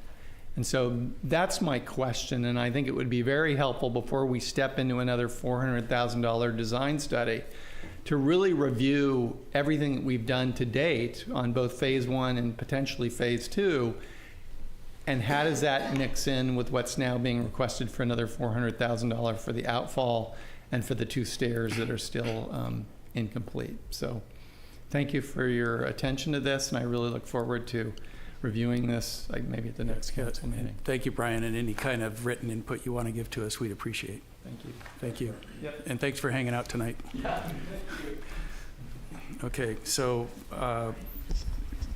can I get a motion to continue items 2 and 3, numbers 2 and 3? So moved. But not 4? Not 4, we're gonna vote on that. Right. Yes. So I made the motion. Can I make a comment to, can I second the motion and then make a comment Yes. to Brian's comment? Yes. The $500,000, that's $500,000 of grant, and Chip, you should correct me if I misspeak. That's a $500,000 grant that the council approved from the Coastal Commission to do sea level rise planning. It has nothing to do, so if I'm not mistaken, the $500,000 that Brian was talking about has nothing to do with stairs or the sand ramp or water or anything. It's about modifying the city's general plan or the city's local coastal plan to accommodate sea level rise. Like it was and the reason we got the $500,000 grant, the reason we were successful at getting the $500,000 grant was that we had previously done the $150,000 or $175,000 grant, which was the work that Brian was talking about, which examined the city's sand movement program and the status of the stairs, where all the stairs were flagged, and the status of the seawalls and the status of the riprap revetments. So the city put up the $150,000 on our own. This was like 3 or 4 years ago. And then Agnes, I think it was Agnes that applied for the grant before she departed, and then we got the grant, and then the city council accepted the grant. And that has nothing to do with construction or anything. And in fact, the grant has $50,000 in there that we can use to offset staff time in doing that work. And I will say, and I've told Chip this before, just for everybody's sort of benefit, is my belief that that grant doesn't belong in the Forest and Beach Commission, it belongs in the Planning Commission, because it is a sea level rise grant. While it touches the beach, it really touches Scenic Road and the properties above Scenic Road and the beach as a part of Carmel. And I believe that it really more likely belongs in the Planning Commission. But that's my take on that. Thank you, Jeff. Okay. And we're going to move. We have to get a vote. Roll call. Yeah. Councilmember Barron? Yes. Councilmember Buder? Yes. Mayor Pro Tem Delves? Yes. Councilmember Dramoff? Yes. Mayor Byrne? Yes. Motion carries. Now we'll move on to item number 4. We're going to go directly there because I think this should go pretty quickly. Resolution 2025-018, authorizing the city administrator to execute amendment number 3 to the professional services agreement PSA with Asonio, Inc. for project management services for a fee increase of $50,000 and a not to exceed fee of $175,000 for fiscal year 2024-25. Do we have a report on that? Yeah. Okay. You know, because of the hour, Council, I mean, we could waive it. If you'd like to, I mean, if you have any questions of Javier, you can answer them in the interest of time, but it's entirely up to you. We have Sonio present as well, so if there's specific questions, I mean, if you want to go through the presentation, I can run through it real quick, or we can skip right through it. What do you guys want? How long is the presentation? What do you want? It's like 6 slides. Yeah, go. 6 slides. Go. Blow through it. Okay, go through it. Okay, this is a recommendation to adopt Resolution 25-018, authorizing the city administrator to issue amendment number 3 with Ausonian Construction and augment the budget by $50,000. This is important to point out. Ausonian was brought on as a project manager to the city back as the reboot started in 2022. So they've been handling projects for the city for some time now. It started out with an initial scope of 7 projects, which for the most part are complete. And as you can see, in 2023, we issued them amendment number 1 for another $125,000, which assisted with the completion of some of those projects, but we actually expanded their scope. So they've in reality became the in-house project manager. That position was vacant at the time, so they took on that role. 2024, again, additional projects were added, the Lincoln and 4th Avenue Trestle Bridge. The completion of a good majority of these projects is now either complete or about to be complete. So that's what brings us to, and I'm kind of rushing through this, but this brings us to amendment number 3, which is in part has a new project that is still kind of being figured out, which is a budget of $20,000 is a elevator assessment on the 2 elevators at the Sunset Center.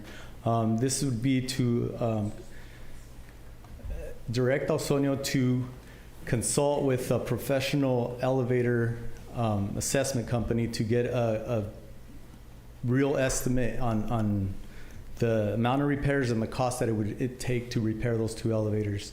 The other 2 items out here is to close out projects that are already in construction. The San Antonio walkway, as I think you guys noticed, we had demob because of the Pro-Am. So Ausonio put some efforts, quite a bit of effort into condensing schedules, and there's been some project changes. We did some we had some scope creep. We had some items that we uncovered that needed attention at the time.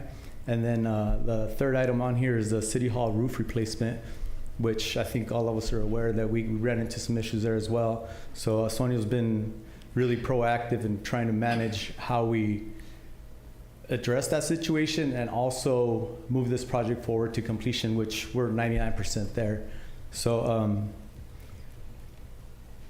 again, in conclusion, this augmentation of $50,000 would allow us a budget to assess the conditions of 2 elevators at Sunset, and also compensate Ausonio for work that's already been done, both at the San Antonio walkway and with the city roofing project. And then the recommendation by staff is to adopt Resolution 2025-018, authorizing the city administrator to to formulate amendment number 3 to the professional services agreement for an added budget of $50,000. And I'd be glad to take any questions. Questions? Okay, so in September, the city was doing the roof, and there were reports all weekend long that there was rain coming. And everything was exposed, everything was taken off. And Monday morning, I was in Chip's office having my weekly update, and it's raining, and rain starts coming into the building, and everyone was panicking, and we were covering up paintings in here to make sure nothing got damaged. So as a project manager, shouldn't they have been on top of what was going on? So we're rewarding them now, we're giving them more money, but didn't they fail in their job to oversee what the contractor was doing and make sure that they put tarp on the roof? There was a material that was placed on top of the roof that's supposed to be water type material. So it's the felt. Dustin, we have a representative for Ausonio here too. We can go through the whole process of where the assurity was that the roof was, we had protected the roof to all extents and purposes for rain. So that was addressed prior to that weekend's rain event coming. What happened was it was oversight by multiple parties, right? Me personally, as being part of the city, I take responsibility for what happened as well. Yeah, was I the project manager on the job? No, but I do assist in overseeing the consultants that are assigned to the job. So was it oversight? To an extent, I would say potentially, but we did plan in accordance to protect the building from any potential rain. But I'm saying somebody needs to take responsibility for what happened, because there was damage, and then you had water remediation, and this ended up costing more money. So is Ausonio taking responsibility for what happened? Right. So we did have roof protection on the building when the rainstorm came in September. It failed, and so we had water in the building, and so we came out here and reacted to the incident. We actually spent most of that week out here with various contractors cleaning things up, and we ultimately back charged the general contractor for the damages, and then so that kind of turned into a snowball effect, because once we back charged the general contractor, the subcontractors filed the stop notice on the job. So then we had to deal with legal and stop notice and getting that rectified. And then we did our punch list on the project, and our subcontractor wouldn't show up because they are now not getting paid because we're holding money for the damage from the rain event. And so we had to work, more effort to get them out here to finish up the project. So it just turned into a bad job from that one event, and we spent more time on it than we anticipated. Part of our contract is to let the city know when we're running up against our limits and to get approval, and we did that step. So we received an email from city engineer, keep going. You gotta get this project done. So we've been working in good faith with that email. So you thought that the felt was enough? We had the felt, and actually what happened was in the back here, there was plastic on top of the flat roof, and that was ground zero where the water came in, and that plastic didn't make it on that event, that storm event. Well, what I'm saying is this is a historic building, and I just think that more care should have been taken, especially when you knew rain was coming. Understood. Thank you. Yeah, I have some questions about a couple other projects. Okay. I didn't know we were going to get into this, but we went for, first of all, the Sunset Center elevators. I think we took care of that in about 20 minutes. We're going to do a contract, or they're going to do a contract with Conti, the elevator manufacturer. Weren't you there? I don't think there's resolution as far as that contract as of yet. This amendment was drafted up. This is, again, a time and material contract with Ausonio. So if we decide to go in that route, this money will not be spent. There's also another option, which we discussed with Chip. I mean, we can take that portion of this amendment completely out of this, take that portion out of the amendment. I would take it out. We're going to have a meeting soon with Conti, and I just want to see it with my own eyes. That's but true. I guess this is just due diligence, right? We don't have that path. Okay, I would take that off because that's not going to happen. We're not going to put in new elevators there. So the other one, I just questioned. We went for a walk with the walls, which we didn't approve either yet. Right. And well, you know what I think. You were there, and the oversight wasn't good. We were approving things that had already been replaced, and the east wall, the south lot, upper, the 2x12s, the pressure treated, was way over engineered and not necessary. And the city had already done like replacement on the adjacent area. Excuse me, Mayor, could I interrupt you for a second? Is that related to the subject? Okay, I'm sorry. Yes, because it's one of the projects that we just paid them for. So I think we should have a whole discussion about Ausonio. There are like 3 or 4 projects on there that we either didn't do, we had to do them twice, the painting contractors we had to do twice. So let's have a discussion offline about that, if we could. I have another question. But the elevator thing, I don't think should be on here tonight. Is the net of that? And what's the thinking behind having a kind of a third part? I mean, presumably they would go out and find some elevator company that's going to do the analysis of the elevator. Why not go directly to that company? It's the elevator. That's the manufacturer of the elevator. Yeah, why not go directly to that company as opposed to having Ausonio do it? Well, I'm sorry. So this was to draft up a request for an assessment. So we don't have neither the specialty nor the capabilities to go chasing. We're a staff of 1. So we need assistance as far as getting correspondence out to different elevator companies. So this is $15,000 just to get them to go and hire the elevator they company? formulate a scope to assess the elevator. They prepare a report, they review the report, and then they provide a final report. So this is $15,000 to manage that report being generated and recommendations coming out of that report. That seems strange. Jose at Sunset Center had already had elevator companies come out and assess it and gave them a report. He did. I'm aware of that. Yeah. So we don't need to get into that. We can do that offline, but take that out.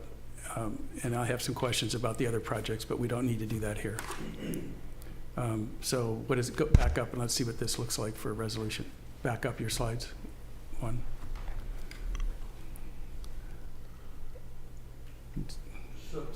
Mayor, if you'd like to deduct the $15,000, was it $15,000, Javier, for the elevator assessment? Then you would be amending the contract it was to $35,000. It was $20,000, so it would be $30,000. Yes. So let's change the motion to be $30,000 if we could. Okay. Well, what's going to happen to the elevator? Well, as the mayor's saying, what Sunset is doing is looking at a service that would do maintenance for $11,000. I thought it was $11,000. Yeah, per year. So they would come out and maintain them. The thought originally was, again, and this is so germane because actually the mayor and I were talking about this, so that whatever we do at like the library it doesn't become an ongoing maintenance liability. So we need to be very conscious of that. But what happened here, again, these elevators are only 25 years old. And the first report we got from, I think, the original manufacturer was that they were done, and we had to replace, the box was going to stay, but everything was going to have to be gutted. Well, that's not the case anymore, and Javier and the mayor and Jose, who works for Sunset, have this new potential solution set. So I think the mayor is correct, if you agree, Javier, that we're not going to do the assessment at this point in time. But I think if the maintenance, the $11,000 a year maintenance, then we'd have to come back and do something like this. We'd have to do something. Yes. All right. Is that clear, Mr. Barron? Yeah. The elevators are in really good shape, it turns out. They're very lightly used. And the company that made them can maintain them for less than their prior maintenance company, all in, for $11,000 a year. Regardless, we'll go back to this if we have to, but we don't need it right now. That's fine. Yeah. Okay, so we're changing the motion to 30,000. Yes, sir. So I make that motion. Okay, second. Do we have a second? Councilmember Barron? You seconded it, Mr. Mayor? Okay, I will. The mayor seconded I'll it. second it. Councilmember Barron? Yes. Councilmember Booter? Yes. Mayor Pro Tem Delves? Yes. Councilmember Dramoff? No. Mayor Byrne? Yes. Motion carries 4-1.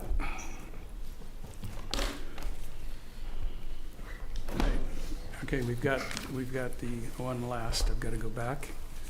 Let's see. I'm going to back up. This is item number 1 on the agenda. And we're going to For all of us. It's only 9:30. We're going to receive the ad hoc committee report from staff and provide direction regarding the future of the flock camera system and consider adoption of Resolution 2025-015 authorizing the city administrator to execute a modified agreement with Flock Safety Group, Inc.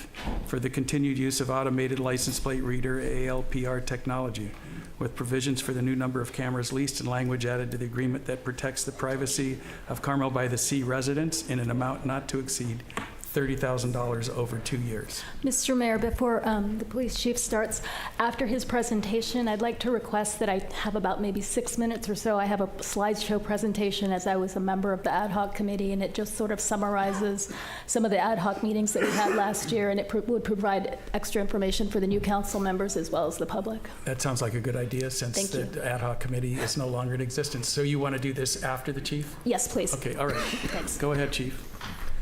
Thank you, Mayor. Thank you, Council. I just ran out of cough drops, so I'm going to try to make it through this without coughing again, just like last night. First of all, I want to, we have deja vu sometimes. I stood before you in 2017 asking for a set of cameras on our perimeter. And we had community meetings that discussed the issues that people had. We just finished a year of ad hoc where we accomplished that. We met, we didn't all agree. People have concerns over the cameras, but it's part of the process. And I just want to thank Councilmember Dramoff and former Councilmember Richards for being a part of that and fostering those conversations, because I think they're healthy and they're important. We may have reversed engineered this a little bit by putting the cameras in first and then having the discussion, but it was still healthy, and it'll help us move forward with the decisions that we're asking you to make tonight. So we read the recommendation, and the first part of this is important. It's to receive the ad hoc committee report from staff. This is the report I provided the ad hoc in October with some minor adjustments, and I'll express those as I go through because some things did change since October. And then provide direction regarding the future of flock camera system. We're asking you to provide that direction based on the report and obviously whatever else we have and public comment. And then we added a resolution. It's to adopt a resolution authorizing the city administrator to execute a modified agreement of flock. That's our starting point. This is something that you can modify, and I'm going to give you options as we go through this to consider, but this is a big decision for the city. So a little background. In April 2023, council approved a 2-year contract with Flock for 30 total license plate readers. That's 24 Falcon pole-mounted cameras and 6 wing-type cameras. In July 2023, those cameras were installed, and you see those around town. The wing cameras, the 6 of them, are integrated into our existing perimeter cameras. That's the white or grayish looking box that you see. Those are what we installed in 2017 on the perimeter of the city. So it's just an integration into our existing cameras to allow us to use the Flock technology to read license plate and recall information and get alerts. The one on the right is the Falcon, and that's the 24 pole cameras with the solar panels and cameras that we see around town.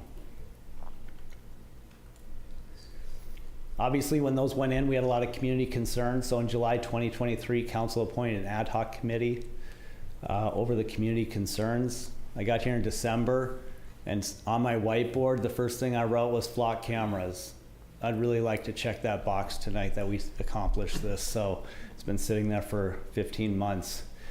Addressed at those community concerns is obviously very important. We want to hear from the community, what are you worried about with these cameras? And the first thing was privacy. People are concerned about Big Brother watching. We're putting up cameras that are recording. That's important. The number of cameras. How many do we have? Why do we have so many, and what's the purpose? And of course, the aesthetic. It's very important in this community. One thing I've learned in 15 years here is that we really care about this community and the look. And when we put up big cameras like this, it does impact the look of this community. So it's important to me. And then the last thing was expense versus safety. We signed a 2-year contract for $146,900 for these cameras. Is that worth the amount of safety that it provides? There's a balance in there. So I'll talk about each of these issues as we go through. The first thing with privacy, these cameras, it's important to understand that Flock is a corporation, right? And the concern with this is allowing a corporation to store our data that we're recording in the cloud and having control over that data. In talking to Flock, my understanding with them is exactly that all they do is store it. What they have is proprietary software that allows us to interface with other Flock cameras in the area, like Seaside, Monterey, Pacific Grove, and to create hot lists. A hot list is an important information piece for us, or I'm sorry, a safety piece for us, because we can enter license plates. If we have a homicide in Seaside and that person has the license plate, Seaside Police Department enters a license plate into the Flock system. If that vehicle hits in our city, it alerts our police officers that that vehicle is here, so we can take enforcement action. It's a tool. I'm not a firefighter. I'm not asking for anything to put out fires. My job is to protect this community. And this is a tool that we asked for to help us do that. So these cameras simply record data. Everything we do is post-event. So it's a recording device. We can go back and review information. If we have a burglary here in town and the vehicle we know leaves town, we can go back and review this database and find that vehicle and get that information so we can go for prosecution against this person and prove that they're here. So there's a lot of value in these cameras, but Flock does not have access to databases like DMV and DOJ. That's us. All we're doing is looking at a recording, getting that license plate information, and we run it through our own database. So we can find out who the registered owner is, and we can find out all this information about this vehicle. So how do we preserve community trust and accountability? And we do that through the transparency portal. I will tell you, these Flock cameras have more security things in place than we already have. Our officers have the ability to run people anytime they want. They can get on the radio or their computer in their car and type in a license plate and figure out that's Hans Booter. Guess what? I could run Hans Booter, Councilmember Booter, and find out who he is. Those are things that we've done for years in law enforcement. But we have to have a reason for doing that. And we fall under the Department of Justice. We are audited yearly, and we have to take tests every 2 years to show that we know what we're doing. We also have policies in place to prevent misuse of information. So we have all these things in place. But FLOC has gone one step further by providing a transparency portal for the public to see what we're doing. You'd have no idea if I ran your car, but if I run it through FLOC, you're gonna know. Because you go to our transparency portal on our website. If you go into the police department, we have a button on there that says FLOC Camera Transparency Portal. Click on it. If you click on it, you're gonna get Carmel PD Transparency Portal. It tells you right there, Carmel PD uses FLOC safety technology to capture objective evidence without compromising an individual's privacy. Carmel PD utilizes retroactive search to solve crime after they've occurred. Additionally, Carmel PD utilizes real-time alerting of hot lists. That's that hot list I mentioned. If you had something happen in another city or here, we can put that in a hot list, which will alert people when it goes through one of those cameras. In an effort to ensure proper usage and guardrails are in place, they have made the below policies and usage statistics available to the public. You've never had this before in law enforcement. If you scroll down on this page, it tells you what's detected. All that's detected is license plates and vehicles. It's a camera system. What's not detected? Facial recognition, people, gender, race. Acceptable use policy. Data is used for law enforcement purposes only. Data is owned by Carmel PD and never sold to third parties. Prohibited uses, immigration enforcement, traffic enforcement, harassment, intimidation. Usage based solely on protected class. We're protected by state law. We can't do that. I think it's SB 34, which does not allow us to use this for immigration status. That was established in 2017. Access policy. All system access requires a valid reason and is stored indefinitely. A valid reason. We cannot access any information on this system without entering a reason and a case number. It has to be associated with a crime. I can't just look at this camera system and say, I wonder who drove through town. I think I'll look at that license plate. We're not allowed to do that. This transparency portal gives you that information of every time we access it. It talks about the hot list policy. Data retention is 30 days, and then number of owned cameras. Number of owned cameras says 17. We have 6 in use. That's it. We have 17 that were installed and connected, but we are not using them. We have 30 cameras that were actually put up, but we halted the program way back in July of 2023 after they had the 6 hooked up. So we've been using 6. It also lists the external organizations with access. We share this information with other California law enforcement agencies. It makes us stronger. It creates a web for us, because if something happens in Monterey, Pacific Grove, Seaside, or anywhere else in this county or state, it can happen here. And if somebody comes here, we want to know about it. So the sharing of information is for those hot lists. I want to know if somebody killed somebody in San Jose and they're coming here. We want to know if they come in our city. We want to protect this community. State law prevents us from sharing our video data with anybody outside of California. It's SB 54, if I recall correctly. So if you scroll further down, it talks about hot lists. Hot lists are part of the stolen vehicle system, California, and then the Amber Alert system. That's the only thing that is connected to this that'll alert us. It'll tell you how many vehicles were detected in the last 30 days, how many hot list hits we had in the last 30 days, and then the searches we did in the last 30 days. It's all public. If you look at the very bottom, it gives us the automatic license plate reader policy that we have in place that we have to follow. And then if you click, there's no yellow arrow on this, I just put that for reference, but if you download the CSV on this portal, you're gonna get information. It's gonna tell you how many times we searched and what we searched for. This is 2 examples. The only thing I took out of here is really the case number, but it tells you the date and time of the search, the camera we actually accessed to get that information, and then the reason. The top one is for a threat suspect, and the second one is for an attempted homicide suspect.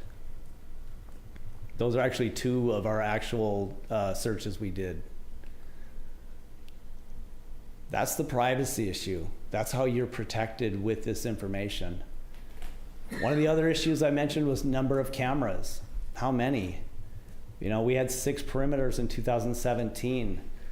Those were great. We proved that we could solve crime with those by reviewing video. We've had some pretty high profile cases that we've been able to solve with those. But they lack one thing that Flock provides us, or 2 things. One is they don't alert us if a plate was entered in there and it's somebody we really should be concerned about coming into our village. And the second thing is those cameras aren't connected to any other agency. So we're operating in a vacuum in a small community. Are they effective? Absolutely. But this is a tool that makes us more effective in protecting the community. So flock cameras enhance our effectiveness. But there's always a balance between need and cost. That's an important factor to consider. But when I show you this, this is actual cases that we have used to make arrests and make contacts with people based on actual cases. These are cases that have originated in our village and outside the village where vehicles have traveled into our city afterwards. Missing person, a burglary at LaBerge, stolen vehicles, a burglary at Mad Dogs, a male shooting out car windows as he drove into town. We had that. We had a gang assault, suspect identified. We had an active shooter threat, which took place on January 1st this year. We were able to contact and locate that person. But the big one we had back on May was Seaside, Monterey had a carjacking, burglar, kidnapper, manhunt in Seaside. That vehicle came into Monterey and hit on 2 of our cameras. If they hadn't come through here, we were the ones who initiated that pursuit, and they actually caught the person in Carmel Valley. Without those cameras, who knows what happens with that person. These are examples of how effective these cameras can be. Chief, is that the total of the cases, or is that a sampling? I think that's total. We're keeping a running tally of arrests made with them. It's not all the searches, but it's led to arrests. We've used it for more, but these are closed cases. Aesthetic, as I mentioned, I've worked here long enough to understand the importance of the aesthetic of this community. Every decision we make is based on how it looks. When we did 2017, we had discussions about wrapping the cameras in wood, painting them, hiding them. But the council then elected to make them very visible because they are a deterrent. I get this look. I understand that this is a lot, especially when you have 24 of these around town. A lot of the questions that came up is, do we have to put them on metal poles? Can we put them on wood? And the answer is yes. I mean, we can mount them on anything we want. But to me, it's about the solar panel. It's that footprint of it. It's just big. And it's added poles in the village. So there's potential options to deal with the aesthetic of this. And again, I presented this in October to the ad hoc. We have a large number of PG&E owned light poles, like the one in this picture. We could contact PG&E and see if they will allow us to hardwire the cameras directly into these light poles. It gets rid of the pole, it gets rid of the solar panel, and it would look similar to what you see attached to a power pole. It's exactly what we did in 2017 with the existing cameras. We negotiated with PG&E to allow us to put them on power poles. And Chief, if I can have just one more second, I'm sorry. Councilmember Dramoff, asked me about this. When you used in the agenda report light poles, I thought you meant utility poles. So, Councilmember, I may have misspoken, but you know, you said we have how many of these PG&E lantern-like things? 20? I'd say at least 20. They're almost on every intersection. And in fact, these poles are some within feet of a flock pole camera. Yeah. And you may hear from Councilmember Dramoff during her presentation, Council. One of the ideas that we had was to talk to private property owners, and we talked to the owner, Pam Shepard from Horizon Inn, Mark Watson from the one by the plaza, about the ability to mount them underneath their eaves. And the chief's concern is that it has to be at a certain angle and within a certain distance, or it can't read the license plate. So that was one of the questions that came up: is can we mount them on eaves? You could, but when you have parked cars and something in between, like a sidewalk, it's not capturing the right angle for vehicles going down the road. You're going to have too much blockage and they won't be effective. But there may be areas where we could explore that. So the next issue was expense versus safety. You know, what's the balance? You know, we spent in 2023 $77,900 and in 2024 $69,000 on these cameras. You're looking at $2,500 per pole camera per year and $1,500 per wing camera. So what's the balance? What's the number? I mean, there's in our ad hoc, obviously there are people who want 0, and that's a number, but we have 30. Is that too many? I mean, that's a council decision. That's a policy decision. How many is enough? So I'll give you my recommendation in a minute, but I want to give you options, and I put these in the council report because these are options that we came up with in the ad hoc.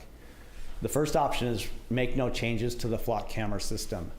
Keep it as is. You could have 24 pole cameras and 6 wing cameras and pay another, you know, over the next 2 years, $170,000.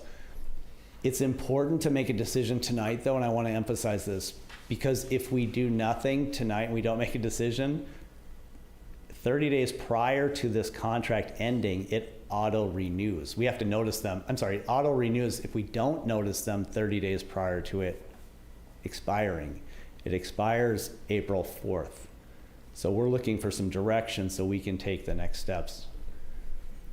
The second option is to cancel the contract with Flock. No additional cameras. I mean, if you want to stick with the 2017 perimeter cameras, that's a council decision. Again, they're effective. They're not as effective, but they're still effective for us. 3 is to renegotiate a new contract with Flock for less cameras or more if you decide. And then 4 is to start over and research other camera companies.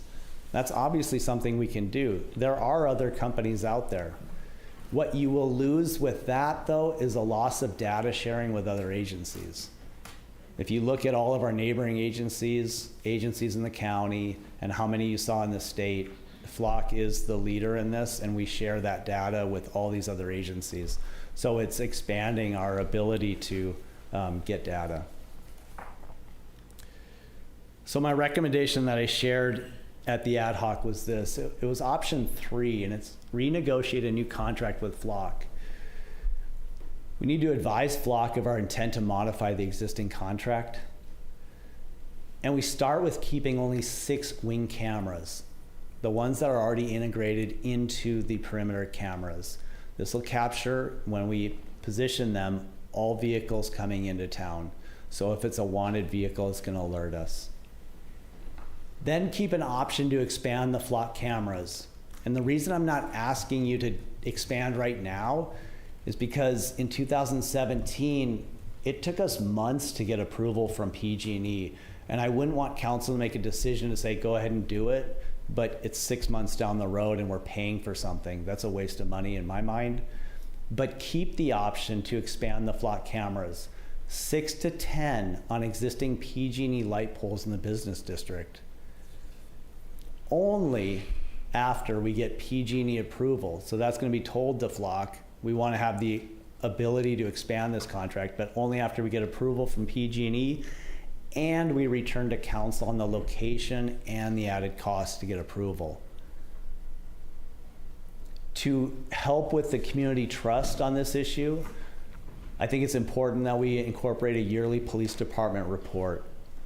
One of the things that came up in the ad hoc was a lot of talk about us being a safe community, and we are. We are a very safe community, but I don't think we're as safe as people think. We still have a lot of things that happen here. So it's important for us to share with council kind of the effectiveness of these cameras. What are they doing? How are we using them? And then use data to help navigate changes in this program. We may find we have a camera at San Carlos and Ocean that captures nothing. So why are we paying for it? So use that data to navigate. Well, get rid of that camera. And maybe we have high crime or a lot of hits in another area and we want to put up a camera, or maybe we reduce it. But I think data is important just to help us navigate that process. I think it's important that we make sure the contract has language in it that prevents Flock from sharing anyone's personal data. It's ours, we own it, and they have no right to share it, and we want to make sure that that's in there. And then we also have language in there that Flock makes no expansion of their system capabilities without our knowledge and our approval. I think that's important language to put in there. One thing I did add in the October ad hoc meeting was this, and it was presented by Flock. It's actually in their flyer that they have an opt-out program where residents could log in and take their own license plate out of the system. But I'm looking at the city attorney on this one, and I talked to Flock about this. After talking about it, they said this was designed for HOAs because that's more of a private residential area. And there's a lot of civil liberty issues when we start excluding people from a system, and they're not comfortable with us doing that. They've never done it for another city. And so I did take it out of here because I don't think it's a good idea and a good look for Carmel if we do that. But it is also an option. So again, we leave you with the recommendation. That's the staff report that I presented from the ad hoc. We're looking for direction from you. And then the resolution is for $30,000 over 2 years, and I apologize on my math. It's not the best in the world. If you think about the $1,500 per camera cost for the wings, and you have 6 of those, you're looking at $9,000 a year, not more. But I also left a little wiggle room in there in case you modify this, and if the costs went up. I don't know what the current costs are, because that's based on 2023. So it's not, it might be 18,000, but I don't see it being 30,000 if that's your recommendation to go with the 6. And with that, that concludes my presentation, and I'll take any questions. And obviously we want to look at your PowerPoint as well, council member. Thank you, Chief. I actually do have a question. I'm glad you brought up the numbers because I just did a calculation and I caught your math error. But speaking of that number, though, there was also a cost that if we remove these cameras that have been installed, I believe it was $500 per camera. So would that be a separate charge from the $30,000 that you're talking about? The way I read the contract, it wouldn't be, because we're at the end of the contract term. As long as we notice them 30 days prior, that we're done with the contract. But if we do an early out, there's a $500 per camera fee. Okay. That's how I read the contract. Thank you. Mm-hmm. I have a couple questions. Do you want to present your 6 minutes still? Well, maybe we should do questions and then I can do it. 'Cause it might. Well, why don't you do first? Okay. Because it might answer some questions. Okay. Or create more. I'll get it ready. Okay, thanks.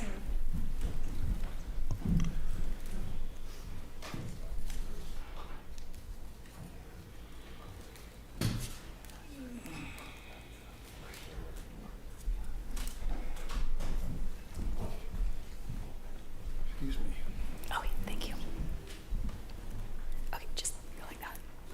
Okay, and I just want to apologize. I'm going to repeat a lot of the, well, not a lot, but some material that the chief just said because I didn't know what was in his presentation, so it's just kind of extra reinforcement. Okay, so We want to define these surveillance cameras properly and refer to them by the correct name, ALPR, which stands for Automated License Plate Reader.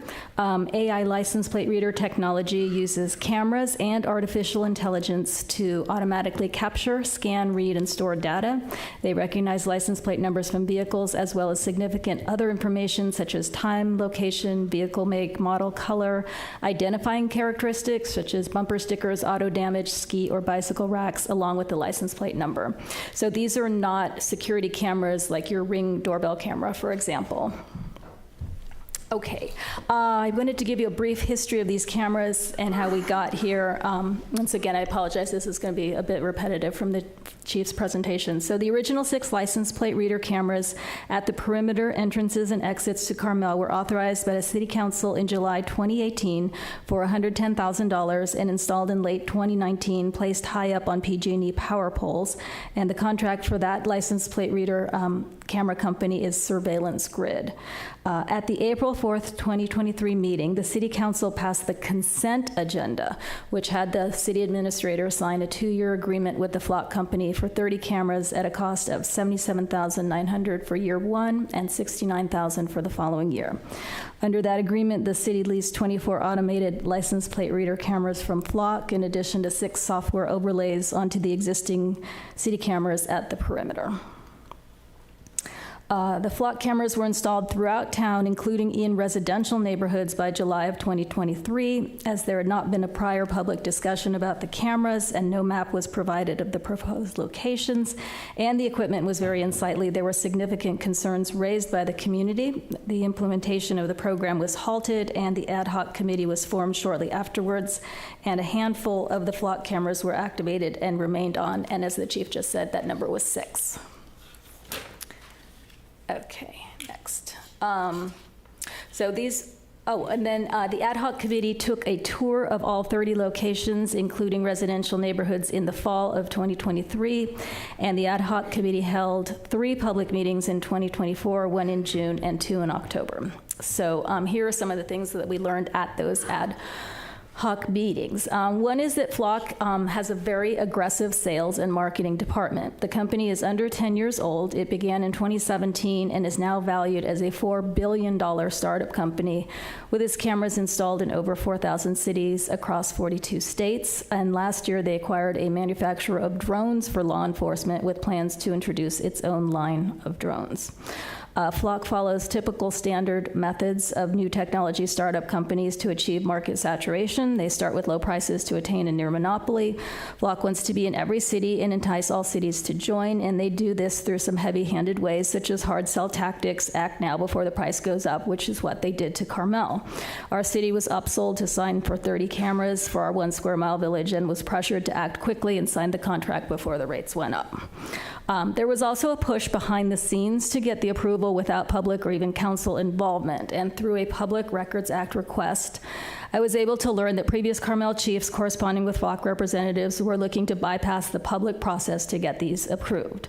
In an email between Chief Alan Ward and Kyle Egan from Flock dated December 8th, 2022, Ward wrote, quote, "There is new discussion about not presenting options to council and entering into an agreement with an appropriation during our mid-year budget review in February," end quote.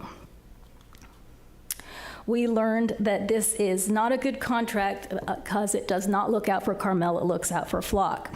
One example of that is that the contract state that Flock gets the final approval on locations of the cameras in Carmel. The 2-year contract is set to automatically renew at the end of March 2025, and the city must give 30 days written notice prior to cancellation. And what I have here now might conflict a little bit with what you told me, Chief. So I had that if the city decides to cancel the contract altogether, Flock is responsible for removing all the equipment on their dime. Otherwise, the city has to pay $500 for the removal of each installation. Is that correct, Chief? I'll double check. Okay. Yeah, I want to make sure we're... Okay. Okay, so here are some other things that we learned at the ad hoc meetings. The chief provided us with some crime statistics, and Carmel is a safe, low-crime community. Carmel has about 1 vehicle theft a month. Flock camera systems are often installed in communities with large amounts of auto thefts to combat this issue.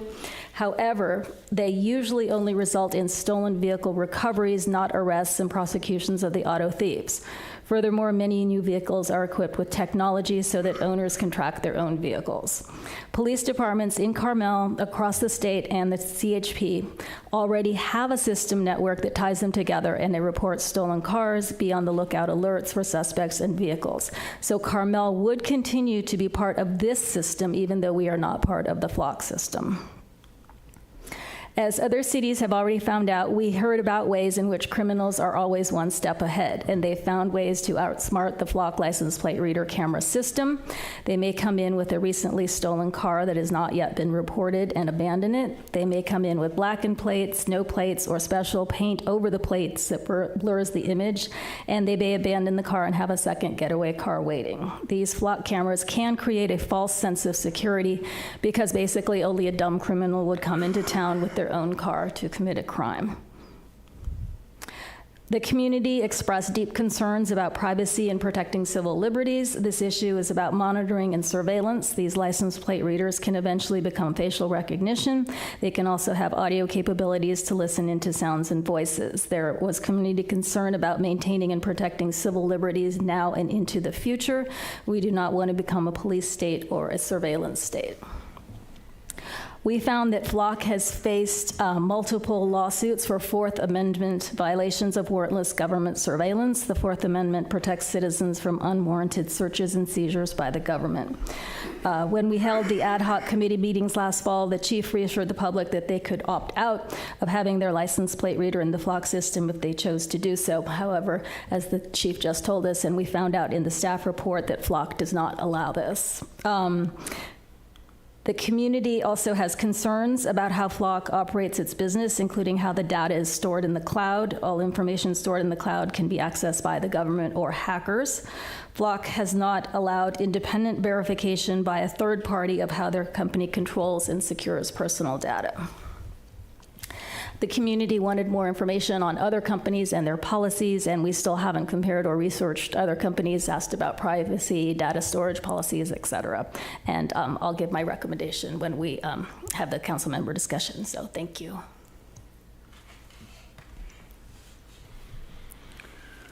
Okay. Do we have any questions? I think, Jeff, you had one, right? Yeah, I had a couple questions. Chief, you stated that the contract prevents the sharing of personal data. What personal data do they have? It's recording license plate data. So they don't have any personal data about me, just about my car. Correct. But don't they share it when, like, you know, if my husband pranks me and he reports my car stolen and I drive my car in a Seaside, you know, the Seaside police come after me, like, Flock is kind of sharing my personal information with Seaside, right? No, what would happen is like, if the license plate number, your like, license that's plate that's the only thing they have, right? Your license plate would be entered into the stolen vehicle system, which is through DOJ. That information is entered into Flock, which has a proprietary software to allow other cameras to alert. Flock extracts the data from the DOJ system? No. They are provided that information. We enter it into the DOJ. Into DOJ and Flock. We're saying, hey, this is what we want. We are on the lookout for this vehicle. So then it goes into the Flock system, into the cloud, and Flock now says, okay, I'm going to allow this to go out and be alerted on the cameras. So that's the AI part, where it's going to now recognize that plate, which is yours, and it's going to show up as stolen. But that's the only piece of personal data that Flock has, is actually the license plate number on my car? Correct. Okay. The data that you showed, you know, with your like 10 cases or however many it was on slide 13, so those cases all came from 6 perimeter cases? Yes. And do you have any, like, I guess you probably don't have this information, but how much benefit would we have if we had 24 additional cameras? And not like, do the 6 do everything we need, or everything, I shouldn't use that word, everything that, like, do they get us 90% of the way to the solution rather than the solution that you proposed, rather than, do they get us 90% of the way there or 15% of the way there? It's hard to put a number on it. I would, honestly, the perimeter cameras capture probably 90% of the traffic coming into town. If you had some downtown, it would be able to pinpoint people who are downtown, and perhaps if you had a crime downtown, you could then link it to downtown, and that it helps with prosecution. Let me ask the question a different way. So, do we ever get alerted from the perimeter cameras? Do we ever like get an alert from the perimeter cameras and then we can't find the car? Yes. Like how often does that happen? Like what's our hit rate in terms of like, okay, we get an alert from the 6 perimeter cameras, and then we go out hunting for the car. You go out hunting for the car. Like, what's our hit rate in terms of like whether we're successful? I don't know the hit rate. I really don't. But I can tell you, I know our officers have had to search for vehicles. If we get a hit on a stolen vehicle, they have to go find it. But they know what camera it hit on, so they can start searching that area. Does that help? Yeah, I'd like to know what the, whether they're successful 10% of the time or 50% of the time or 90% of the time. Councilmember, when Chief Watkins proposed the system, and I think Councilmember Dramoff can attest, his vision was that the more cameras, you'd have more hits, right? So if someone came in on, pardon me? That's what I'm getting at. Yeah, if someone came in on Rio and then they shot down, I don't know, they came on San Carlos and then they went down 8th and they hit that camera on their way to La Playa or something. That was trying to triangulate and see which way they're going. But at the end of the day, Jeff's asking the right question, which is, how many got away, right? Right. Like what's our hit rate just using the perimeter cameras? I don't have that number. No, you did mention 130 when you continue your comments. And then you said, thank you. And then you said Flock gets its say on locations, and I was kind of mystified by that because the first 6 cameras went up where we already had locations, right? The 6 perimeter cameras are already like we made that decision back in 2017, and they didn't get their say on those cameras, right? They installed software on our. They didn't even install cameras, right? Is it cameras or is it just software? Software. So it's software associated with the cameras that we already had up. Correct. Right. So they didn't supply us with any hardware. Correct. So they didn't really get a say on those 6. Correct. Right. So Flock would get a say because they would come in and say, "This is what we think works best in your community. If you put them here, here, here, and here." Is that why they Is that why they get the say on locations?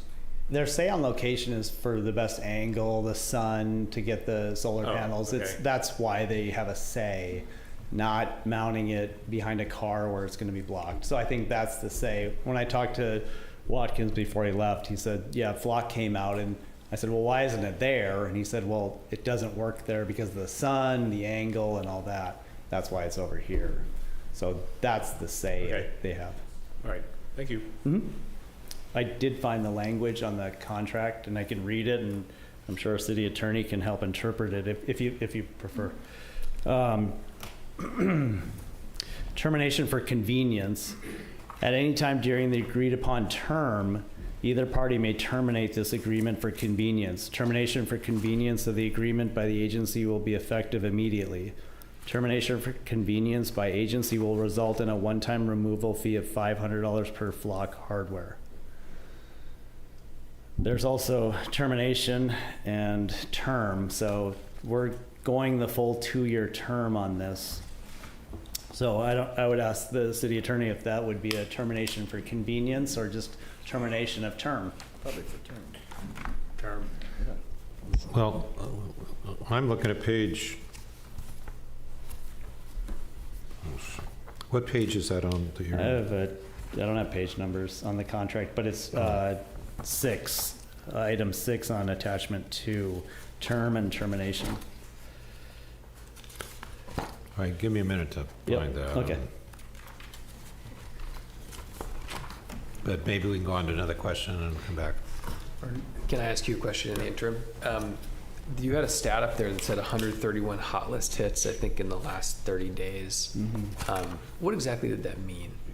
That would be any plate that was entered by another agency or even ours that went through a camera. So it might have hit multiple cameras coming through town, and then that'll be the number of hits that we had on it. Wow. So, for an example, a stolen vehicle, if it comes through our camera and it's driving around in and out of town, it's going to hit multiple times.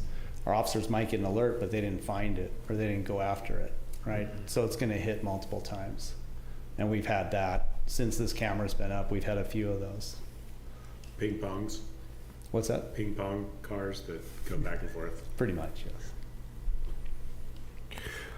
Okay, I've read the section, and it says what I believe it says, which is that this is section 6.2, termination for convenience. At any time during the agreed upon term, either party may terminate this agreement for convenience. Termination for convenience of the agreement by the agency will be effective immediately, but if you terminate for convenience, there's a $500 removal fee. We're not doing that. So is there a charge if you go to term? No, it's only if you terminate for convenience. All right, that's good. We're just going to put them on the road. Pardon? It's gonna get We're just going to leave them and have them come pick them up. Bob, do you have any questions? I do not. I have a question. Yes, Mayor. You are recommending, I believe, that we reserve the right somehow in the contract to add cameras? Correct. And your thought was to put them on light poles downtown? Yes. Like 3 to 6-ish? Like, what are you thinking? Whatever the council prefers. My thought was 6 to 10 to form up, cover the downtown, but I'm open to council's recommendations. So how are we going to prove that if you're not going to do it right away? PG&E happened to call because there's a new rep and they call the mayor. And I asked her if she could do it within 90 days, and she's checking. She was trying to get back to me in time for this, but it sounds like it's like 90 days is a possibility. Yeah, there's paperwork we have to Right. get completed by them. If we have that, we could return to council with the number of cameras, the locations, because I think that's important that the community knows where we want to put these, and then get approval from council. Okay, so there's no reason for us to even talk about that tonight. You're just going to make sure in the contract that we could add cameras without incurring some extra cost? Correct. Okay, good. All right, so. There'll be extra cost per camera, but not to amend the contract. Yeah, not Gotcha. some fee because we didn't do it up front. Gotcha. All right, any other questions? Looks like none. Are there any public comments? We have one at least. We have a hand raised on Zoom, too. Okay. Good evening. We're having so much fun. Nancy Toomey here, speaking as a resident. Thank you again for everything you're doing. My comments on the flock cameras. I like the proposed focus on keeping the current cameras in place on the entry and exit points and not in residential areas until there's been more public review and vetting of that decision at a future time. I also support the comments that, or recommendations that Chief Tomasi has made with regard to reinforcing and tightening the data requirements in the agreement, because there has been press that cited examples where even inside the state of California, specifically down in the San Diego area, they have, as a jurisdiction, let data go beyond the state of California. So if the press is correct. So there are examples of where that has happened. So reinforcing that in our agreement is critical. Let's see, and I also support the recommendation of not deploying all of the original agreement quantity of cameras throughout the city. And I would love to hear Commander Trayer's comments on the use of flock cameras based upon his past experience, knowing that San Jose is very different than Carmel-by-the-Sea. But it would be interesting to just get another 2 cents on comments and observations, since we've got this great new resource on board. And then with the other critical projects on our plate that we've been mulling over, some over the last couple of days and more coming, I do not believe that exploring alternative technologies, even though this company is very zealous and needs to be watched, and we need to keep an eye on all of what they do and how they do it. I just do not believe prioritizing looking at alternative sources, at least in the next year, is not wise use of the city's resources. And in general, I support Chief Tomasi's recommendations. Thank you. Thank you.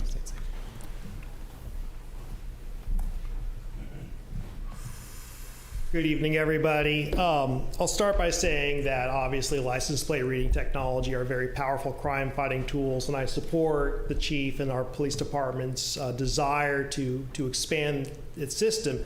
As the chief has pointed out, we're already using license plate readers on our patrol cars and the perimeter cameras. And I want to say that I greatly trust Chief Tomasi. One of the nice things about living in Carmel-by-the-Sea is we have our own police force led by an ethical, upstanding law enforcement officer. That helps me sleep at night. So my issue is not with our police department, it's with the company Flock, which has a lot of problems, right? So there's Forbes magazine did a big article on this last year. They said company communications with state transportation agencies obtained by public record requests, blah, blah, blah, suggests that in its rush to install surveillance cameras and in the absence of clear regulatory frameworks, Flock repeatedly broke the law in at least 5 states. In 2 states, in 2 state agencies have banned Flock for staff from installing new cameras. In South Carolina, the state transportation secretary's office found 200 illegally installed Flock cameras. There's a company called IPVM. They're kind of like the Consumer Reports for security technology, right? And it's standard issue for standard procedure for all sorts of security companies to submit their products to IPVM for testing. Flock refuses to do this, and there's an article on IPVM's website saying Flock retracts false statements they made about IPVM. All this gets to is that I have a problem with this particular company. I don't have a problem with license plate reader technology in general. I would be much more comfortable if we found a license plate rating technology, a company where Carmel-by-the-Sea owned the servers that data resides on. Yeah, Flock has its own proprietary hot sheet, but there are other hot sheets, right? There's the National Crime Index, National Crime Inventory thing, DOJ, right? You know, there are other hot sheets that other companies can scrape from, right? They may not be as immediately as effective as Flock, right? But I would be much more comfortable with license plate rating technologies from other companies. There's a company called Pulsar, for example. The IPVM company I talked about earlier, they've got like 60 or so of these companies listed on their website. I'd be much more comfortable with a company where Carmel-by-the-Sea servers have the data and we scrape from actual government-owned hot sheets and not from some super growth-minded corporation with ethics problems like Flock. Thank you.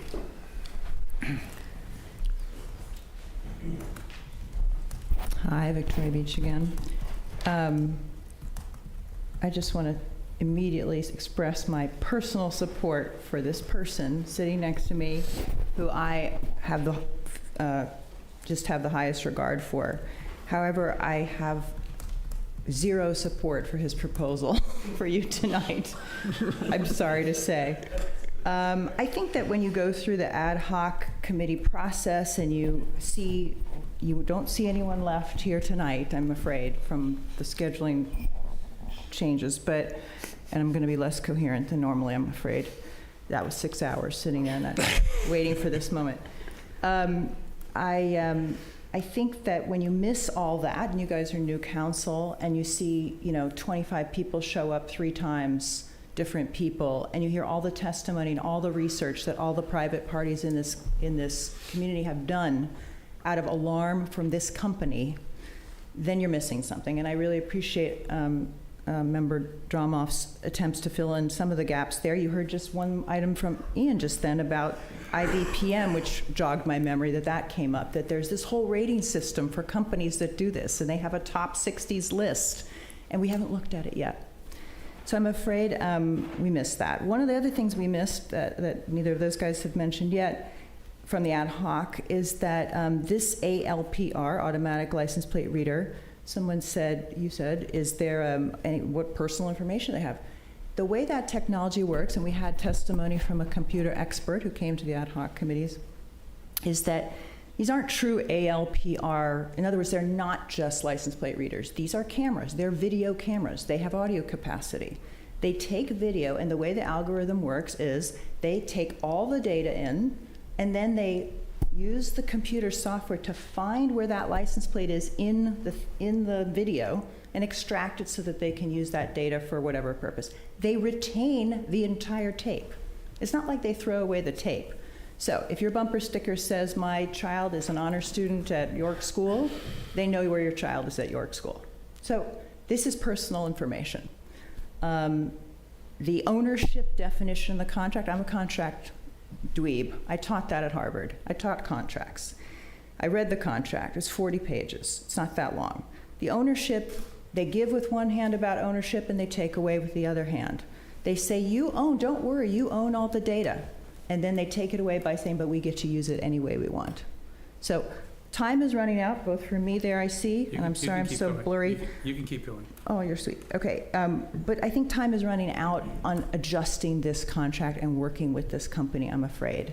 Because like this opt-out issue, when a suggestion is made, we're not comfortable, can we do some of this? They have a boilerplate. You don't get where they are now without having a boilerplate contract that you shop in front of everyone and say, this is how it works, folks. This is how it works. Sign in or get out. Sign in now or the price goes up. That is a technique. I've seen it in my own business. That's what contractors do in general. But what we need, if we really want to work with this company, is we need to figure out the opt-out thing. We have to figure out the ownership thing. We have to figure out the California thing and where the data is going. There is no frickin' way that's going to happen between now and the time that we have to make this decision before it renews.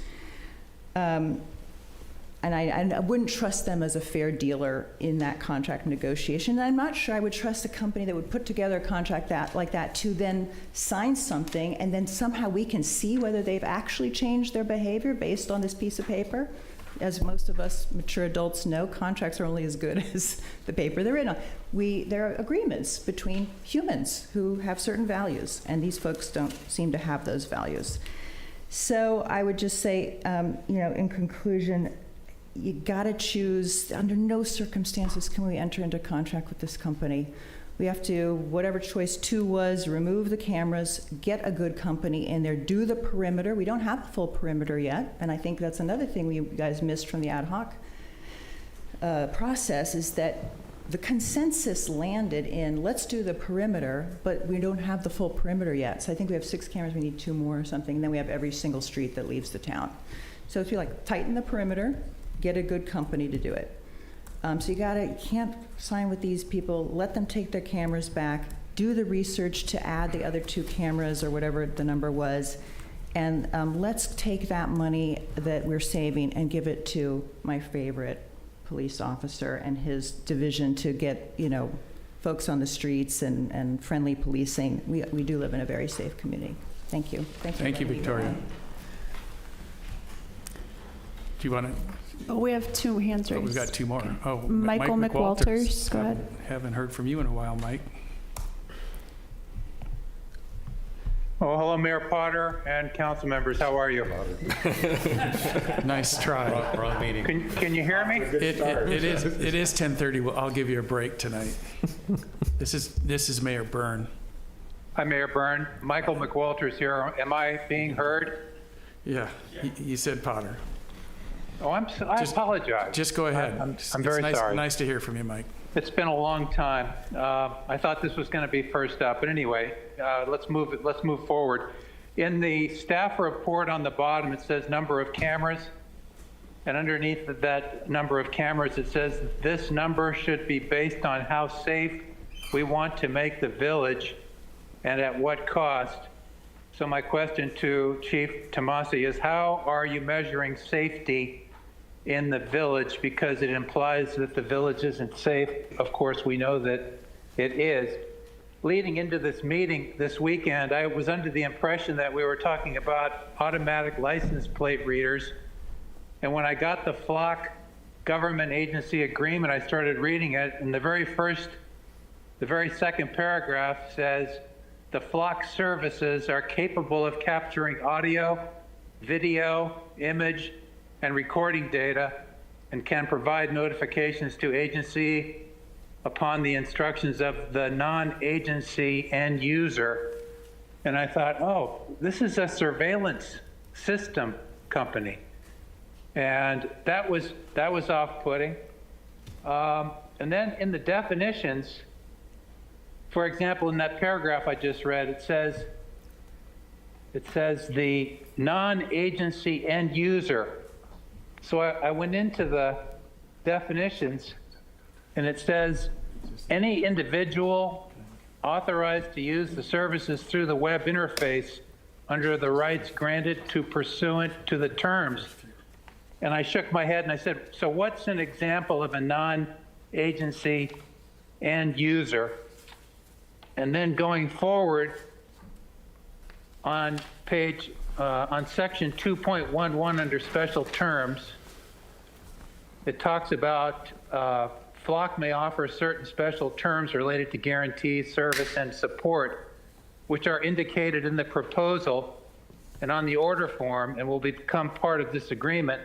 So I went looking for the proposal and I couldn't find it. So I'd like to, in order for me to make an informed decision or an informed opinion, I'd like to know what's in the proposal.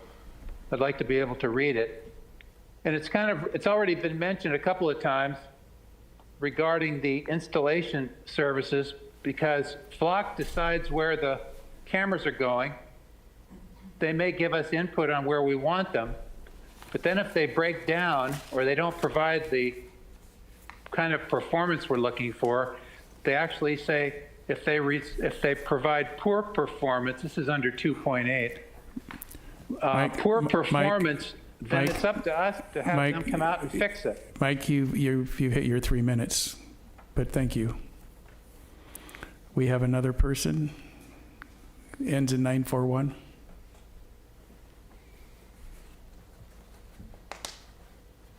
Hi everyone, Christy Hollenbeck. Welcome Mayor Byrne, Council Members Dells and Booter. Are you aware that Flock is facing a federal lawsuit from the Institute of Justice for an unconstitutional warrantless surveillance program that monitors every motorist? This lawsuit raises questions about digital privacy and government overreach. Are you aware, as Ian said, that Ford Magazine investigation found that Flock cameras installations broke laws in 5 states installing cameras without getting proper permits from authorities? Are you aware that a California mayor is suing Flock? The mayor of Moreno Valley, California alleges that a Flock employee requested that he leverage his position as mayor to benefit the company. The mayor also claimed that he faced backlash for raising concerns about Flock underreporting the number of surveillance cameras in Carmel-by-the-Sea. Did you know that the ACLU says communities should reject surveillance products like Flock, whose makers won't allow them to be independently evaluated? Did you know that the ACLU says that the use of automated license plate readers like Flock Safety treats every single person as a criminal, tracking their movements, but without a court-ordered warrant? Are you aware that Elbert County, Colorado, voted against renewing their Flock contract because constant surveillance was too big brother for their comfort? Are you aware that according to former City Council member Richard, Sheriff Bernal does not think Carmel needs cameras? Did you know that a police officer in Washington, D.C. pleaded guilty to extortion after looking up the plates of cars near a gay bar and blackmailing the car's owners? Did you know that a state audit of Vermont found that police regularly abuse license plate readers technology? Did you know that a Kansas City police chief used Flock to track his ex-girlfriend and her new boyfriend's vehicle 228 times over 4 months? I watched a YouTube video where a guy hacked into a live license plate reader on YouTube. He did so easily and quickly. So all assurances given about protecting and deleting information are not realistic. Criminals can hack the feed or buy the footage and know when you leave your home, and so they can rob you. Technology is a double-edged sword. It can be used to catch criminals, but it can also be used to plot crimes. It can make significant mistakes, and it can be abused. In conclusion, Flock has shown they cannot be trusted, so we should cancel their contract. Let's remember that Flock representatives are salespeople and not trusted experts. Balancing privacy with public safety will require clear regulations and robust oversight. Carmel needs a technology data use ordinance. These are laws that regulate how companies collect, use, and share personal information. If we must have cameras, we should stick to the ones we have at the entrances and exits only. Thank you. Thank you. Commander, did you want to give us a couple minutes? Good evening, Mayor, Council. Okay, Flock, I will tell you a couple things that I think are helpful. You tell me, and you can ask me what my experience has been. I would say what happens is when somebody goes by a license plate reader, one of the Flock license plate readers, you can turn it on. I can turn it on. It'll notify my cell phone. So our Carmel officers are out day and night, and they can be notified that there's a stolen vehicle or a dangerous vehicle, which is super important. Now, they might be busy, they might be on a call for service. That's why you might see 133 hits on the cameras, and they don't make the 133 arrests, but I guarantee you their souls want to. They just don't always have the ability to do it. They will look when they're available. But another aspect of this is when there is a dangerous car that hits in Carmel, we can call for help if we need it. And if it's significant, we can start that type of search, like a grid search where officers are going throughout all the streets to find the cars. They do find them. Those were some of the cases you saw there. That makes it safer for our community. That makes it safer for our officers. So I am pro Flock, pro that type of system, because I know it keeps it safer for our officers on the streets and for our community.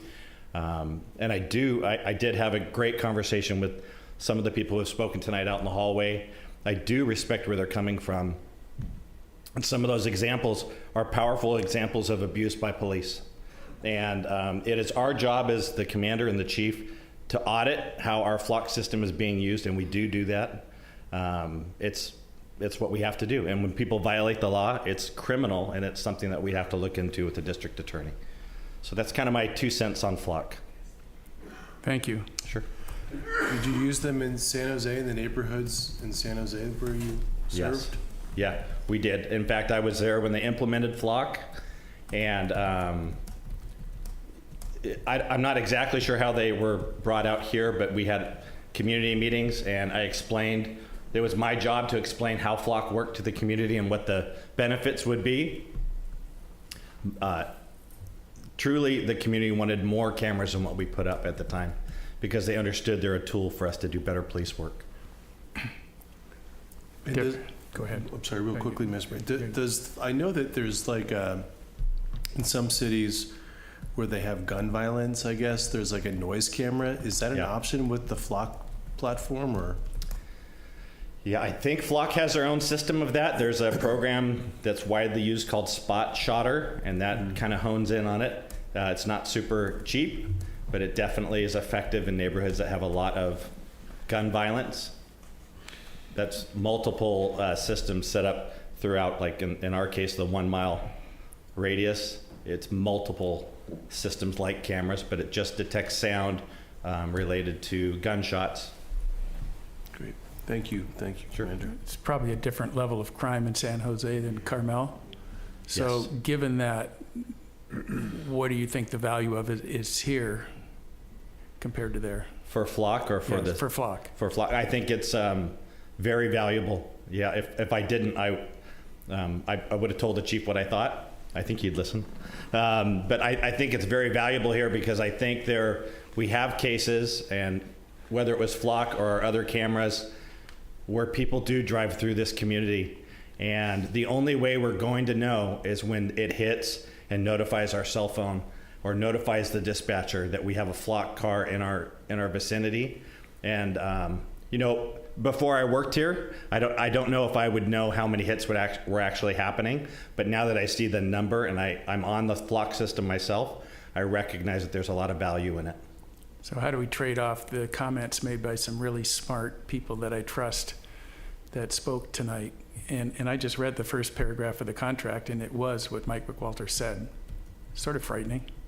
Oh, you mean the number? Yeah, no, it basically says we're a video surveillance company, and we've got this data, and any agencies can come to us and ask for the data. That's how I read it, and I think that's what Mike said. I mean, that's not good. I respect that, if that's what it says. I don't know that that's the system. That's not the way we use Flock. And should we be concerned about that? You've been using it for a while. Not from my experience. No, that's not the way Flock is used. But I respect that, and that is something that I think we'd have to look into. If that's the way it's being used in other cities, and we knew about that, that would change our opinion. That would be something we'd have to bring back to council. Certainly something that we need to be aware of and keep our eyes out for. Yes. All right, thank you. Any other questions for the commander? Thank you. All right. Any other, we have any discussion? Anybody want to make a comment? Again, Chief, how long is the contract renewal for? 2 years. 2 years? Yes. It's a 2-year renewal, yes. Thank you. Before you sit down. I'm good, thanks. Can we renew the contract with 6 cameras at $1,500 a camera? As long as the price hasn't changed, yes. But they'll do it for 6. We're not going to be required to do 30. No. And the second question is this chart that you have that I keep going back to with the 14 cases on it. Those are people that came into Carmel. Yes. Like alerts that we got. What about the times that you type in a license plate number and it shows up somewhere else? That's a good question. I don't know. I haven't looked at the Do you ever get calls?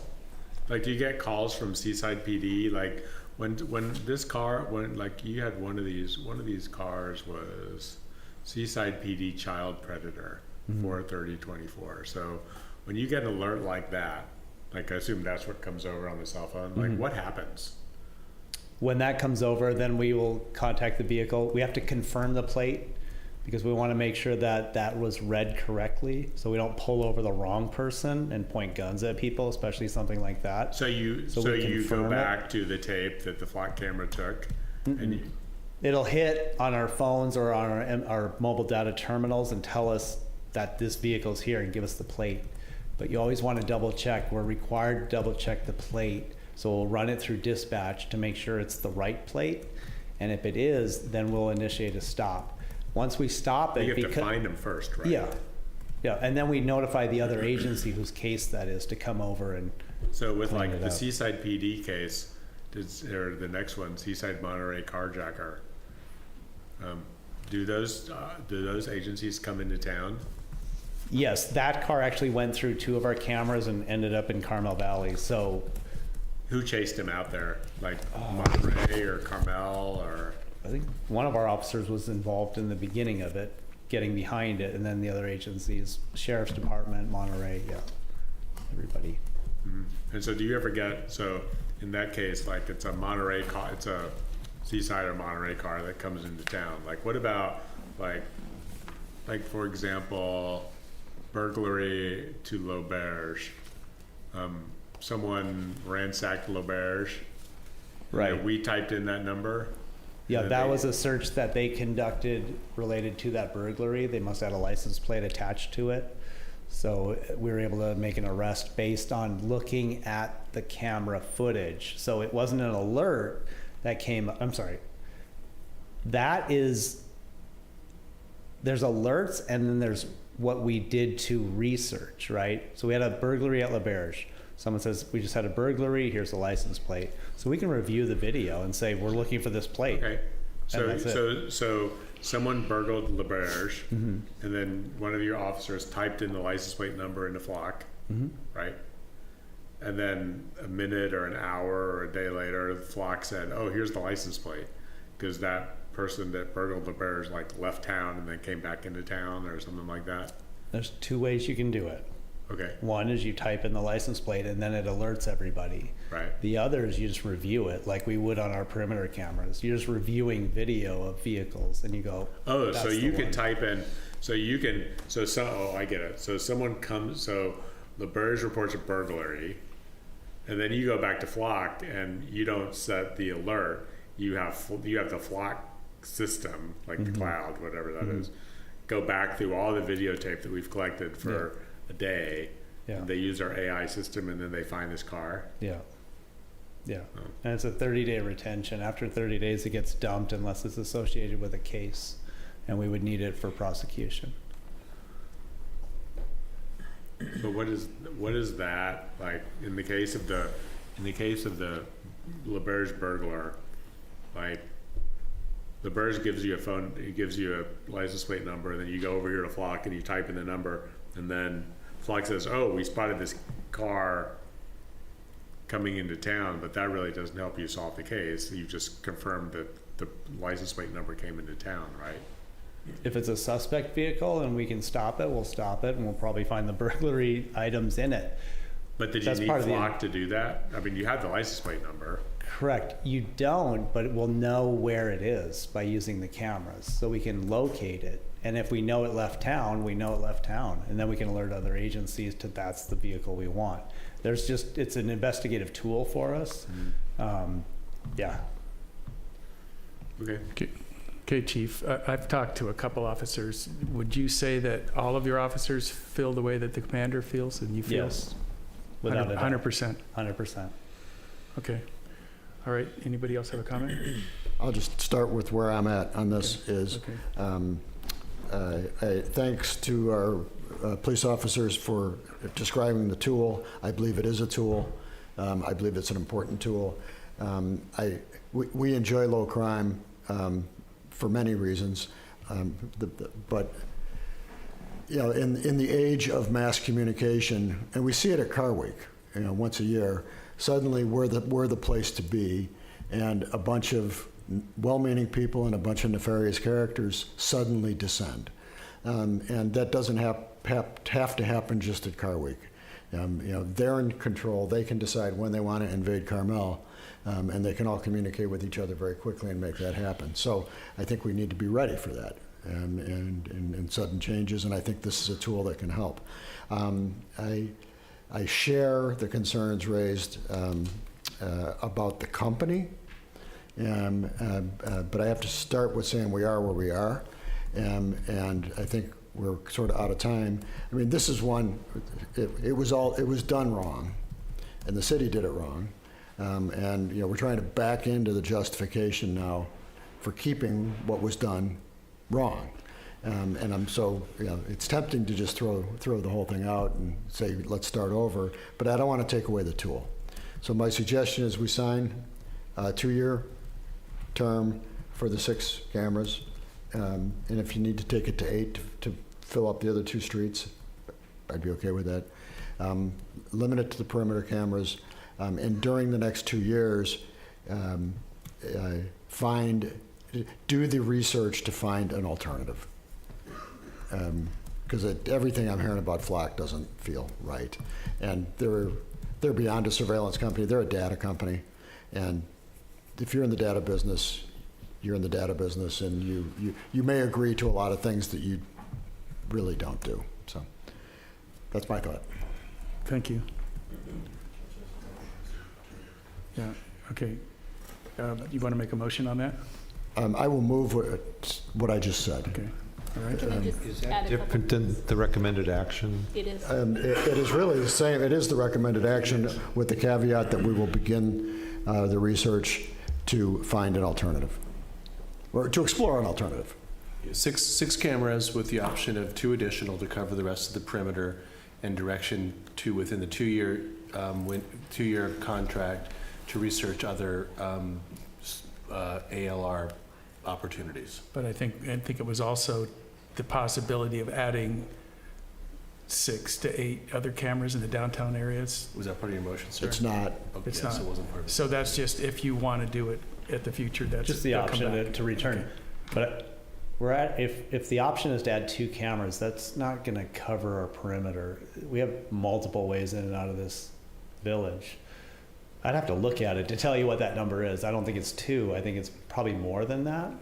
We have side streets. Could I just propose that we leave that with the other 6 to 8 cameras as a future? I'd be comfortable You need to with do the some 6, research. and then we can research Fine. other locations. Thanks. Thank you. Thanks. I just wanted But could I just add, let's confirm what Bob said, that we're talking about perimeter, we're not talking about downtown or residential or any other Let's locations. Just a perimeter, 2-year contract, and explore better ways to do this. Yeah, I support that completely, and that was going to be my recommendation, actually, so thank you. Is that a second? Yeah, I'll definitely second it. All right, roll call. Well, Oh,